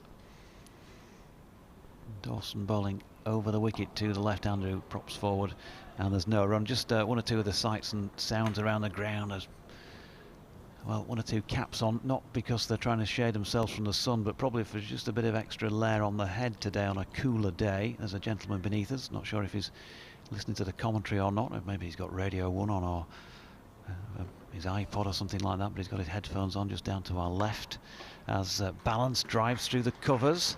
That's a nicely played stroke. It's going to be pulled in by Crane just a metre or so short of the boundary, but they get back for 2. When I was last looking over here, when you two were on together about half an hour or more ago, there was it looked like a father and son combi, and they had one of your typical wired headphones that you get, you know, standard with your iPhone or whatever it might be. Plugged into presumably one of them's listening device, and one of them had the left ear in their ear and the other one had the right ear in their ear, so they were walking quite close together as they went past beneath, getting a listen at whatever it was that they were tuned into. As Dawson's in again, and Ballance turns that one backward of square on the leg side and will pick up another run, which takes him to 27 from 71 deliveries, and Yorkshire to 99 for 3.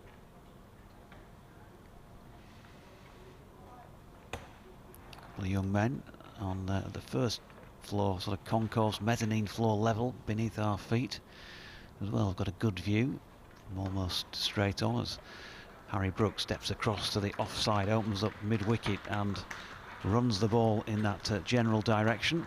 It's fielded there by Scott Curry, and that too brings up Yorkshire's century in 51.4 overs.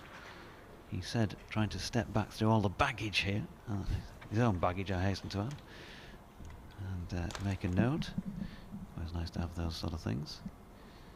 And Brooke pushes back to the bowler on what was the penultimate ball of the over. JB's taking a breather. Dave Allen is back alongside.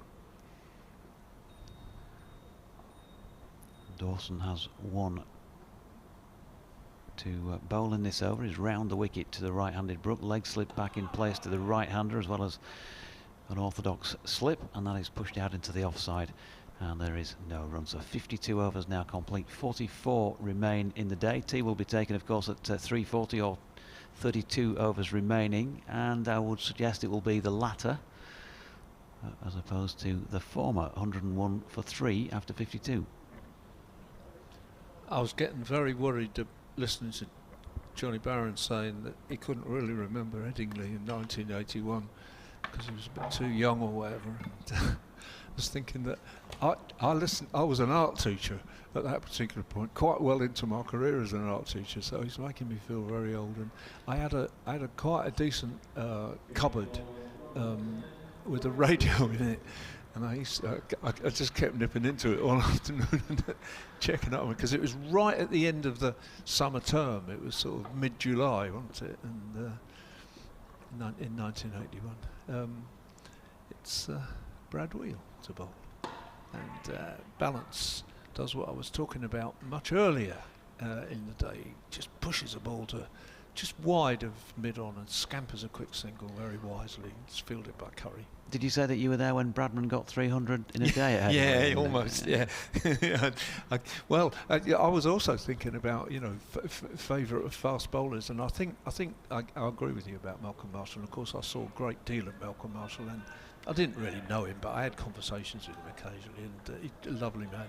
But my first great hero, which takes me back to that comment about watching cricket at Bramall Lane, is Brad Wheel bowls, and that's just pushed on the offside, but there's no run. It was Fred Truman. Who I first saw Fred Truman, I know, in 1960 at Portsmouth, and anybody who was so inclined, there'll be Yorkshire people listening who've got the handbook for that year, and you can look it up. Yorkshire absolutely stuffed Hampshire in that game. I think Brian Close got 100, and Fred Truman took about, I don't know, probably about 12 or 13 wickets. I can't quite remember, but I just thought he was wonderful. His action was a phenomenal action. Wheel bowls, and that's out on the offside. There's no run. 13 wickets. I took 13 wickets in the first innings. Yeah, probably did. Yeah, and but he had that classic side-on action, which is interesting if you compare it with Malcolm Marshall, because Malcolm always said Malcolm didn't have a side-on action at all. He bowled front-on. And he always said that was one of the key reasons why he didn't suffer with backs the way that a lot of fast bowlers do. He was absolutely convinced that the more side on you were, unless you were very lucky and physically very fit, and obviously Fred was. Wheel bowls outside the off stump, no shot offered through the keeper. That was what would put strain on your back. So the repeat of an interview that he did with Michael Parkinson, which must have been, I think, either on the cusp of or just after he'd retired. It looked mid-70s with the attire, and also the greased down sort of longer 70s hairstyle. And he was decrying the use of the helmet, and it would have been an insult had a batsman walked out to face him wearing one. Yeah, they were, him and Closey and people like that. They were a certain sort of breed, weren't they, really? But wheel bowls, and that's nicely driven wide of mid-off, not quite extra cover, fairly straight, but wide of mid-off, and races away for 4. Very, very nice shot indeed by Harry Brook, who goes on to 10, double figures. Yeah, the sight of that sort of shot today has been almost as rare as the dodo, hasn't it? Yeah. There's not been a lot in the way of attacking fluency.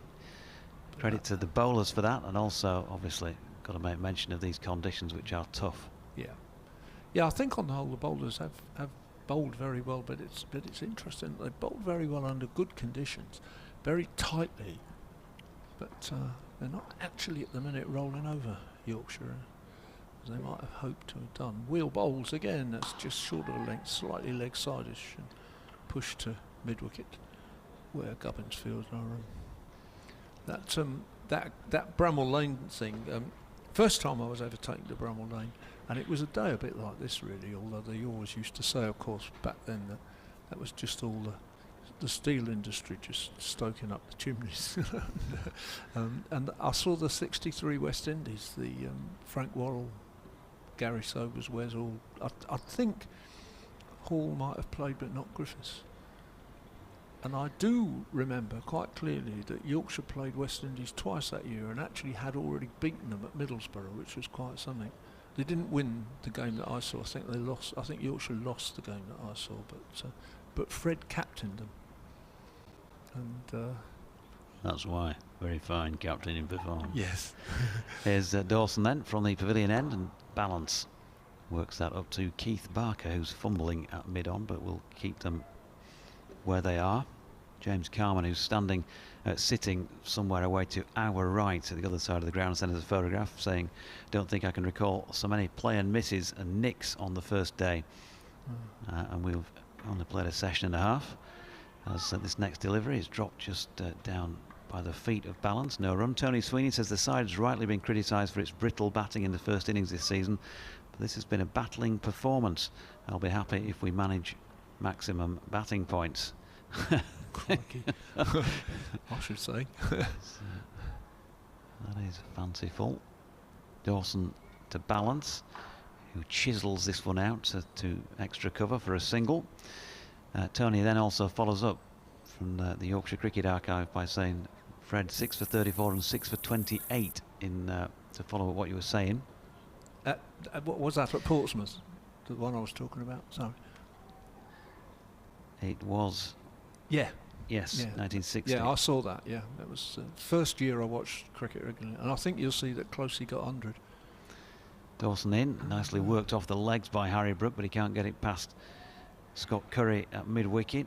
I think Brian Bolus got runs as well. It was in the years before he went on to Nottinghamshire.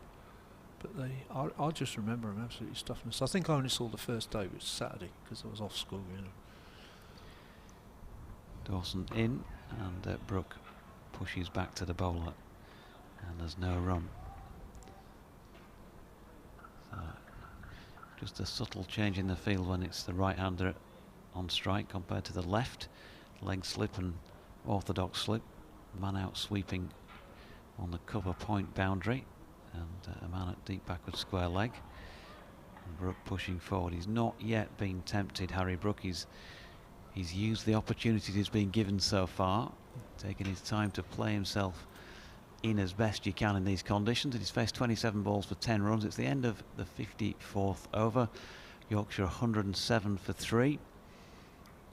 Dave Allen and Jonathan Doidge with you at the moment here from the Ageas Bowl for Hampshire versus Yorkshire. Hampshire won the toss and decided to bat first. Johnny Barron is with us as well. So whether you're just listening to the audio commentary on the BBC, the various BBC stations that we're on, or you're watching on the streaming, welcome on board. It's proper championship cricket. This is the first for both these sides in just this Division 1, this last little bit.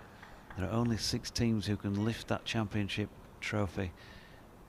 Will it be one of these two? It's Bran Wheel to continue from this hotel end. Bowling to Gary Ballance, who lets it through. My favourite memory of that game at Sheffield 63, which of course was Yorkshire had a phenomenal side that year. Quite probably boycott, maybe Hampshire played. I certainly saw them the following year when they played Gloucestershire, but I can't remember. But they had a phenomenal side and won the championship that year in 63, and they'd won it in 62 as well. But Fred was captain. And West Indies were scoring quite a lot of runs on the afternoon that I watched it, and Yorkshire weren't getting the wickets, and Fred wasn't bowling. Brad Wheel comes in and bowls now, and balances forward, looking for a quick single, but it's gone to cover and he won't go on. And eventually the crowd started shouting for him. You know, we want Fred, or I can't remember what they were shouting, you know, but something like that. So at some point in the middle of the afternoon, he walked up to the umpire and he handed the umpire his cap, and he took off his sweater. And the crowd are cheering and clapping. Yeah. And then he took his cap back and put it back on and his sweater back on. And I don't know who bowled, Don Wilson bowled or Closey bowled or Illingworth or somebody. And he just walked off. It was very funny. He lets that ball go outside the off stump from Wheel, Gary Ballance, and it's no run. Should mention, by the way, that the Vipers are in action, aren't they, this afternoon? Oh, yeah, they are. Yeah. They're not doing very well either. They're supposed to be the star side, but I think they've lost the last 2 games. I'm not sure, but I think so. Emma Baines tweeted that she's loving the comms from Derby, where the Lightning are 72 for 3 right after 12 overs of that 20-over contest. the just pushed out on the offside, no run. I'm not sure. I'm not back on commentary until Thursday, and I'm not sure who's doing the next 2 days. There's a new lady who has worked with Kevin this year called Melissa, but might be Emily Windsor, who I don't know if you've commentated with her before. She's been doing it for a few years now, and I'm pretty sure she's playing today for the Vipers, so she might be here tomorrow perhaps. Brad Wheel bowls again outside the off stump through to McManus, no run. Scores elsewhere, by the way, in this division, which is of most interest, of course, for all of us. Notts 157 for 4 at Taunton, having been put into bat by Somerset, so they're having to work hard for their first innings runs, just as our Yorkshire here. And then up at Old Trafford, Warwickshire won the toss and batted, and it looks like it's a reasonably good decision. 169 for 2 they are after 54 overs and 4 balls. Brad Wheel bowls. Pushed to the offside, no run. Those are 2 of the top sides, aren't they? Warwickshire and Lancashire. And then Notts aren't. Notts there's sort of three well-placed sides and 3 less well-placed sides, aren't there? Which is you and us and Notts haven't got many points. Warwickshire and Lancashire have, and so have Somerset. So Dawson going to continue. Harry Brook on strike. He's on 10. Ballance on 29. It's a real grind here for batsmen, and you'd have to say that you couldn't criticise the Yorkshire boys for not being prepared to graft here. They've certainly done that, but you can never be too confident in these conditions, no matter how long you've been in. Brook back and across, drops it into the mid-wicket region. First ball of Dawson. Excuse me, Dawson's over. Curry does the fielding. No run.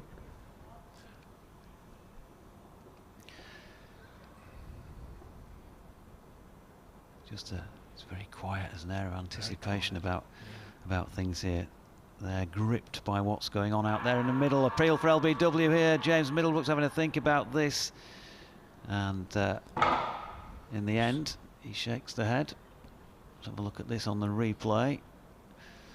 Going down the leg, I think. Maybe so. If it didn't seem to turn a lot, no. So it will straighten a lot. So yeah, but, might have been an umpire's call. But there we are. 107 for 3. Brooks survives that appeal. And Dawson round the wicket to him again, this time pushing forward more comfortably. Gary Ballance is interested for a moment in a single. He's keen to run, isn't he, Ballance? Which I think is entirely right in these conditions, these circumstances. But there wasn't a single there. Yeah, you don't want to get too bogged down, but I think at the moment it's not been a case of being bogged down and just trying to relieve pressure with a single. I think you just got to play every single ball on merit. Yeah. You will pick up runs if you stay there, but it's not easy to find opportunities, as Brooks just seen again from that ball from Dawson, which he flicked out nicely, timed it well to mid-wicket, but it did go straight to Curry. If he can get it away either side, he's going to pick up a run or 2.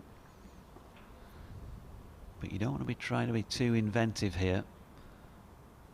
Just do the basics well. Stands back and cuts this next ball. You see, there you go. He got an opportunity, didn't he?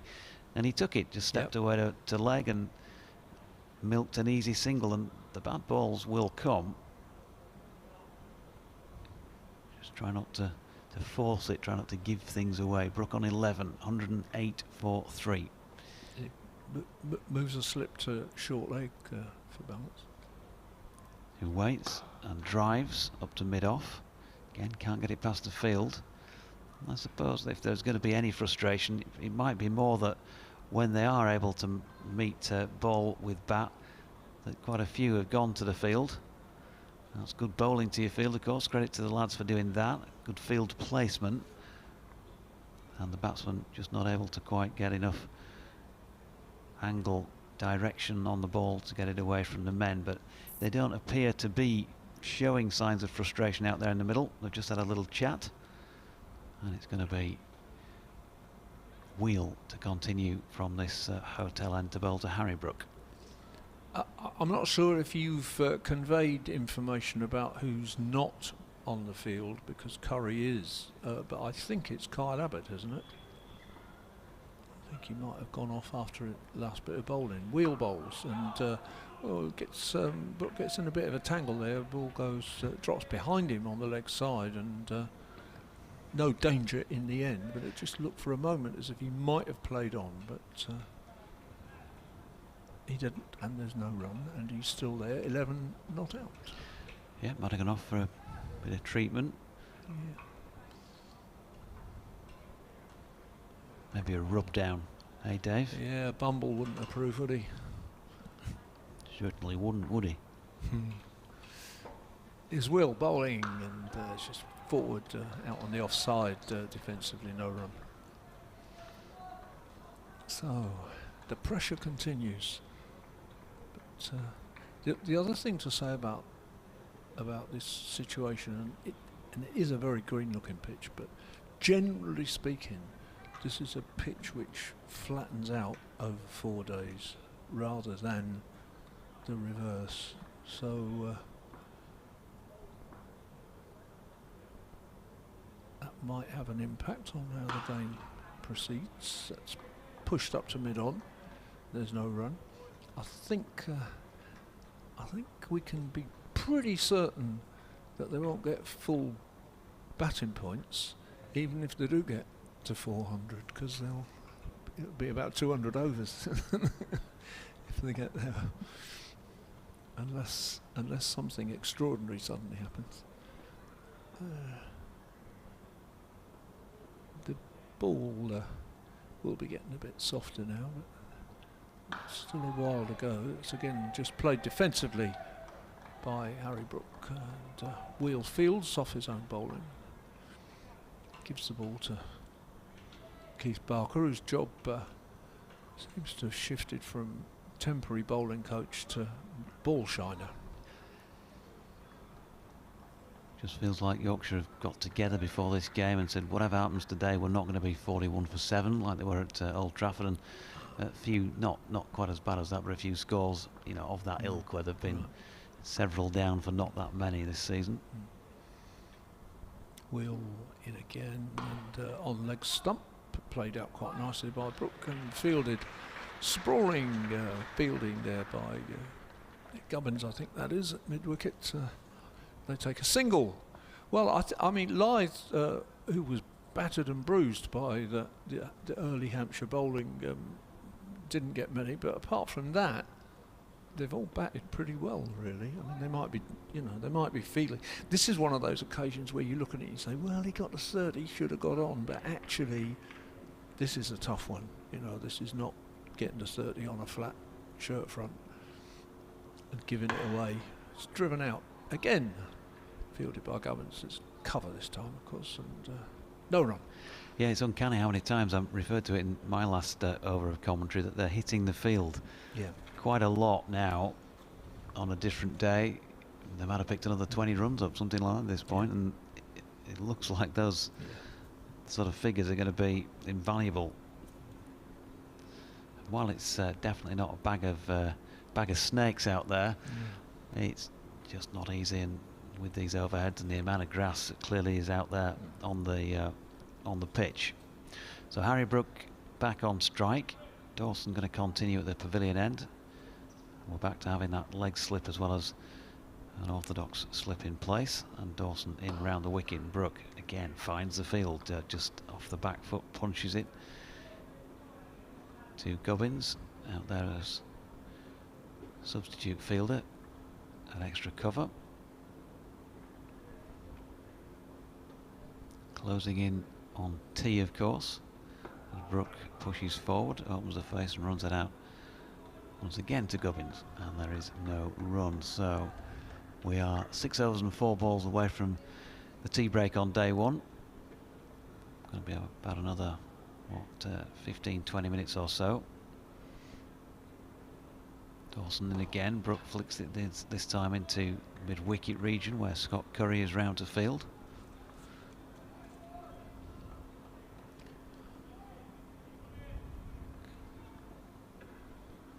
Continues to be Plenty of elbow grease put in here by the Yorkshire batsman. That's a better shot from Harry Brook in the sense that he's finally managed to work it wide of the fielder. It was Curry round to do the fielding, but he picked up a single as a result of his good placement there. He looks a nicely set up batsman to me. Don't think I've seen anything or much of him certainly, and looks all right. He's quality. Ballance back on strike. Dawson over the wicket. The left-hander just gets his pad outside the line and pads up to that one. James Green says, think you'll eventually get a ball with your name on it on this wicket, so important, as your co-commentators have indicated, to try and keep the scoreboard turning. It's been good cricket all round. I also think the wicket has got greener during the day, he says. James presumably watching the streaming. Ballance tries a sweep this time. Again, he's got right across though to try and play it, and once more we can assume that hit him outside the line. Gonna have a look at a repeat of the delivery. Well outside the line. I think he's another one of those. It's become increasingly fashionable this year for people to bat on off stump, hasn't it? And I think he's possibly doing that there, and then moving his leg across. So certainly outside the line. And thanks to Mick Auckland, who sent in a link to the scorecard for the tour match at Bramall Lane, West Indies 1963. Oh, well done.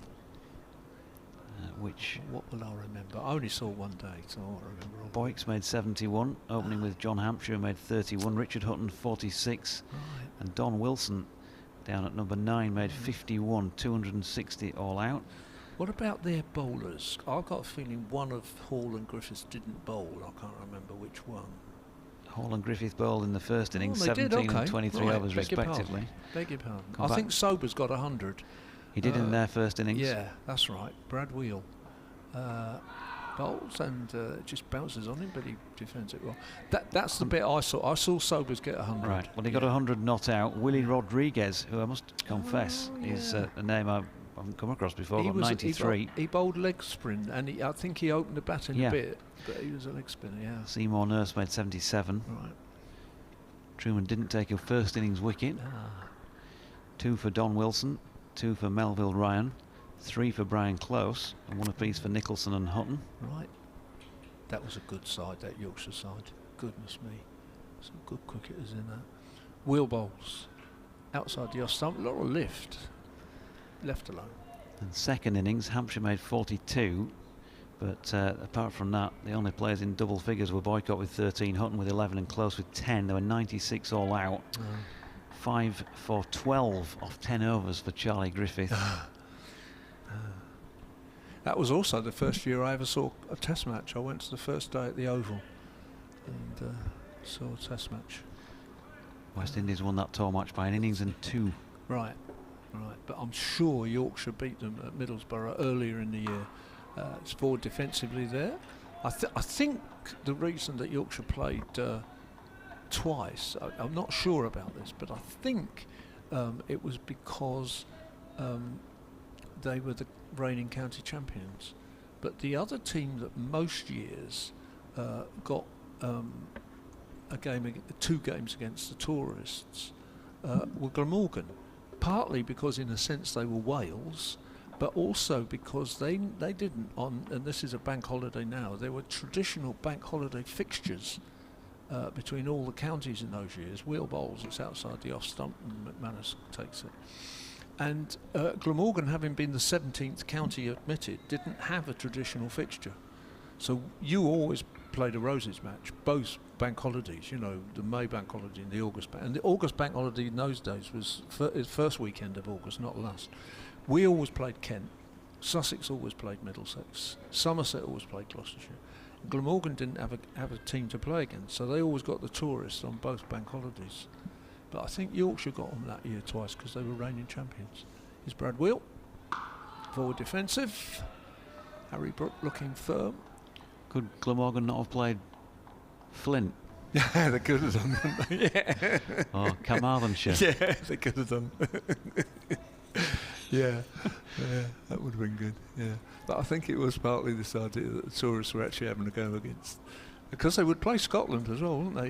You know, usually right at the end of the season they'd probably have a game at Scarborough against somebody, and then they'd go off to Scotland and play at the tours.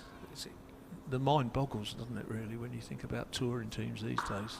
Forward defensive again, or gently defensive there. No run. Whoever came up with the idea of local derbies on bank holidays, but it must have been a real money spinner over the years. I remember growing up watching rugby league, and you'd get amazing. Leeds playing Bradford on. They'd play Good Friday night, and then they'd play Easter Monday afternoon. You wouldn't see them all season. You'd just play them in those couple of matches, unless you got drawn against them in a cup, of course. The crowds were terrific.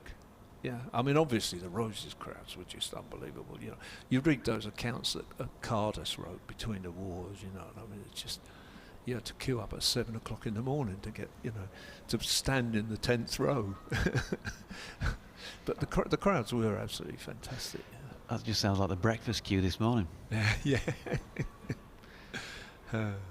The way out, actually, of this building across the way it's easier to go through the beefy restaurant, whatever it's called. Yes, it is. Just through that front sort of fire door. Yes, right. And across.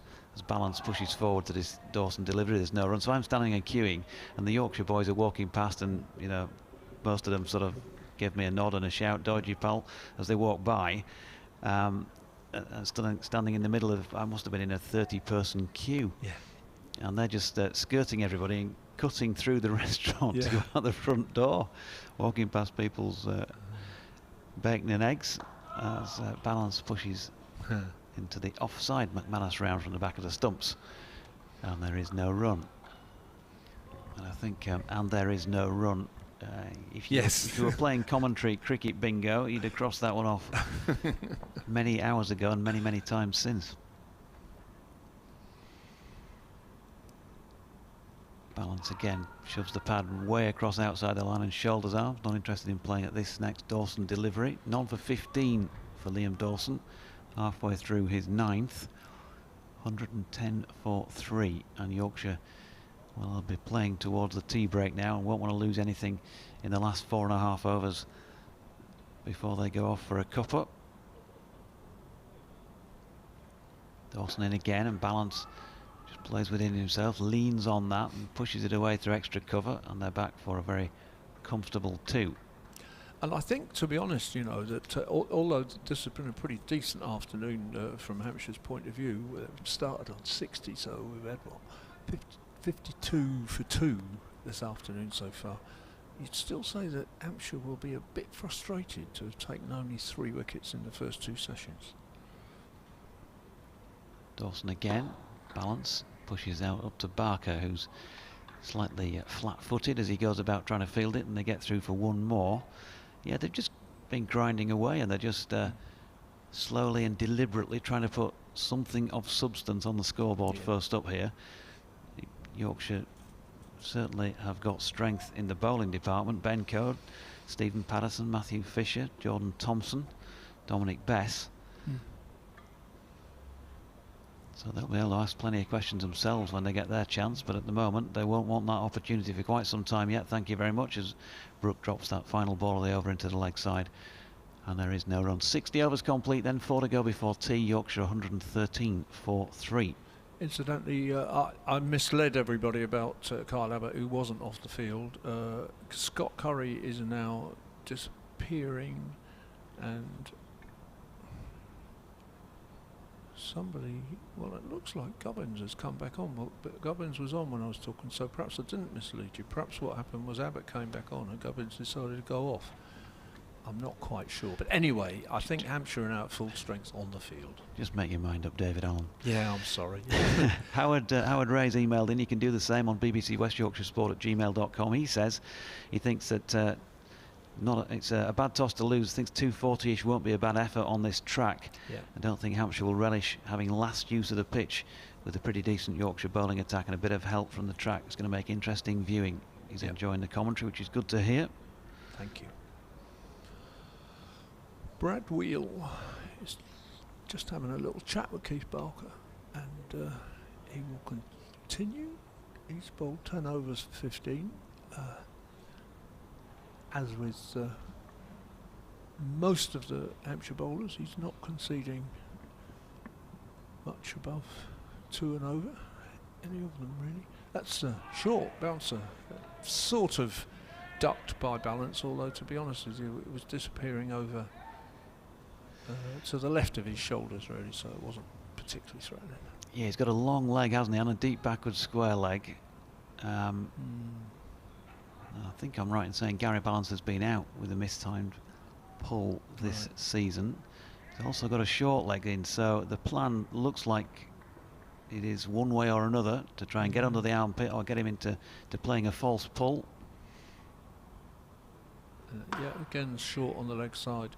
Yeah, 5-4 leg side field. Abbott sprawling stop there. 5-4 leg side field for Ballance, but we got the leg slip as well. But didn't succeed, and Ballance has taken a single and got off strike, and Harry Brook, who is right-handed of course, will face, I think, a more orthodox field. Barron's back.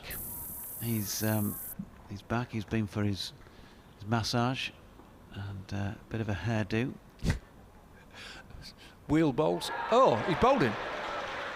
Well, I have to confess, I was half looking at Johnny Barron, who just returned then, and I think it's hit middle stump.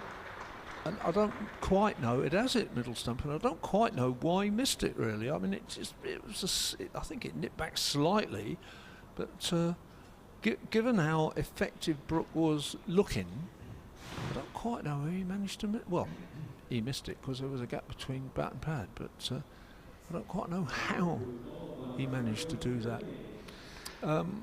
Probably changes my analysis, as it were, of the afternoon a bit. It's that simple really, I think, with wickets falling. 114 for 4 is 54 for 3 this afternoon. Yeah, it just makes Gary Ballance's wicket that much more precious now for Hampshire, because I know you said you've not seen Harry Brook play much, but believe me, if he gets going, he's a serious player. Yeah. And he just didn't look, and I've only had one chance to see the replay, but it just didn't look as though lengthwise he was able to get as forward as he would have liked to have done to smother that, and it's maybe nipped back a little bit on him, but it's done him through the gate, hasn't it, by the looks of things? Yeah. Yeah, I think you're right about that actually. I think he needed to get a stride in defensively and didn't. But it just completely surprised me, really. Didn't look like he was in any particular trouble, and then he was. So I was asking earlier whether Dom Bess ought to be batting at 6. Well, there's your answer. Prove it now, one way or the other, isn't he? Because this is pretty key partnership, I would suggest. Yep, he can play. He's had a first class century to his name, of course, as well. This season's figures for Dominic Bess, he's come up with a few, reasonably useful contributions, I think you'd say. He made a half century against Northants. 56 that day is his best score of the season. He's had a few scores in the 30s and a few more 20 or in the teens. 264 runs he's scored in 11 completed innings, not out once. He's averaging 24. Yeah. Which, in these conditions, 24 wouldn't be it'd be a useful contribution, but you'd want ideally from your number 6 a half century or more. But as we know, from what we've seen so far, scoring half centuries in these conditions is a fairly sizable ask. Brad Wheel in the bowls, and Bess forward quite resolutely, probably playing the shot that Harry Brook needed to play to that last ball. I suppose the thing is, if let's say he gets 25 and Ballance is going better by then, and the pair of them put on 60, then you'd think 175 for 5. You'd think, okay, right, still got a chance of building a little score there. But he needs to give support to Ballance, doesn't he, to enable him to get some runs. That's short, and Bess just stands up full and plays that defensively out on the offside, and there's no run. 3 slips of gully, long leg, cover mid off, short leg in. So there's nobody forward of square on the leg side apart from Keith Barker at mid on. He's the only one saving runs. The short leg is slightly forward of square, but Barker is the only one saving the runs as Wheel bowls, and that's short. It's fended away by Bess, and McManus runs around short of square leg. Picks it up, single. Applause for Wheel at the end of his over. He's now got 1 for 17 in 11 overs. And the Yorkshire score 115 for 4. Yeah, so a lot of work for them still to do, the visiting side here. Abbott with 3 of the wickets. Wheel gets his name on that particular roll of honour. Dawson's going to continue. Dominic Bess, a lot of work to do to get himself in here. We've seen, even from a batsman as accomplished as Harry Brook, 49 deliveries he faced, but he still found one with his name on it and made 13. Unlucky enough for him today. Gary Ballance, well, such as you can say this today, he's going pretty well. 33 off 92 deliveries, and as a result of that has become Yorkshire's top scorer in the match so far. Surprise, surprise at this venue where he's done so well. Bess flicks one backward of square leg, first ball of Dawson's over to rotate the strike. Yeah, I was just reminding myself of that. His average here since 2016 is 133, so I think Yorkshire should settle for that today. Absolutely. Balance back on strike. Short leg comes back into play along with the slip. Dawson in over the wicket. Balance does drop it to short leg. It bounced a fair way short of him. It is Tom Alsop who's gone in there under the lid.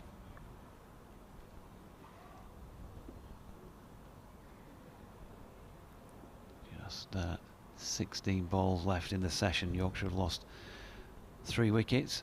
And Ballance driving through the covers here. It's not going to have the legs to get to the boundary, but Bess is calling him back for a second, and the throw a fair bit wayward means that they're easily able to get back and pick those 2 runs up. Weather and likewise, this is almost turning into one of those days that's never quite woken up, isn't it? It's very strange. Yeah, it still feels pretty much the same as it was this morning, doesn't it? There's been an occasional brighter spell. There was a moment where there were some shadows from sunlight, but it was pretty much a moment as Ballance pushes back to Dawson, steps across from the over the wicket side to the far side to pick the ball up. Turns again. Does that thing that bowlers do, clasps the ball together with both hands before he runs in and imparts some spin on it. Doesn't come into play here because Ballance is safely able to negotiate it. 2 to come in this over. Dawson, well, he's setting off in, and don't know if he got something in his eye or something there, but stopped quite quickly. Yeah, something's flown into his eye, for sure. It's asking James Middlebrook just to have a poke around in it.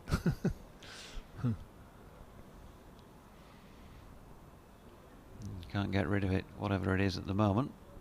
Did Middlebrook, I know Middlebrook played for Yorkshire, did he go to Essex at one time, is that right? Yeah. Yeah.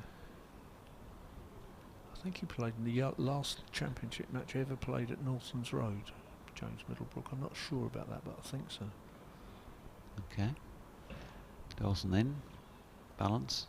Again, shoulders, arms, and puts out the pad flap, which is missed by the ball through to McManus. It's the end of the over, as signalled by James Middlebrook. So Dawson 10 overs for 21, 2 of them maidens, and that over cost him 3 runs. 118 for 4 Yorkshire in 62 overs. 2 to go before the tea break. It has been slow, deliberate progress by the Tykes, but you can understand that in these conditions and on this pitch, and with what, Dave Allen, with what's at stake. Yeah, that's right. I mean, I was suggesting earlier, although I mean you did point out to me that they've got to play the other higher teams, but I was suggesting earlier that if there is a result in this game, and probably with 4 days of decent weather there will be, the team that loses this has got a lot to do as Brad Wheel bowls, and it just drops short of the man at first slip and flies through the slips and away for 4 runs. No, it wasn't a chance. It dropped. It bounced in front of Vince, and there was sufficient gap between Vince and McManus that he couldn't stop it. I was suggesting that the team that loses this, if one of these two sides loses, they've got a lot of work to make up in 3 games to, given that there is a possibility of a championship, which I think you should let us win the championship, really, because you've won it loads of times, loads and loads. You did make. Sorry, that was a dot ball. You did make me laugh earlier when you said something like, I can't remember, I think it was the year that Yorkshire won the championship, but all the history books I've looked at, it just says championship, it'll go 1951, etc., 52, but it gets to 1960, it just goes the 60s, Yorkshire. Yeah. Well, almost. Of course, there was 19. I don't think you were on air earlier when I was saying that this is exactly these 3 days, today, tomorrow, and the day after, are the 3 days, the 60th anniversary of the first time we ever won the county championship in 1961. And the only other time that you were really interrupted in that period, Brad Wheel bowls, and that's pushed to mid-on, was by Worcestershire. And they also won the championship for the first time. But you did win it an awful lot of times in the 60s, and 59. 59 at Hove, I remember quite clearly. You had a wonderful run chase. 60, I think you just won it easily in 60. You just murdered everybody. We won it in 61. Took sackfuls of wickets. Which you guys hated. You hated that we won it. Because you came down. We won it with a game to spare, and you came down and played us at Bournemouth in the last game and gave us a good beating. Brad Wheel bowls, that's really short, and it's played down into the gully. Quite nicely played, really. Quite well played. But we'd already won it by then. And of course we'd spent 3 days drinking, so it's not surprising. But don't make excuses. My favourite story about it is you started the game against us, the last game of the season, on the Saturday morning, and we'd won it on the Friday night, partly because we'd beaten Derbyshire, but also because you didn't win at Edgbaston, where Norman Horner, the Warwickshire opener, got a big 100 and stopped you winning, and he was a Yorkshireman. Brad Wheel bowled. That's leg side, and it's quite nicely pushed out on the leg side, and it'll come back for 2 runs there, so Best's got to wait. But we run it on the Friday night, and you turned up to play us on the Saturday morning. The story is that our big pace bowler, Butch White, turned up on the Saturday morning to discover that his car was in the middle of the road outside the ground, and he had no memory of how it ever got there and whether he tried to drive it home that night or not. that is a fine night out. But of course, if you win the championship for the first time, you are going to celebrate a bit, aren't you? Which I suppose was the only problem for Yorkshire, really, because it was like, that's just rather nicely bowled, and probably threw a defensive shot. I suppose that would be the only problem in the sense we'd be in. That's the end of the over. 1, 2, 4 for 4. We'd be in Yorkshire in those days particularly. Is that you've won the championship? It's like, well, what do you expect? Whereas for us it was an astonishing achievement. 66 years we'd been in the championship, and we'd once finished second. We'd already won it 27 times before that. Yeah. But in the 1960s, Yorkshire were phenomenal. They just were a wonderful side. John has mailed in, by the way. You can do the same on BBC West Yorkshire Sport at gmail.com. He says, good grafting by the Tykes. Keep digging in, lads. Regarding Dave's memories of cricket at Bramall Lane, reminds me of many little stories my dad told me of matches played there. More in a moment. As Ballance waits and Dawson's in, and that is turned to mid-wicket, no run. He says, JD, feel free to do a Fred voice for the quote. My own particular favourite story he told me was when Fred Truman was bowling and a wicket had just fallen. Fred was on the boundary awaiting the new batsman. More in a sec, because here he comes again, and Ballance pushes forward, no run. He says Fred was on the boundary awaiting the new batsman. At Bramall Lane, players had to open a gate to enter the field of play. The new batsman opened the gate, and just before he did anything else, Fred shouted, "Don't bother closing it, that won't be long." It was an astonishing experience for me to go to Bramall Lane. Ballance pulling out of a potential push at that one. Sitting in a football ground watching county cricket when I was used to, you know, these cute little county grounds in the south of England. I had relatives who lived near Sheffield. That's why I was there as a summer holiday. You know. Dawson again, and Ballance works this to mid-wicket. I'm happy to stay put. So just 2 balls left in the session. And we'll have a 20-minute breather. And an awful lot depends on Ballance from Yorkshire's point of view, doesn't it? It really is a key figure. Works this one wide of mid-on, and Barker's round.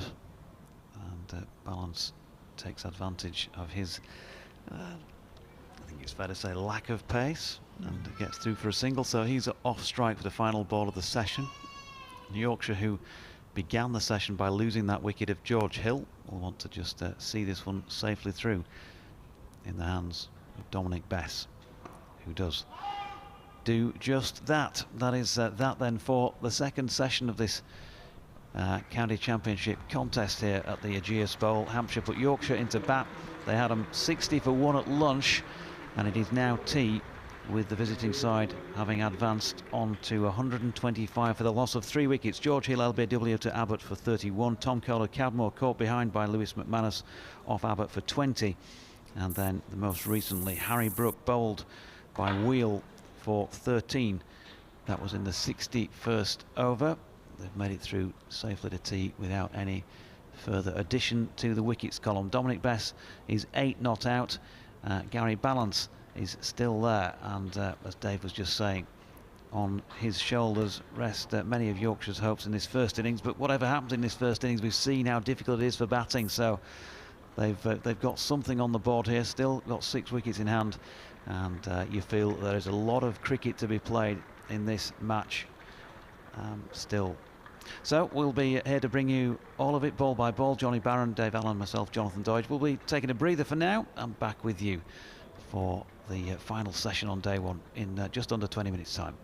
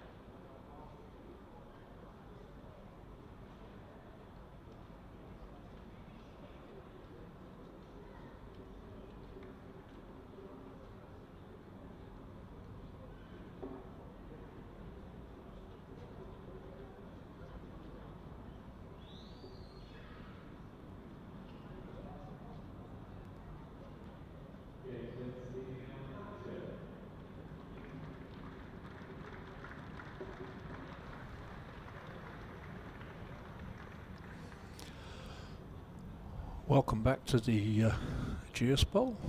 I'm Dave Allen. The teams are just taking the field with Yorkshire 125 for 4 after 64 overs. 64 pretty tough overs. And the two batsmen to resume are Gary Ballance on 36, Dominic Bess on 8, and we shall see, I think it might be Kyle Abbott.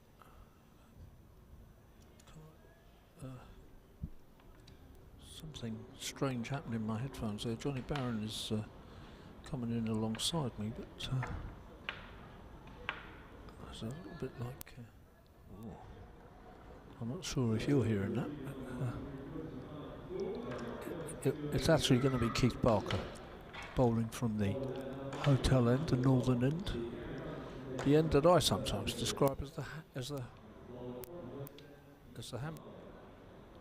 Hambledon end. Sorry, we've got a gremlin in the works at the minute, which we'll try and sort out. But, in the meantime, I'll let you know what's going on. Gary Ballance is going to face on 36, not out. 1-2. And, Barker bowls, and Ballance plays it up to mid-off, and there's no run, but there is a screaming in my headphones. There is a scream in your headphones. Hang on a second. Yeah. 3 slips, mid-wicket, point, not cover, mid-off, mid-on, long leg, and there is a third man. Ballance drives up, firmly up to Kyle Abbott at mid-on, no run. Floodlights are on. It's the same very still, very grey, very quiet day. Not really an August bank holiday day at all, I have to say, but rather more early autumnal. And we'll keep our fingers crossed now. And it's still making a noise that we'd rather it didn't. There's a change in the field now, and that change in the field is Kyle Abbott coming into a very short, in fact, not quite a silly mid-on, but a very short mid-on, and there's also a very short mid-wicket. Abbott at short mid-on is about 15 to 18 yards from the bat, I suppose. Two men almost lined up together. He and the short mid-wicket, who's Tom Alsop, and it's Keith Barker to bowl the 4th ball of the first over after tea, and Ballance plays it securely up to Abbott. So, well, a better start for Yorkshire than the one after lunch when they lost a wicket with the very first ball. But 125 for 4. It's still very difficult to know quite what will happen. If these two can put a stand together, that'll be terrific. But of course, runs are not coming very quickly. Far fewer here than anywhere else in the country so far today. That's a bit short and slightly leg side-ish. Ballance just plays it out to square leg where it's fielded. And again, no run. John, are you okay? I think we're all right. Good. Yeah, I think we're all right. I think the gremlins have gone. Apologies for that, everyone, if you did hear a bit of screaming in the headphones. But yeah, Yorkshire have gone nicely, haven't they? I think having been bunted in this morning at the toss, 125 for 4 is a pretty good effort, but it could go either way in this final session. Yeah. Could. Keith Barker bowls, and Ballance plays that off his hip, backward of square on the leg side. There's chase round, and they can come back for 2. Which will be the end of the over, and Liam Dawson will resume, and Johnny Barron will tell you all about that. Left arm at both ends, but one rather slower than the other. Indeed, yeah, Liam Dawson, the left armer operating up from the Rob Ramsgrove Pavilion end.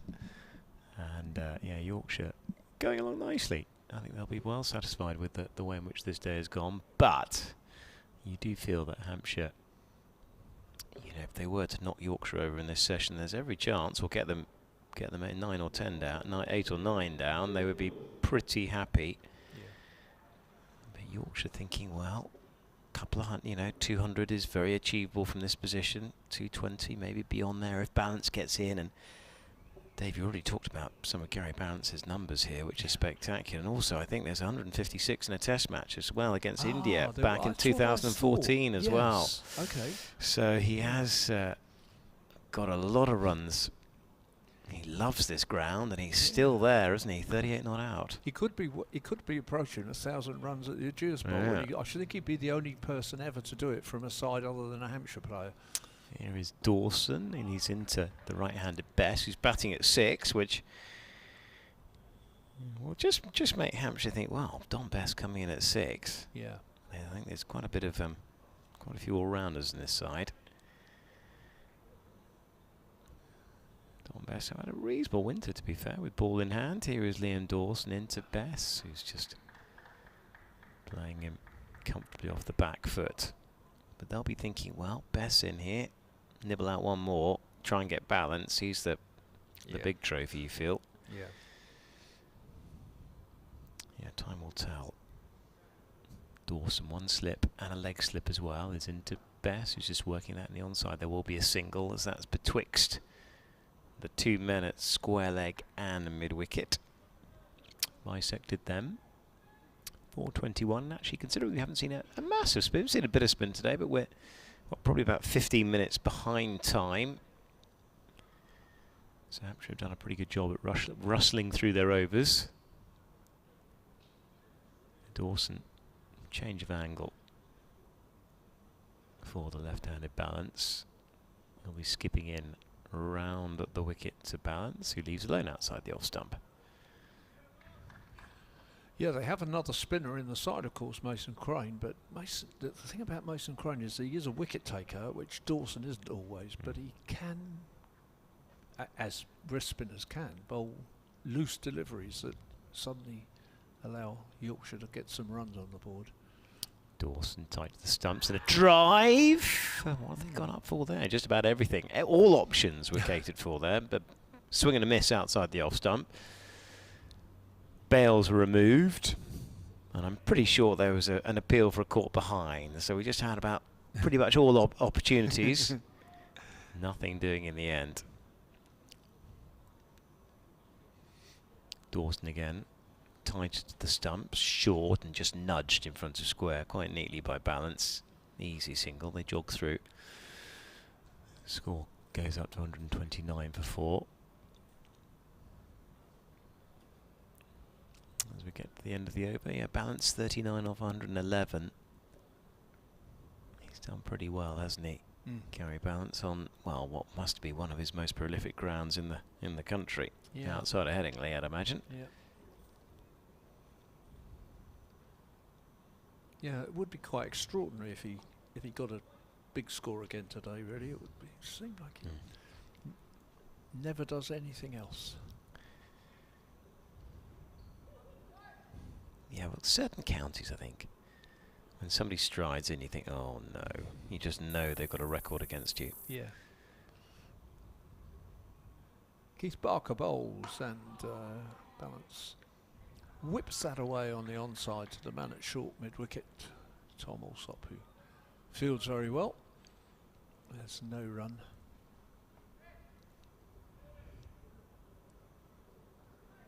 Interesting to see Sam Northeast scoring 30 odd for Notts. He's out today, but he scored 30 odd.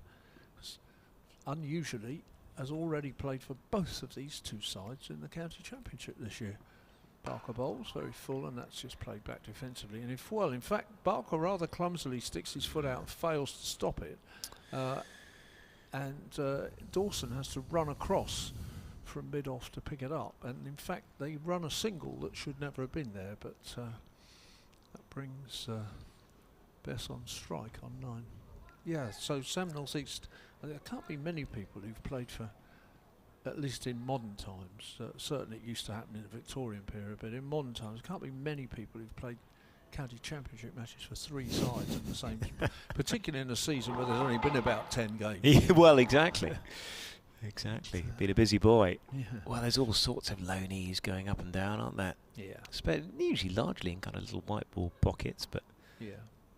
Here's Barker bowling round the wicket, and that's just pushed away by Bess on the offside, and again they can partially stopped in the gully slip area, but they can come through for another single. I guess with these kind of short-term loans and the various moves that people have made, it at least gives people cricket, doesn't it? Where they're not sat there for a week on end where they're twiddling thumbs. Yeah. Here's Barker in again.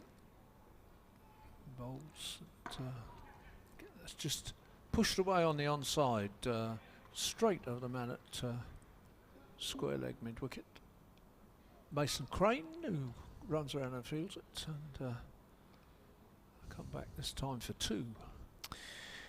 And I guess the kind of integrity, you think 3 sides, how does that work? The integrity is maintained because, of course, at no point would any of the two more or any more than one of the sides been in the same division. That'd be about right, wouldn't it, Dave? That's been the key thing, I guess. Yes, except now, of course, that all 3 sides he's played for this year are all in the same division. Yeah, the last yeah, bit, yeah, which is very odd, really. Barker bowls, and that's again clipped away on the onside, but this time Mason Crane fields, no run.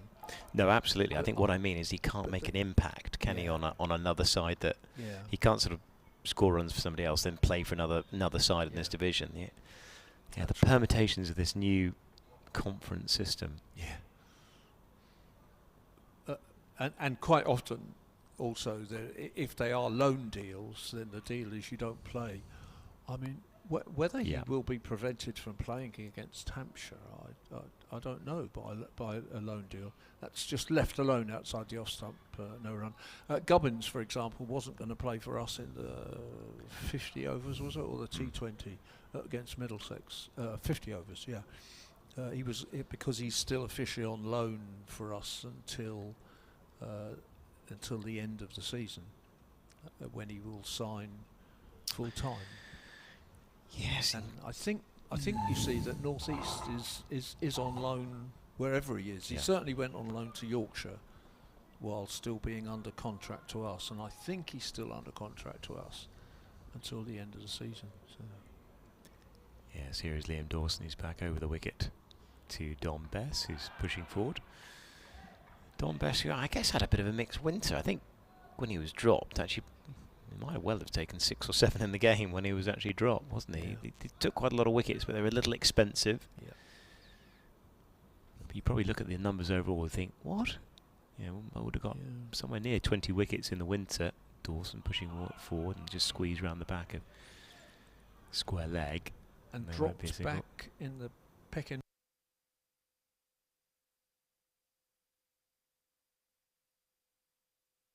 It's a very interesting one. Dawson again is in, and to Bess, and that squeeze round the corner. They'll get through for 1. They'll probably come back for a couple, I'd imagine. And they do, as the fielding's done down here at third man by Ian Holland. He's had a good day with the ball thus far. Yes, I think, Moeen Ali, I mean, I think it's good to see him back in the England side. I mean, he took 54 wickets in the 10 games before he was dropped last time round. Here is Dawson again. Again, that's pushed forward by Bess, and there's no run. And the one thing he does give you is a fair bit of balance in the side because of his batting ability. Sure. I mean, there's a player who's scored 4 Test hundreds in a calendar year. Yeah. Very handy at sort of 8, 9, 7, 8, 9. Here is Dawson wide of the crease to Bess. It's played back to him. Whereas I guess Bess, by making this move, by batting in the top 6, probably have said to Yorkshire, look, I need to be considered as a frontline all-rounder and compete with all these other strong bits and pieces players. Here is Dawson wide of the crease to Bess, who runs that down through third man. There'll be a single. Yeah, Bess hails from Sidmouth Cricket Club down in Devon. One of the most beautiful places to play cricket. You know, I was just going to say that. What a beauty! Do you know, it's such a funny thing, because I entirely by chance met a woman on Friday who was on holiday in Portsmouth, and I was around an area where lots of visitors come, and was chatting to her. I said, "Where are you from?" Sidmouth. And I said, "Oh, that's where the..." Well, I said, "Oh, the folk festival first of all." Yes. And then and the beautiful cricket ground. Yeah. And it is absolutely lovely, isn't it? Oh, it's a magical. It's sort of set in a sort of with castle ramparts sort of around the outside of it, and it is one of the most dramatic settings to play the game. Yes, well, that part of Devon, a lot of very good quality cricketers have been snaffled, largely by Somerset over the years. The Overtons, as an example. Yeah. It's Keith Barker coming into bowl round the wicket, and he looked enthusiastic, or looked hopeful rather, but almost as soon as he realised the umpire wasn't going to give it, he, don't know, did he get outside the off stump? Yeah, it's height as well, isn't it? I think it's hitting him outside, and there's always a bit of bounce from Barker. Yeah. He's had a bit of a frustrating day, Barker, really. 16 overs and 1 ball, 5 maidens, 0 for 33, very tight. Some searching deliveries, and yet doesn't have a wicket. He's bowling again, and Bess is forward defensively, no run. 2 slips and a gully now, and a point. But that strange ploy for Ballance is not one that's being replicated at all for Bess. He's just got a conventional cover and mid-off now. Yeah, Ballance does like a little clip in the leg side. But it just goes to show that actually Yorkshire have got Hampshire in a position where they're trying things vaguely funky. Yeah. Bizarrely, even considering that 1-3-6 for 4 was still perilous. Barker bowls, and Bess plays across that. Gets it, but almost certainly that was too high. I mean, the odd ball is still... Perhaps just did him for pace. Yeah, I mean, I think it's still nipping. I mean, it's not the amount of plays and misses we saw early on, but it's still terrifically hard to score with any fluency, especially if as a bowler you get in vaguely the right spot. Yeah. And your margins of error on a surface like this are so much greater because driving is so difficult. Barker's in. Bess fairly carefully pushes at that, gets it round the corner and comes back for a pretty rapidly run second run, but he gets there. It's okay. Very wise, I think, again, to be just pushing the score along whenever possible. Take every single you can at this point. Bess up to 15, and little partnership beginning to develop now at 138 for 4. Yes, indeed. Yeah, made some useful runs on occasions. Best for England as well. Yep. It's Barker. Very full. Pushed on the offside, no run. I mean, you feel with somebody like talking about the pecking order, where does Dom fit? Best fit in that. Where does Jack Leach fit in that? Yeah. Is that the one thing about Moeen Ali is that even if he doesn't play to his full ability, he's still a good, just because he's got so many strings to his bow, turns the ball. Yeah. I know, and you know, in India, although in that last test he played, he got 8 wickets, but admittedly very expensive. But the poor thing was in quarantine for about 3 weeks before that. Hadn't played any cricket.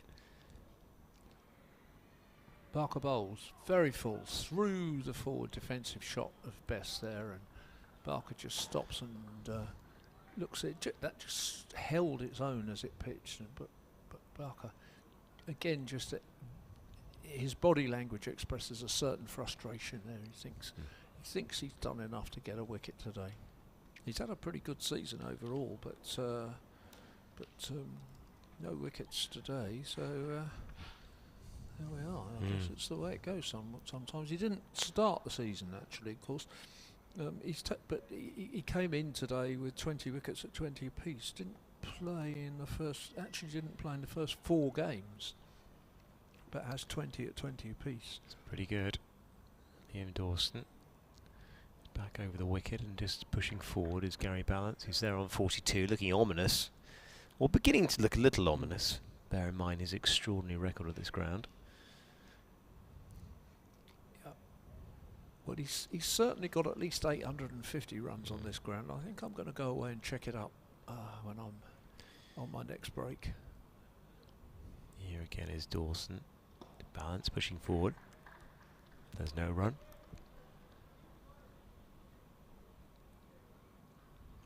Yeah, useful campaigner Gary Ballance to have in the side.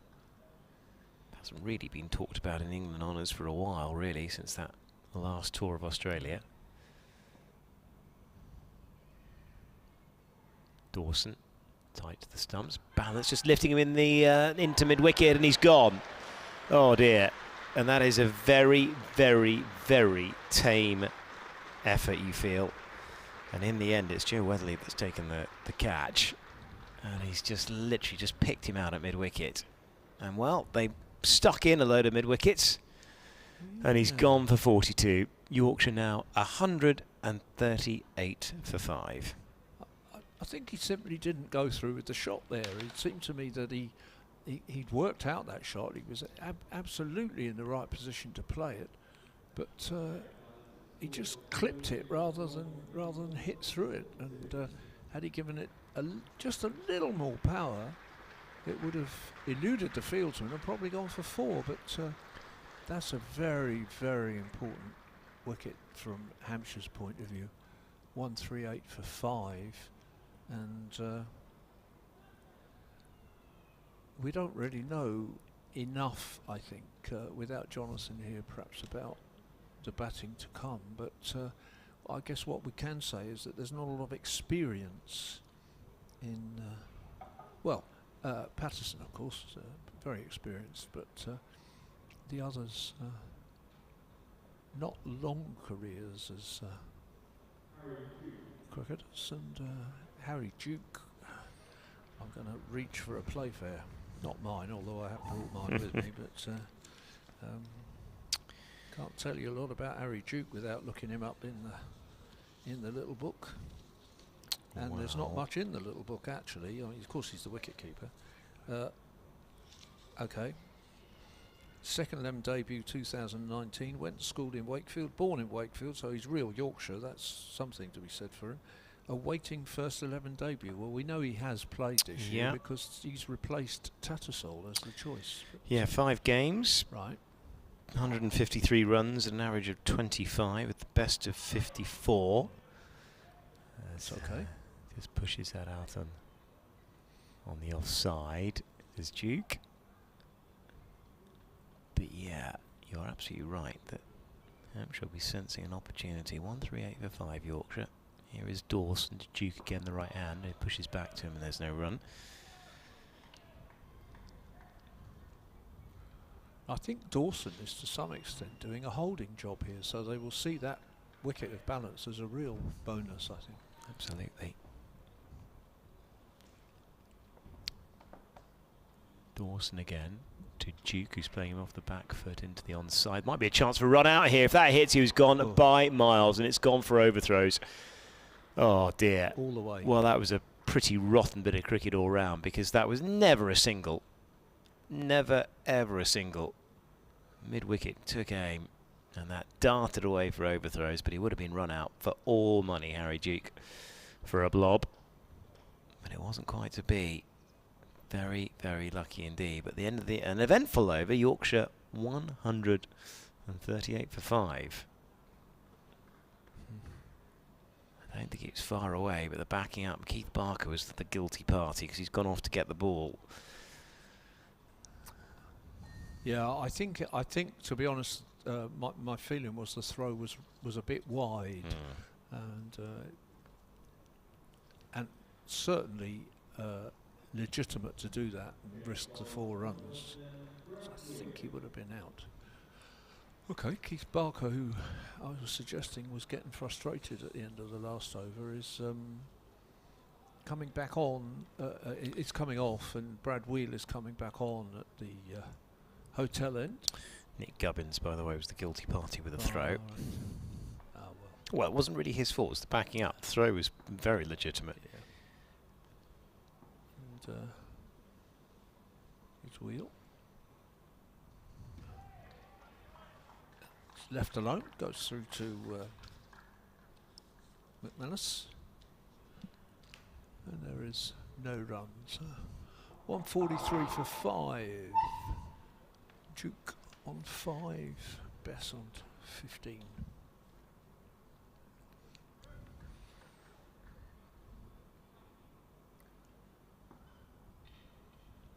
Two slips, gully. Ring of men saving 1. 2 men out on the leg side boundary, square leg and long leg. That's on the offside, and Duke scampers up the pitch. That's a better run. Yeah. That's a better run. Yeah. No chance of a Yeah. throw there. He's in with a single, fielded by Gubbins again, who doesn't hurl the ball at the stumps. And somebody going off for a net. Is that looks like Adam Lyth again? Yeah, Is that could be. Lyth? Yeah, looks very much like it. Keen to bat a bit today. Yeah. Oh, okay, Paul with Paul Grayson. Outside the off stump, through to McManus. No run.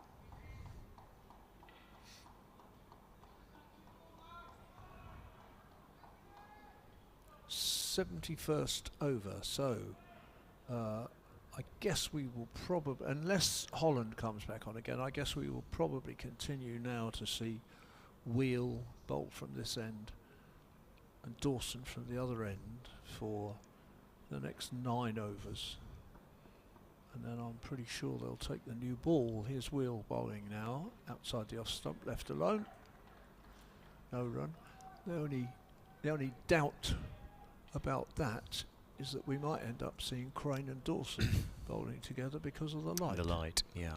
It's manageable at the moment, but looking at those shadows, though, isn't it's yeah. it could be a problem. Yeah. Not yet. I don't think umpires will entertain it for a while, will they? No. Another hour, though. No. There's no. Well, there are slight shadows from the lights on the field, but pretty slight. That's played on the onside and just whipped away, but only to the man at shortish mid wicket. Again, there's no run. Wheel about to complete his 13th over, and he's already bowled 6 maidens. 1 for 24.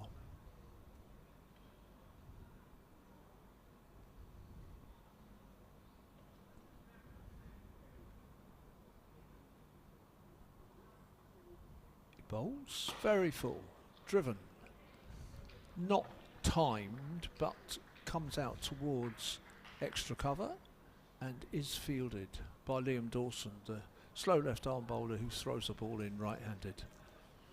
The end of the over. I'm going to hand over to Jonathan. Thank you very much. And yes. 146 for 5 is Yorkshire. Thanks to Dave. Yeah, Jonathan Dodge will join us back in the commentary box. Liam Dawson will continue up from the pavilion end. And Yorkshire will be feeling pretty pleased, I think, with the position they find themselves in, but also Hampshire will be delighted they've nipped out one already in this session. New ball is 9 overs away. That's another big event that we feel that will be coming our way. Here is Liam Dawson, who is round the wicket and just pushed into the onside again by Duke, and he's been told very firmly to go back where he's come from by Bess. Sorry about that squeaking of a chair behind me. So I was just turning the dials round on the microphones again, because we egotistical broadcasters, we don't like the other one to have more prominence on our broadcast. So if your voice is louder than mine, it sounds like you're better than me. Here is Liam Dawson working it into the gap on the onside as Duke. He'll definitely get a single on that occasion. but you are anyway. No, no, but it's more about getting the levels right.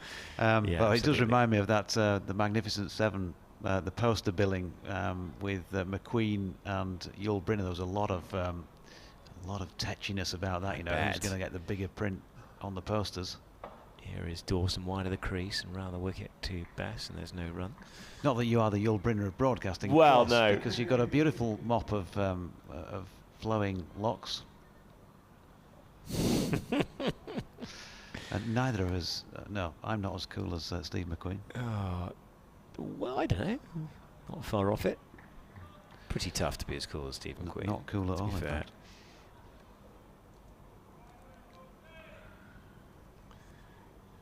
Yeah, French Connection, Great Escape, mentioned a couple. French Connection was in that? Yeah, it was definitely in that. Gene Hackman. Oh, was it Gene Hackman and Steve McQueen, wasn't it? Was he in there as well? I can't remember.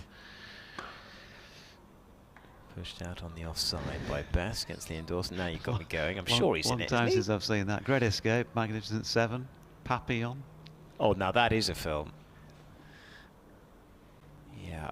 I've never looked at a cream linen suit in the same way since that film, Papillon, has to be said. Here is Liam Dawson. It's down the onside. It's flicked into the air by Dom Best, but he'll get a good bit of value, actually. Through mid-wicket, that'll be 4. Quite a perky little partnership, this, or even though it's early stages, and that's the 150 for Yorkshire. 151 they have, with a loss of 5 wickets in this final session on the first day. Come off 71.6 overs to 89 minutes. Yeah, 72 overs to get to 150. That tells you everything you need to know about how difficult it's been today. Will Frayne just making his way underneath through the ground equipment area to the nets to have a knock as well. One of the 5 players who were named in the 16-man Yorkshire squad who didn't make the final cut. Frayne, Tattersall, Matthew Waite, David Willey and Duan Olivier were the 5 who they all travelled, I believe. I haven't actually seen David Willey with my own eyes, but I believe he is here. But the other 4 I have seen. This is going to be Wheel then into Bess. To Duke, I should say, has a flick at this one down the leg side. There's no run. I can confirm David Willey is here. Well, he was, because he's two tables away at breakfast. Definitely here. He might not be now. I would wonder.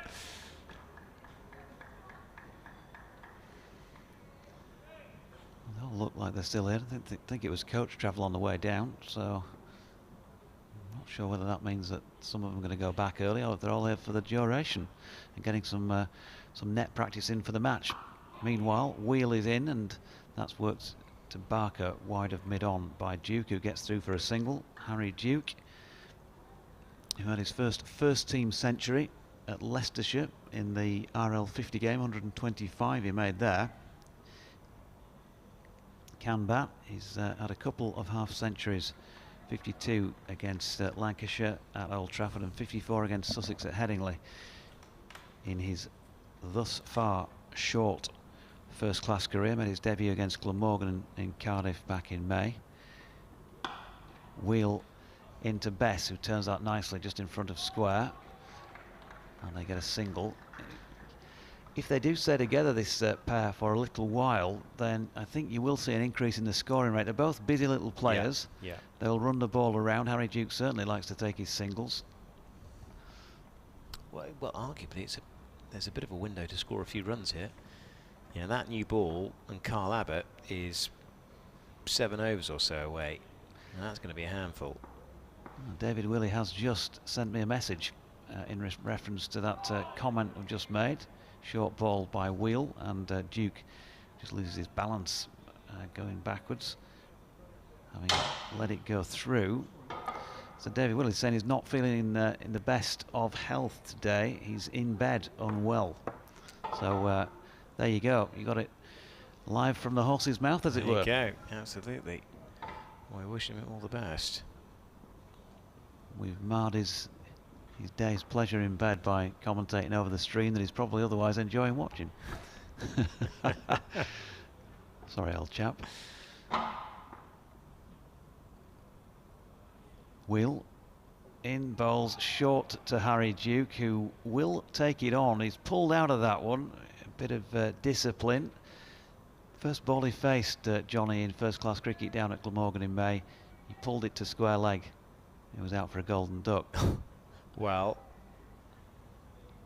yes. Joe Root was great that night. He got 99 that day, Joe Root, batting fantastically for 99 on a in very difficult conditions, not dissimilar to this sort of feel to the day.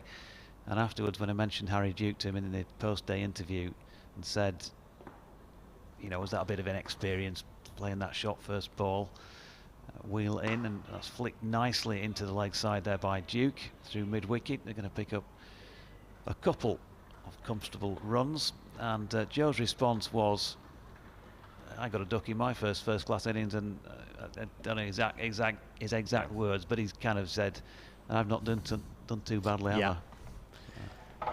Well, it's like Graham Gooch getting a pair on his Test debut. He did okay, didn't he? Not bad. Not bad indeed. And yeah, absolutely. But it showed intent. That's one thing you could argue, I guess.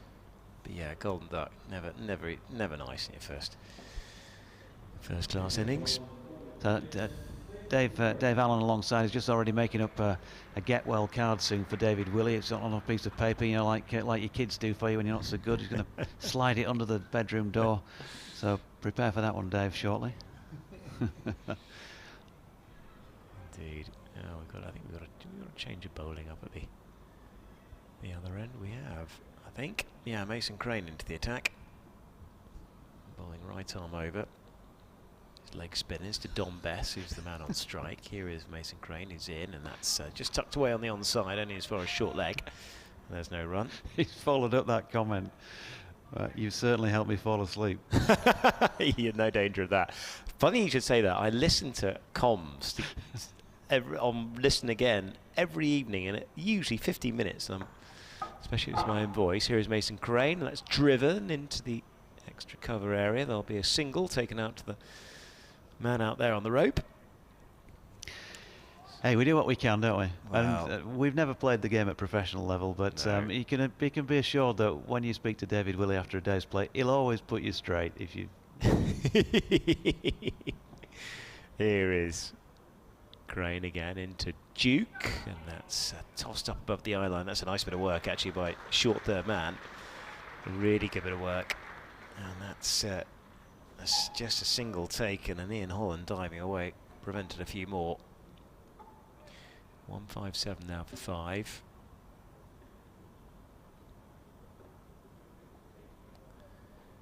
Don Bess, the man on strike. Quickly run single. 159 for 5. Yeah, just reflecting, by the way, I've just been down in the press room.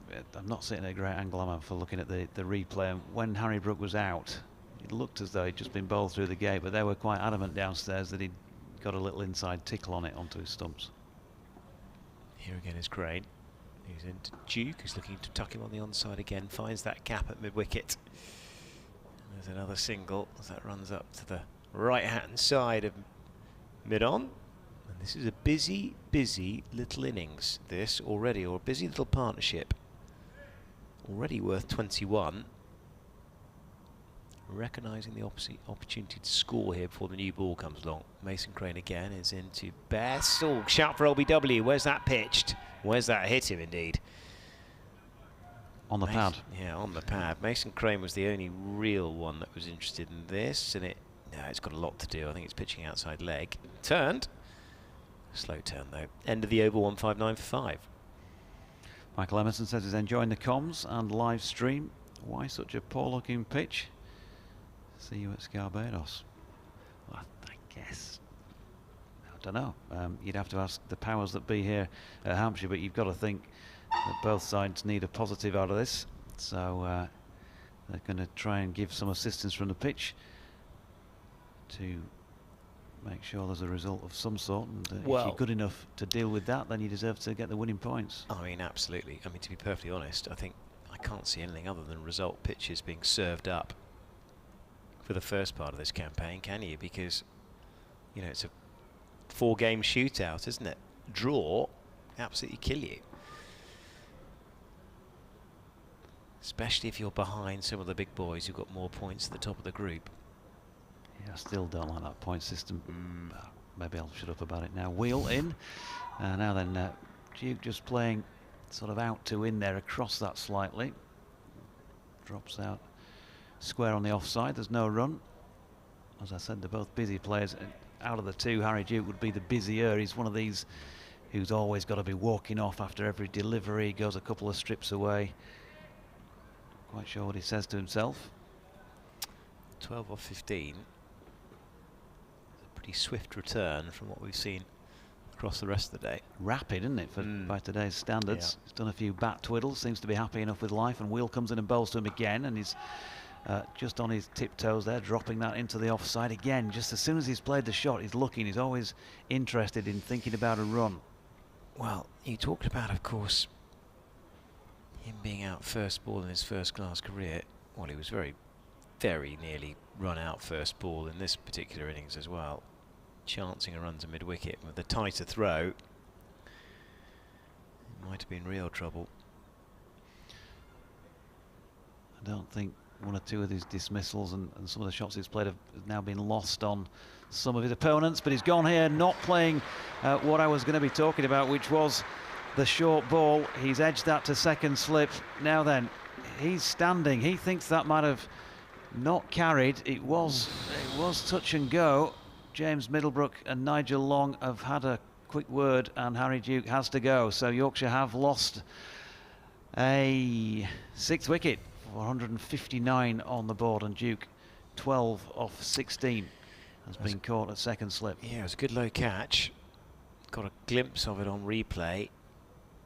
I think it was one of those, there's nothing conclusive really to suggest that it wasn't out. And I think, you know, when you haven't got referrals, that's all you can base it on really. But it looked a pretty good catch low down.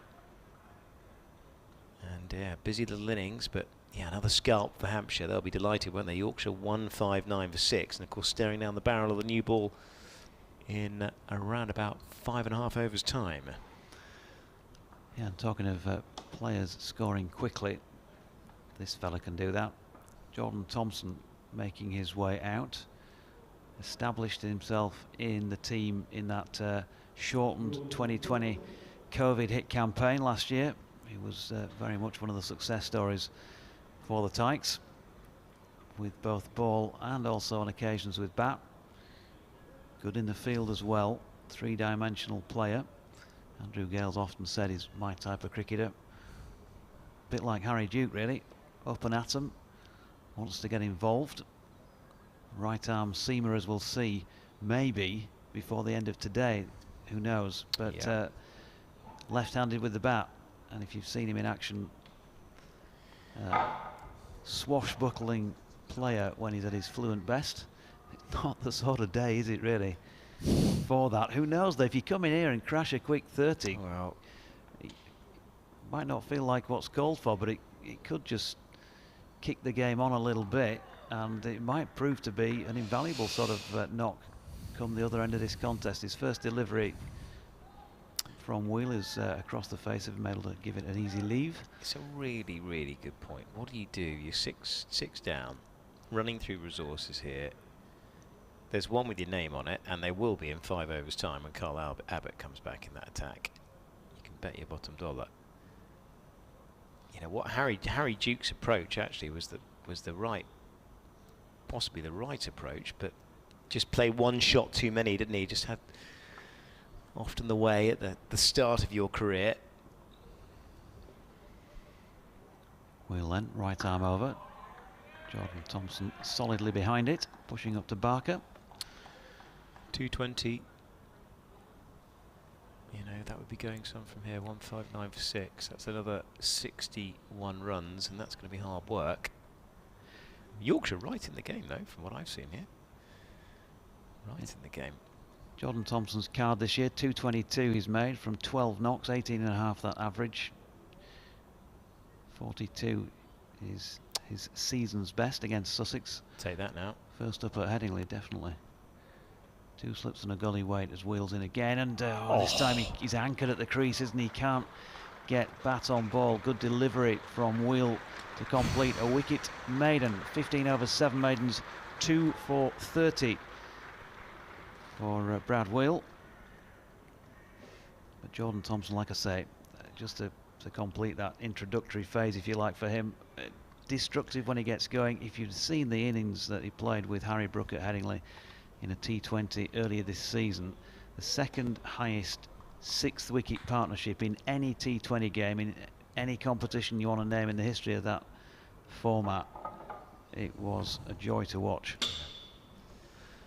But a different night and different conditions and a different ball. Yeah.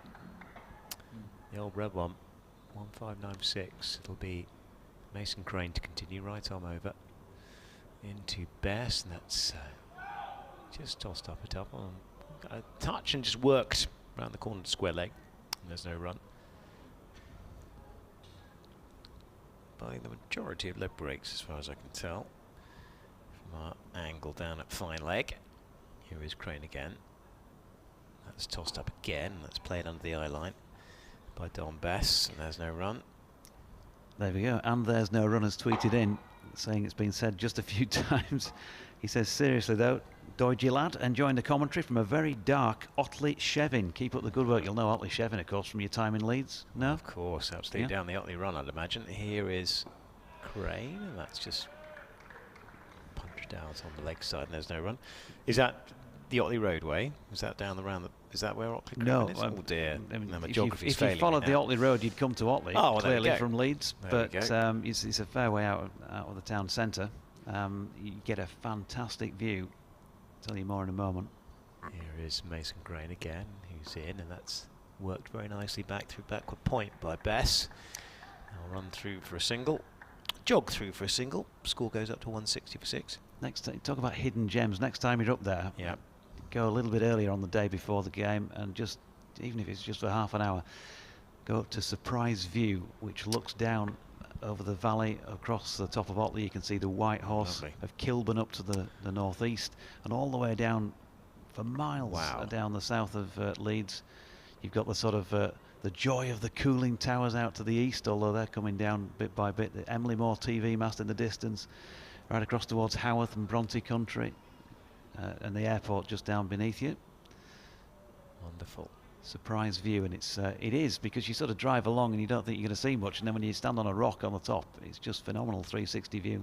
Round the wicket now, and that's a lovely bit of bowling by Mason Crane. Just hurried it through a little bit, just jagged back on Thompson, ricocheted off pad, and there's no run. And if I've not sold it to you with that little comment, then there's a pub called the Royalty just over the road as well. There you go, that'll do me. There you go.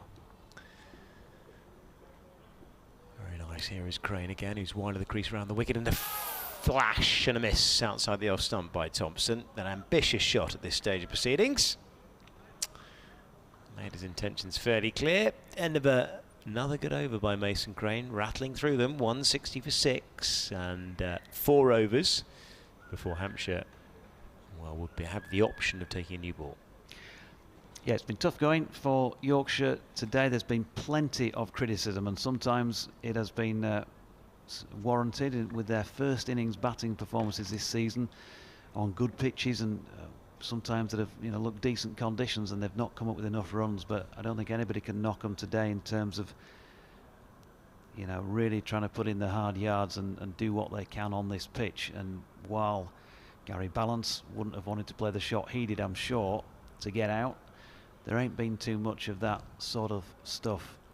There's been one or two bits of luck at times, but it's that sort of a day where you can't begrudge anybody any of that.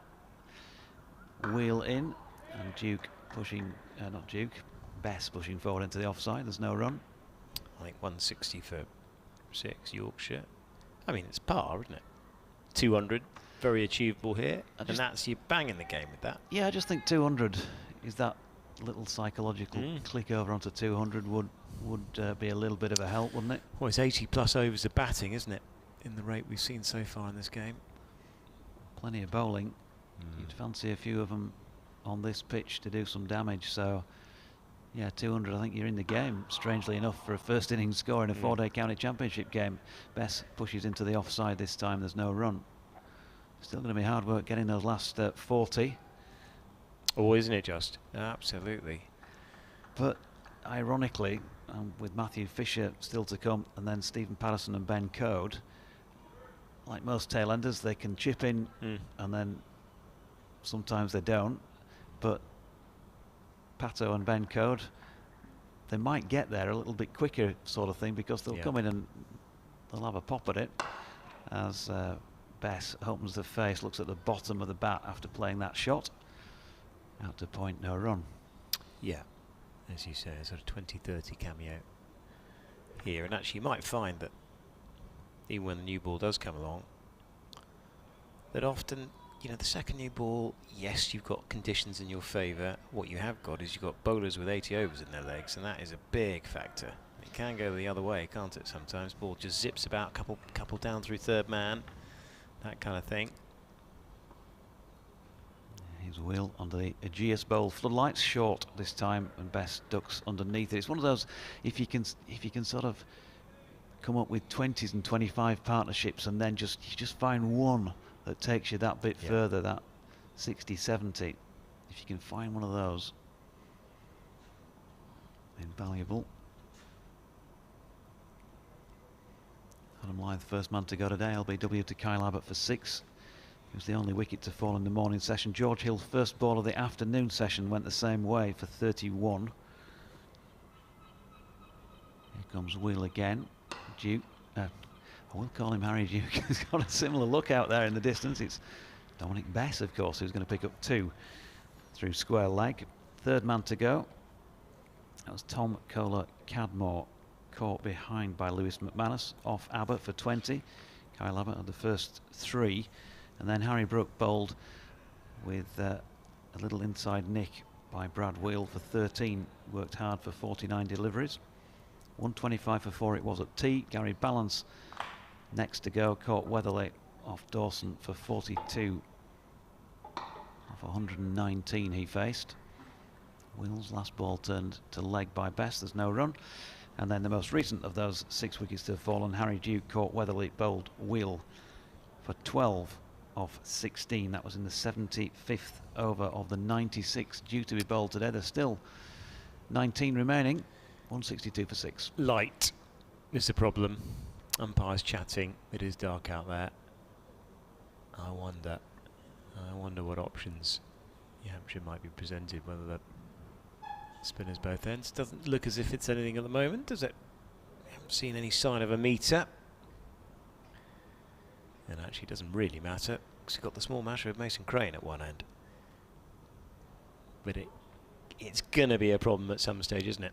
Just a question of how long Hampshire get to bowl. I think Yorkshire should be quite happy trundling back into the pavilion now, that's for sure. Mason Crane will operate round the wicket to the left-handed Thompson, who defends. Back to the bowler, who's pushing forward on the front foot, and there's no run.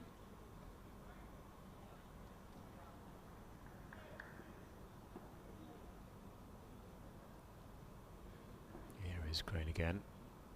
Here he is in, that's punched off the back foot. Oh, wow, very nicely through extra cover. How on earth do you get that ball through there by Thompson? And he gets a couple, they'll come back for 3. It's a nice bit of batting from Thompson. Cramp for room. Still found a bit of space on the carpet through the extra cover region off the back foot. Did nicely. Yeah, I wonder how long it'll be before, well, we're probably not going to get it in these conditions and with questions about the light, but that he gets a couple dug in the ribs, Jordan Thompson. Here is Mason Crane, and that's shorter, and it's just nurdled very neatly into through mid-wicket by Bess. Get another single. Run still continuing to come relatively freely at this stage.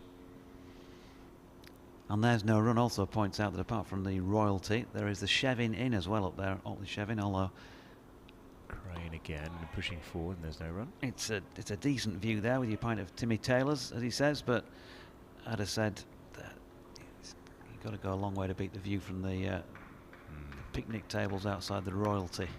Well, I have to say, I will put that on my little list And I next go back to Leeds. Here is Mason Crane, one of the crease. A full toss. Does he get that one away? He does. Does Thompson through mid-wicket? There's a man out there, though. Just be a single added. And Brad Wheel out there does the fielding.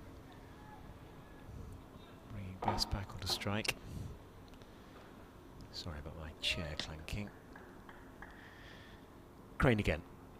Back over the wicket to Dom Bess, who just runs that down through third man. There'll be at least a single. And they'll get it back for a couple scampered. That's a good bit of running. Really good. Spotted by Bess, and this has been a very busy little partnership, as was the previous one. Yeah, worth 10 so far. 169 for 6 at the end of the 78th. So 18 still scheduled to be bowled, but we'd have to place a fair bit of doubt on us getting through all of those, given the light as it is at the moment. I mean, still August, of course, high summer, but we've been under a little bit of cloud through the course of the day, haven't we? Yeah, it's getting dark, what, sort of 7:45, 8-ish now? God. Something like that. I know that was yesterday when I was dreading that drive down in the dark last night. I said to you I was doing that rugby league game over at York. There was a 25-minute stoppage in the second half because of an injury, and just when you want everything to go smoothly and a nice, clean, easy early finish, 25 minutes of filling time on air. And obviously 25 minutes for darkness to close in. Wheel to Thompson, who's able to shoulder arms to that one. I think I remember doing 2 days straight with Church filling in on air in Taunton as we watched the covers come on and off, and then watched Marcus Trescothick and Mark Ramprakash get 100 on each of the final 2 days, and that was that. Not a great game when you're just playing for batting points. No. I don't think.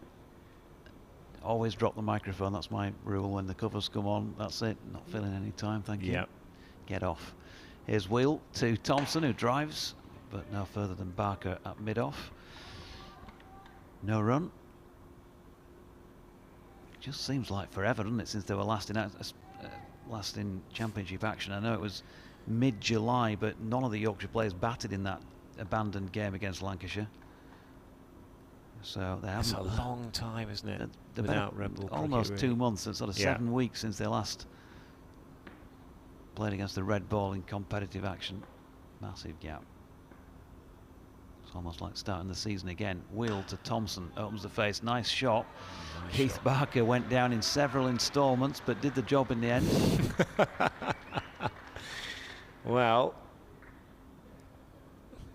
massive athlete, of course. Formerly on Aston, was he on Aston Villa's books, Keith Barker? I think he got a few Premier League minutes, I think, in there. Something along those lines. Even you at 40, 39, sorry, 39 again, aren't you? You fancy skinning him, wouldn't you, for a bit of pace or for Mark at this, this moment in time? 39, dream of being 39. Not sure his speed off the mark would be his main asset. Wheel round the wicket, that's nicely played by Jordan Thompson, the bowler, just over pitching. And Tomo, the man who makes things happen, I keep calling him on commentaries, and that's because he does. He's waited nicely for that to get it right under the eye line and almost sort of dug it out for 4, really. It's a very, very good effort, this, you have to say, by Yorkshire. 173 for 6, you feel will be competitive in this game if they can scramble another 50 odd. Get up to that 225 mark, something along those lines. Bang in the game. Wheel to Thompson again, that's shaping in towards him. It's a pretty good leave in the end. Can't have been too far outside the line of off stump. He's nibbled about all day. That's done a fair bit off the seam as well. Where are the big fast bowlers? Are they warming up? Is that Abbott down there? Yeah, it is. Going through a few stretches. Up at mid-on. Yeah, so 5 dots and a 4 in the over so far. And Wheel going to complete it now from this hotel end of the ground. Round the wicket. This time it's an easier leave for Jordan Thompson. And so 4 from that 79th over of the day. 173 hard-earned runs by Yorkshire, and 6 wickets for Hampshire. Yes, indeed. 79 overs gone. Umpires communicating, are they? No, not concerned. Mason Crane will continue. Will this be the final over before we see the quicks back involved and the new ball taken? James Middlebrook, if I know him, I've known him a lot since he was a little lad. If I know Middy, he'll be just thinking, well, you know, 5:15. Yeah, 5:45-ish. I'm going to be feeling a little bit peckish. It's getting a little bit darker. Maybe I'll put a bit more pressure on Nige at the other end to just think about this light situation. Probably not just for the moment. He had a good lunch. He's a good lad. Love it. Dawson back into the attack. Taking over from Mason Crane up from the brilliant end. Bess on 30 not out, coming off 52. Quite punchy. Dawson a bit flatter, skiddier, left armour. Going around the wicket. That's pushed into the onside and there's no run. Bit of a spread field. Couple of slips in though, still for Bess. Still recognising the opportunity and the leg slip as well. Here is Dawson, he's wide of the crease to Bess, he's pushing forward, up to Keith Barker. There really is a single there, but I think that's the plan, isn't it? They quite like to have a look at Mr. Thompson. Bess not offering at this stage. Where's Barron been invited for a meal tonight, or are you driving off? Do you know, I have quite a busy week actually, Jonathan, but yeah, nowhere in particular. Here is Dawson again, wide of the crease and tucked away on the onside. They will go for a single on this occasion, which is all part of the plan, seemingly. Everybody happy. Yorkshire taking the run, and Hampshire happy that Thompson's back on strike. I looked at the menu earlier, and my BBC expenses, well, I think I can afford a starter. Just about, without a drink. Wow. God, yeah, bless him. Good old auntie. It's not quite like it used to be. 3 courses plus half a bottle and a digestif on the BBC back in the day. Dawson round the wicket to Thompson, who gets a full-length delivery that's played back to the bowler. Keith Barker warming up, Carl Abbott warming up. Lots of fast bowlers warming up out there, all fancying a sniff of the new ball. An 8, 9, 10 jack to have a crack at.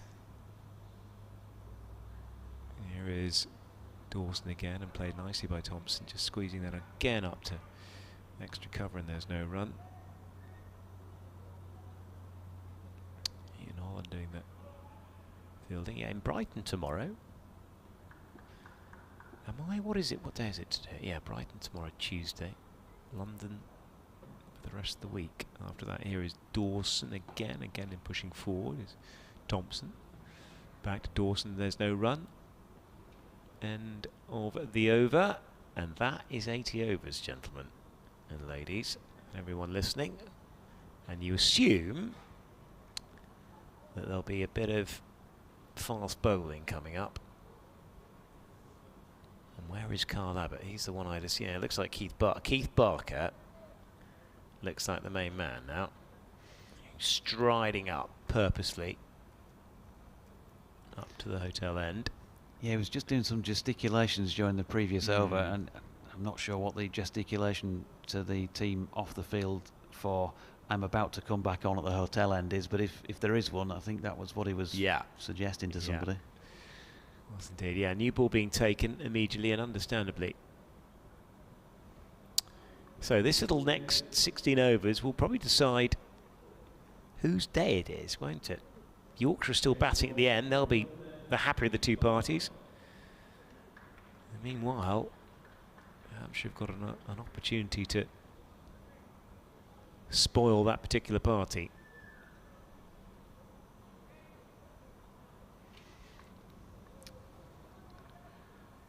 So, partnership so far worth 15, Bess 31, Thompson on 8, and Barker from the hotel end then in the shadows cast by these Ageas Bowl floodlights round the wicket. And Don Bess just drops that backward of point and gets through for a comfortable single.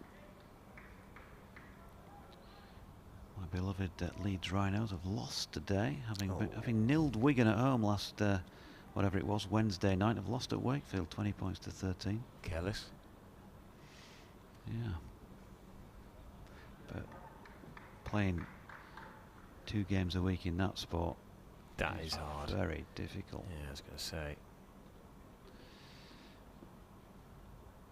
Barker then switches to over the wicket, left arm over to the left-handed Jordan Thompson. Still 3 slips in place as he turns this one in front of square on the leg side. And there's no run. I was speculating about whether or not to be some dug in short at Jordan Thompson. Always makes life interesting. Struggled to deal with the short ball a couple of times against Lancs, I think it was, at Old Trafford, and a couple of other occasions besides since then. That sort of difficult area around the rib cage. Barker, and he's not going for the short stuff at this stage, easing himself back in with the new ball. That's around about off stump and pushed out into the offside, no run.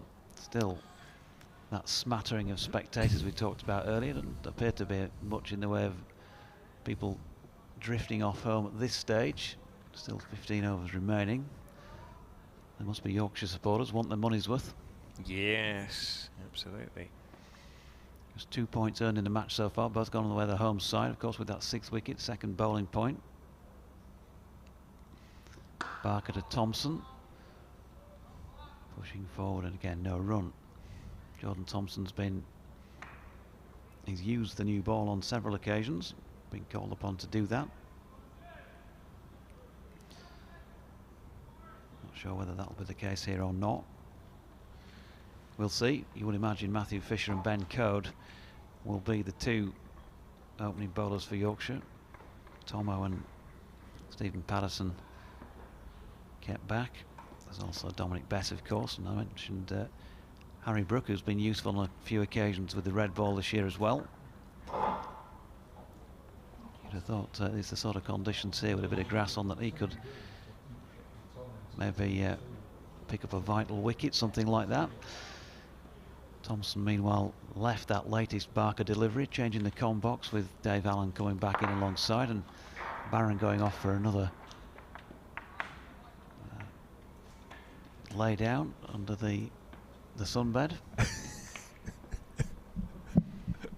Here's Barker again, and Jordan Thompson with another easy leave to complete the 81st over then, with that single off the first ball to Dominic Bess. 175 for 6, Bess on 32, Thompson on 8. Hard work to do again. It's been tough throughout the day, and just as you're getting towards the back end of it and you've got something on the board, 175, you then have the new ball to weather for the second time for the closing spell of the day. So difficult to call at the minute, this game. I think partly, this is one of those classics where I don't think it is always true, but that idea about you can't really decide until you've seen both sides bat. But I think on this one it's absolutely that situation. Oh, please, Dave, I thought you were better than that. I thought you were better than that. the ultimate clicketing cliche. Oh, clicketing cliche. Yeah, I think it is one of them for sure. What was you were talking earlier about cricket in bingo? But I all I mean by it really is it's just not clear, and I don't know how well Yorkshire will bowl on it. But I think what's interesting is that the bowlers have bowled really well on this today, but they haven't been knocking people over really quickly. You put a team in and you take the new ball with 6 down. I don't know if that's satisfactory, but they haven't scored enough runs. It's Abbott bowls, and it's just played quite nicely off his ribs, really. And he looks to come back for a second one, but doesn't. Single scored. If you put a team in and you bowl 80 overs at them and you've only got 6 wickets down, you'd think under normal circumstances that they might have 240, 250 for 6, and that wouldn't be what you'd want if you put a team in. Yeah, I mean, Yorkshire naturally batting 80 overs would have scored a lot more than this. Yeah. There are, if you look down the lineup of the players who've been and gone, positive in terms of stroke play. Abbott round the wicket, and again it's in at the ribs. That's the ball I'm talking about. Ah. That could cause some problems, and he fended one of those off to a close catcher. I think it was at Old Trafford, Jordan Thompson. Now, if they know that, Hampshire, presumably they do, if they're operating like that, round the wicket and bowling in his rib cage, why isn't there a short leg? I'm wondering the same. Yeah. It's a bit surprising, isn't it? 3 slips and a gully who's a lot wider and quite deep. Abbott comes in and bowls, and that's off the outside edge, but it's running away between that gully and the 3rd slip, and comes down to 3rd man, where it's fielded by Mason Crane, but they come back for a 2nd, which takes the score to 176 for 6. Best 33. Thompson now on to 10. Yeah, 33 on a day like this is, you sort of feel it's well worth a half century. Yeah, I think we do. Abbott bowls. It's just played out on the offside, runs up to mid-off, no run. It's always a bit difficult. Part of that thing about seeing both sides bat, it's always it's really terribly difficult to predict how Hampshire will bat, how they have batted all season this season. They've been really quite odd on occasion. So, I mean, they started the season with 612 for 5 declared. Then the first innings of 319, then a first innings of 470. Abbott bowls, and Thompson just plays it off his legs down to long leg, where Curry's fielding. So again, there's a sub on, and they take a single. So yeah, so first 3 first innings of the season: 612 for 5, 319, 470. Then 92, 79, 208, 233. So when you look at Hampshire's averages, they don't tell you a lot really, because you know there's some games where 3 players are scoring hundreds, and some games where they're not getting 100 between them. And difficult to predict on this. Abbott over the wicket to Bess, pushes it out on the offside, and I will try and work out who's gone off. And when you look at those scores, you know, it depends on which side of the line you fall, doesn't it, as to how you interpret them. If you're sort of a pessimist, then you go in the one way. Optimist, you're finding the good stuff in there. You could do the same with Yorkshire. You know, if you broke down the championship season so far into little chunks, then if you were going on the negative side, you could say the fact that they are behind going into this these final stages is because of pretty much an hour of cricket at Old Trafford when they were 41 for 7, and everything went wrong. You know, and that got them so far on the back foot that, you know, and they almost pulled off the draw in that game. But that, if you point to one session, because of the fact that those points between the two teams are carried forward and then halved, and that's why they find themselves in this position now. But if you're looking at the positive side of things, you know, despite the fact there's been a few holes dug at times during the season, they absolutely have never stopped battling all the way through. They never know when they're beaten, and you know, there's 1 or 2 sessions where I've been very positive that the game they came back and won against Northants at Headingley being prime example of that. Barker in, it's angled down the leg side as a very optimistic appeal, and Nigel Long will signal that was a leg by off the pad of Jordan Thompson. But yeah, the last that final session to win the game against Sussex at Hove as well earlier in the campaign, the final day or whatever it was there. There's been a few of those. Yeah. Well, the other thing about Hampshire's season was until that last game when they went to Cheltenham and beat Gloucester, and it was, you know, that was a shootout for who was coming through with Somerset. Until that, we'd only beaten Middlesex twice and Leicestershire, who are the weak sides in our division. So we haven't dominated people at all. Barker around the wicket, and Bess pushing forward. And I think Yorkshire have said that pretty much the same throughout. I'm talking about being in difficult positions, digging themselves out of a few holes. They've got on the back foot, but they've just kept going, and bowling wise they've definitely delivered on that front and papered over a few cracks maybe at times from a batting perspective. And I think that, you know, you'd have to say, you look at the players that they've got in the squad, they're capable of playing significantly better than some of the cricket they've played this season. So that's, you've got to look at that in a positive way, I guess. Bess is pushing forward at this one, wraps him on the pad and runs down to fine leg for another leg by. So if you only lose your group by a point and you're not playing, you know, quite at times anything like the best cricket you can play, that's the measure of a side who look like they could be capable of being very, very good. Yeah, They've just got to find that, nail that performance, and maybe the Sussex game at Heading was probably the one so far that you could highlight as being the best effort. They need more of that though in this these final stages as Jordan Thompson flicks this next Barker delivery to mid-on, where there's a diving stop by Liam Dawson, no run. Well, looking at it from afar, since we weren't in the same division as you, it always looked, ours wasn't that clear really, although Somerset were favourites, but yours always looked as though you and Lancashire were going through really. Northants had a bit of a shout, didn't they? But from looking from afar, it looked like that to us. Barker to Thompson, who shoulders arms again, no run. Yeah, the Northants game, had they lost that, and again they were in that difficult position after the first innings. Yeah. Had they lost that, then yeah, might have been a different outcome in the group because of the position relatively that they were in going into that game. But they managed to do the business.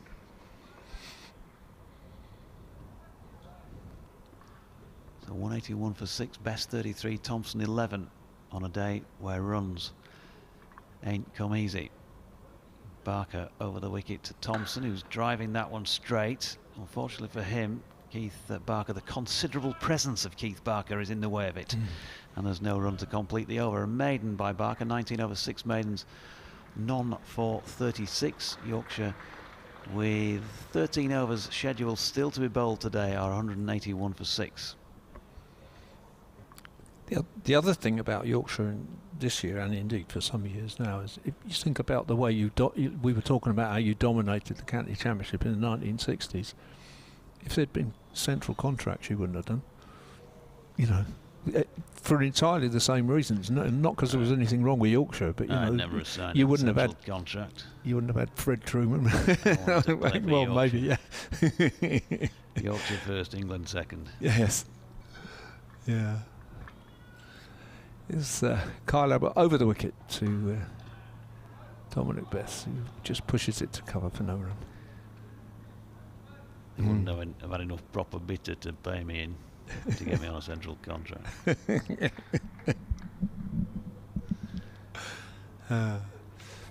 Like the pint, did Fred by all accounts?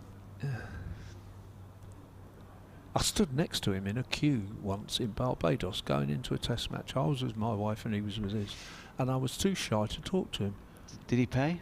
Yeah, I don't know, I can't tell you. He was after me. He was Abbott Bowls. Big shout from beyond the wicket, but it looks it's a repeat of the Lythe episode, I think, from I think it is much earlier today. If you were with us then, I won't go into it in graphic detail, but he's been where he rather would have preferred not to be. Dominic Bess, he's 33 now. Actually, not quite so serious. I think he's up on his feet again now. So I was once at Cheltenham, the Cheltenham Festival. When an England football captain was in the queue right in front of me for the steak sandwiches, and when he got to the front and they brought it across, I'll tell you in a moment. Abbott Bowls and Bess on his up on his toes, placed it to cover, no run. When they brought the steak sandwich to him and they asked him for some money, he actually said, "Do you know who I am?" I didn't think, that's another one of those cliches, isn't it? I didn't think anybody ever actually did that. Yeah. and the brilliant person on the till said, "Yeah, I do. Do you want me to charge you double? You've got the money." That's very good. Abbott Bowls. Bess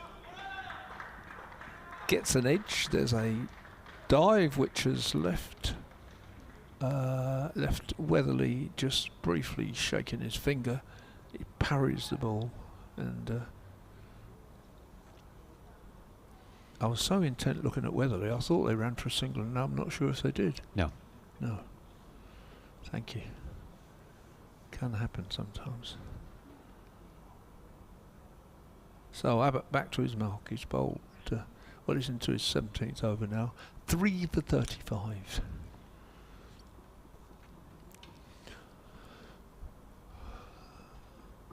And he bowls, and Best just plays that very straight. Mid-on runs across, picks the ball up.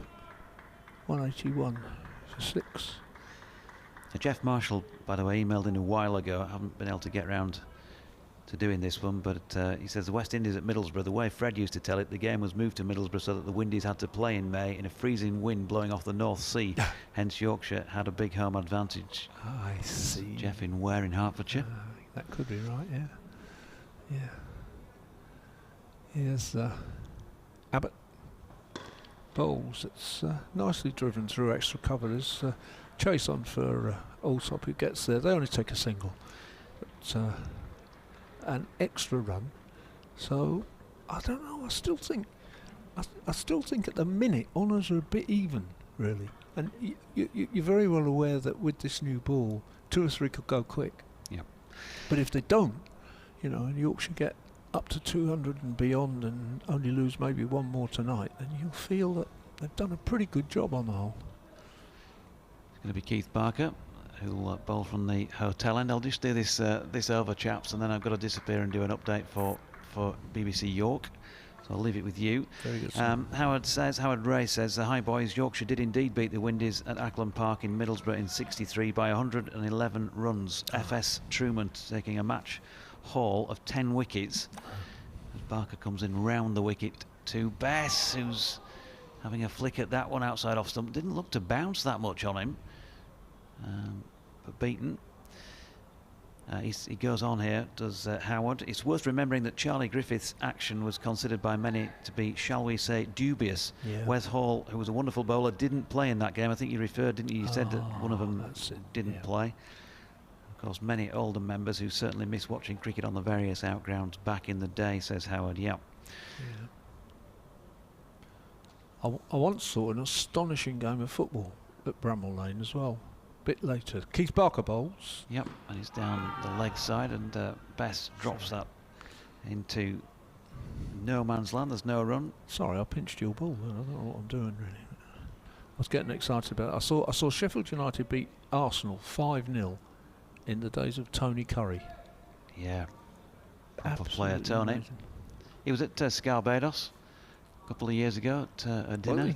Yeah. Right. MC'd a dinner up there. He was on one of the tables. He was a lovely footballer. He was. Here's Barker round the wicket. Short ball, Best pulls. It's aerial for quite some time, but nowhere near the fielder who is out at long leg, and they're going to get a comfortable single. Ken Lashley mails in with regard to Bramall Lane, right on cue. If we're reminiscing about Bramall Lane in the 60s, he says, don't forget that Yorkshire beat the Aussies by an innings and 69 runs there in 1968. Yorkshire 355 for 9 declared, Boyks 86, Illingworth 69 not out, Aussies 148 all out with Illingworth 4 for 44, Truman 3 for 32, and following on 138 all out, Illingworth 4 for 23 and Truman 3 for 51. I was there and still have my handwritten scorecard, he says. Yeah. Something to savour. Yeah. As Barker is in, nicely driven here by Jordan Thompson. I say driven, it's gone for 4 straight. He just touched it, really, just timed it beautifully, watched the ball all the way, took it, late enough. Either way, on a day where boundaries have been hard to come by, it's well worth the 4 runs. 15 to him, 187 for 6. I've still got my handwritten scorecard from the 63 West Indies game. And the following year, this was a bit special only for me, really. I don't think the game was that remarkable. I saw Yorkshire of Gloucestershire at Bramall Lane in 64. And it was special for me because David Allen played, who was, of course, my boyhood hero because He was a I comedian. had the same name. All right. Barker in, that's a flick to leg by Thompson. There's no run. John Logan says, hi JD, Steve McQueen was not in the film The French Connection. Gene Hackman and Roy Scheider were. It was my Lord Baron who thought that was the case. I didn't think so. Yeah, I've got to say. I knew that. Should have asked me. I didn't hear you about that conversation. Yeah. I've got to put my hand up and say I did query that at the time, I think. Yeah. That's BBC West Yorkshire Sport at gmail.com, or it's at Jonathan Doidge or at Johnny Barron for your tweets. Kevin James is back in the chair tomorrow. He's just up at Derby doing the Vipers game this afternoon. As Thompson flicks at the last ball of the over. So 5 from it. Relatively good returns by the standards of today's scoring. Barker 20 overs, 6 maidens. He's gone wicketless so far for 41 runs. Best 35, Thompson 15, and Yorkshire 187 for 6. I think that might be just about it for me for the day. I'll leave you with Sir David of Allen and my Lord Johnny Barron.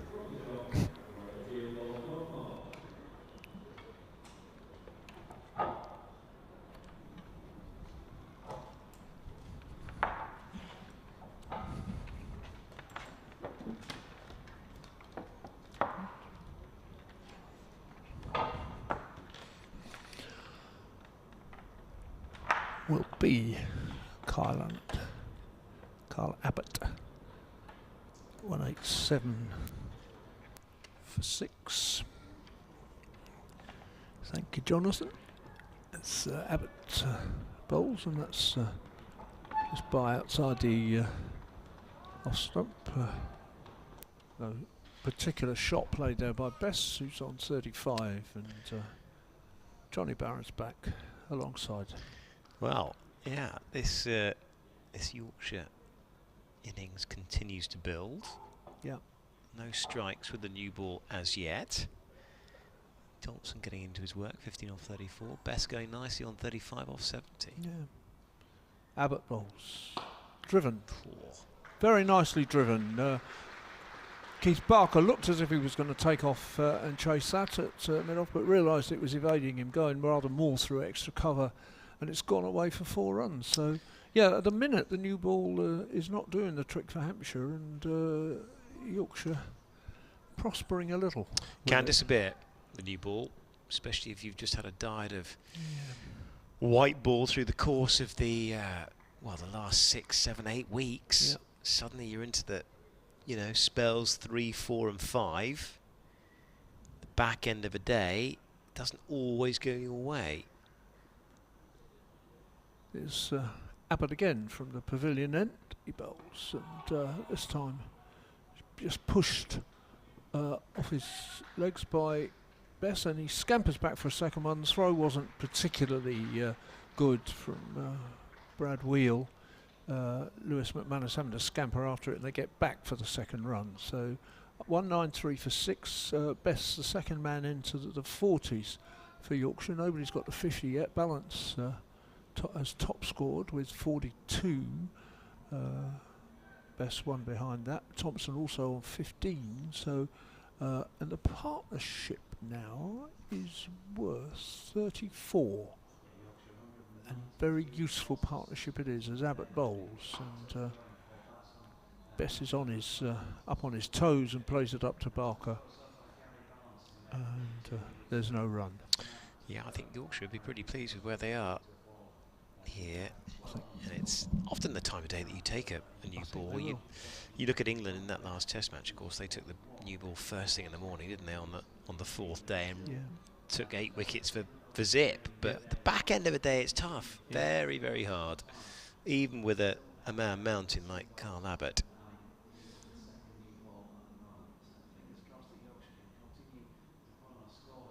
Bowls again. And that's just slightly turns Bess around there, but it's just gone out easily enough to cover. And actually, I mean, the first wicket went down at 13, but there have been little partnerships all the way since then. So the next one was 47, then 24, then 30, then 24, and then 21. So all the way along there, at no point have Hampshire knocked over two batsmen quickly. and that's been part of why Yorkshire have managed to get where they've got. That's a bit short, bit wide, room for Best to play that really quite nicely, square on the offside, and it runs away for 4 runs. So he goes up to 45, which makes him top scorer of the day. Yeah. Good bit of batting from Don Bess. He's batted very nicely, and I think it's a really valuable string to this bow. Coming in at 6 is proper batting position that he holds here for this Yorkshire side. They've gone very nicely. Partnership is 38, but the umpires are controversial. And I often think, if the 2 batsmen are in there and boshing it 38, then there's not too much of a problem. But it looks like there is. Well, I wonder. No, they're going off. They are. I was just going to say, I wondered for a minute whether Dawson was going to bowl there, but he's not. Off they go. Will they come back? I think it's very unlikely because I can't actually see much prospect of this getting lighter at any point. It has gradually got that bit darker all through the day. But they will take a reading, and that will be the reading for the match. And if Yorkshire are closing on 197 for 6, then I think, given that they've been put in on a green pitch, they will feel fairly pleased. I think so. I think Yorkshire will be more than happy. 197 for 6. It's the kind of day this morning you felt with the amount of player misses you saw that Yorkshire could have got rolled really. Yeah. Maybe in that first session or in a session and a half, but they stuck at it.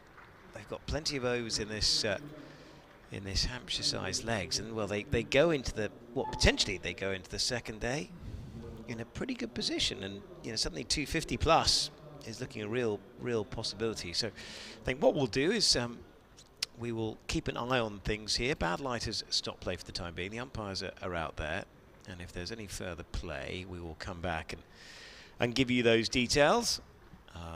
But there may be an event where we may not be back out there. But we for the moment will wander off, so to speak, come off air, and we will be back with news of whether there's going to be a resumption or whether that will be the day. We'll see you in a little bit.